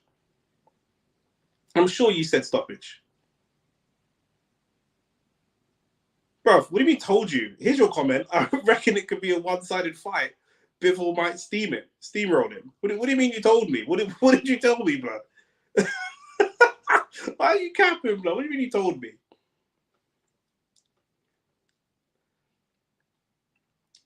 Yeah, majority decision and split decision is split decision. Yeah, majority decision. No, it's not a robbery, Himanshu. It's not a robbery. Let's go through. Listen. In boxing, it's only a robbery if everybody agrees on one result and then it goes all the way to the other result. Through the fight, we were saying it could go either way. People were saying it could go either way. You said people on Twitter had Beterbiev up on the scorecards, and that's what we saw. So it can't be a robbery. I do want to see the judges' scorecards, but looking at Bivol's face is mash up, bruv. Bivol's face is mash up. We will have to see the scorecards. I'm going to go to Twitter now. Actually, while I'm here, I'm going to go to Twitter and try and find the scorecards as quickly as possible, because whenever it's a draw or something like that, I always want to see what the judges' scorecards are saying. Rance is having a meltdown on Twitter, bro. Well, listen, I'm on Rance's channel. This week, and we're going to be discussing it. My guy Beterbiev won, so do you know what I'm saying? Winners know winners. Winners know winners, bro. Do you know what I mean? But I think Beterbiev on points after the injury and everything, I think he deserves it. You know, I think he fought a really good fight. But I am curious. Nathan's asking, how did they score it? I want to know as well, because I want to see the scorecards, and then I'll go back and watch, because Bivol just didn't do enough. He didn't do enough. One judge had 114. BGTG, most dirty rigged sport. BGTG, how did you have it, bro? How did you have it? Himanshu, it's not a robbery. It's not a robbery. It's not a robbery, bro. Drop Human's scorecards down. Drop your scorecard. Let me see it. Where's your scorecard, bro?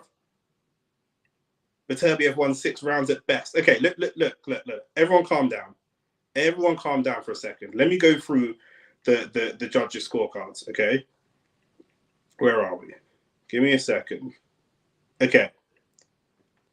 114 for one of the scorecards. I could see that. 115-113.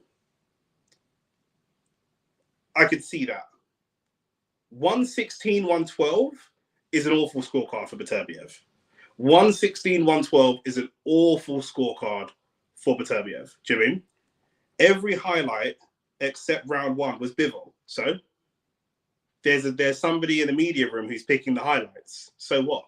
I could show you highlights where a fight where all the highlights are one boxer and that boxer still loses. That's not how you judge a fight. You score the fight round by round, and then at the end, the person who has the most points. Do you know what I mean? Cool. Alexis has sent me the scorecards. Yeah, I see this. 116-112 is wrong. 116-112 is definitely wrong. That is the dodgy scorecard for me. Whenever there's, even if you said every highlight, he's hitting him with hitting him flush. That's not necessarily how a fight is scored. So that doesn't matter. Do you mean? I do think the 116-112 is too wide. 116-112 is too wide. Do you know what I'm saying? I would agree with you, all of you on that. But boy, Beterbiev, try to tell you, man.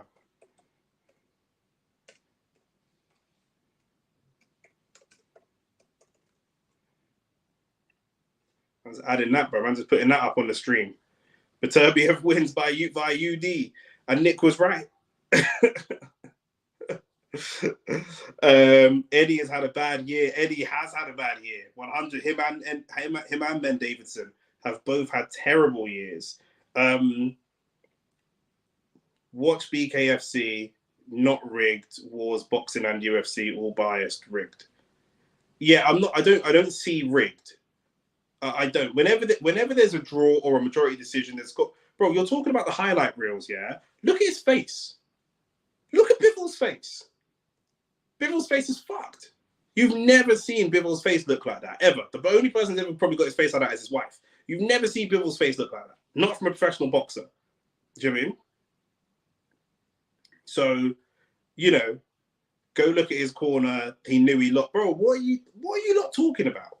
What are you lot talking about? The 116, 112 scorecard is outrageous. It shouldn't be that. I would agree with you. But the rest of it, one of the judges gave 115, 113. That's not crazy. That is not crazy. There was a round or two that he took off completely. I think Beterbiev won the last 2 rounds at least. Round 10, I think, was the round that he took off because we said he's saving his energy for the survival. That's the last 3 rounds that Beterbiev won, and he won round 1. So that's 4. So between 2 and 9, we just need to find 2 or 3 more rounds that he won. For me personally, I would have it a draw. So having it 1 round either way is not crazy. Himanshu, how did you have it? 7-5 Bivol. Is that what you had? Because I can see 6 all.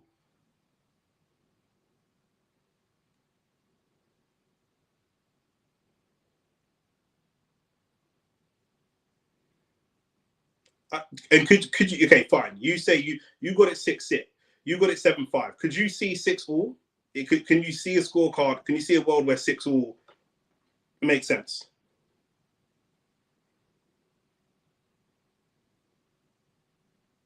Do you know what I mean? For me, 6-6. Shakur Stevenson is laughing at the scorecards. He said 115, 113, 116, 112. I don't see 16, 12. I can see a draw.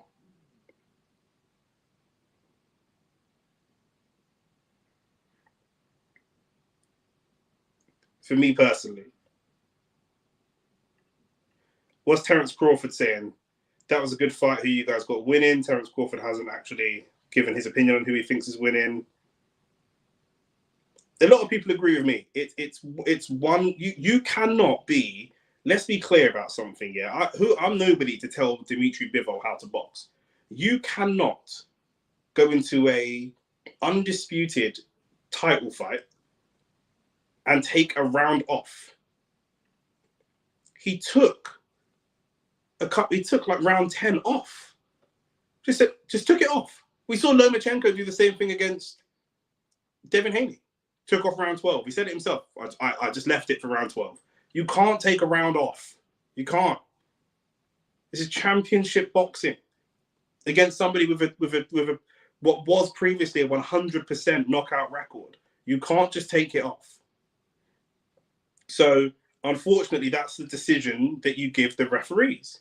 Do you know what I mean? 116, 112 is a stinky scorecard. There's no doubt about that. Do you know what I mean? I can't see, you know, fuck this, they robbed my guy. Oh, bro, no one's ever happy. No one's ever happy in boxing, ever. There's no result that would have made everybody happy tonight. The 116, 112 is crazy. I agree. I'm going to have to watch it back. I'm going to be doing a show with rants. Yeah, you know, a rematch. Bring on a rematch. 100%. 100%. Why are you saying he knew he lost? He didn't judge the fight, so it don't matter. What it's irrelevant. You know what I'm saying? He didn't judge the fight. The judges judged the fight, so he didn't know anything until the fight was over. If he thought that he had fully, they were celebrating. His team was like kind of celebrating, all cheering and patting each other on the back and stuff in the corner. So I don't know what stream you were watching, but both sides looked like they believed they won. I can't see 8-4. I can't see 8-4. I'll give you guys that. But I can see 6-6.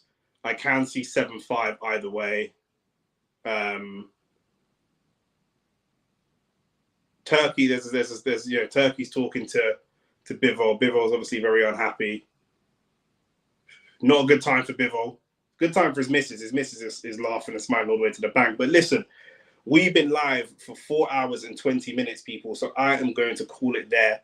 Artur Beterbiev is, for me, top 3 boxers pound for pound in the world. I think if they fought this fight 2 years ago, he actually wins by stoppage, looking at what I just saw. But they didn't. They fought the fight today. And I personally had it a draw. Beterbiev winning, by 2 or 3 clear rounds is a little bit crazy. And one of the refs had it as a draw, which is what I had it as well. But listen, it don't matter. The record books are going to show Artur Beterbiev, undisputed champion. He's lost his 100% knockout record, but I don't think he'll give a shit about that. Beating someone 6 years younger than him, someone that he's been around for a long time, someone that they've got lots of experience together. It was a great fight. I think everybody's going to agree they want to see it again. Shane will be back from Saudi in the next couple of days. We're going to talk about it. We're going to go on Rance's channel, Rants and Bants, talking about it. Thank you for being here with me until the late hours or the early hours, depending where in the world you are. Like the video on the way out. Subscribe. I'm going to bounce. I'll catch you, man, in a bit. Big love every time. Peace.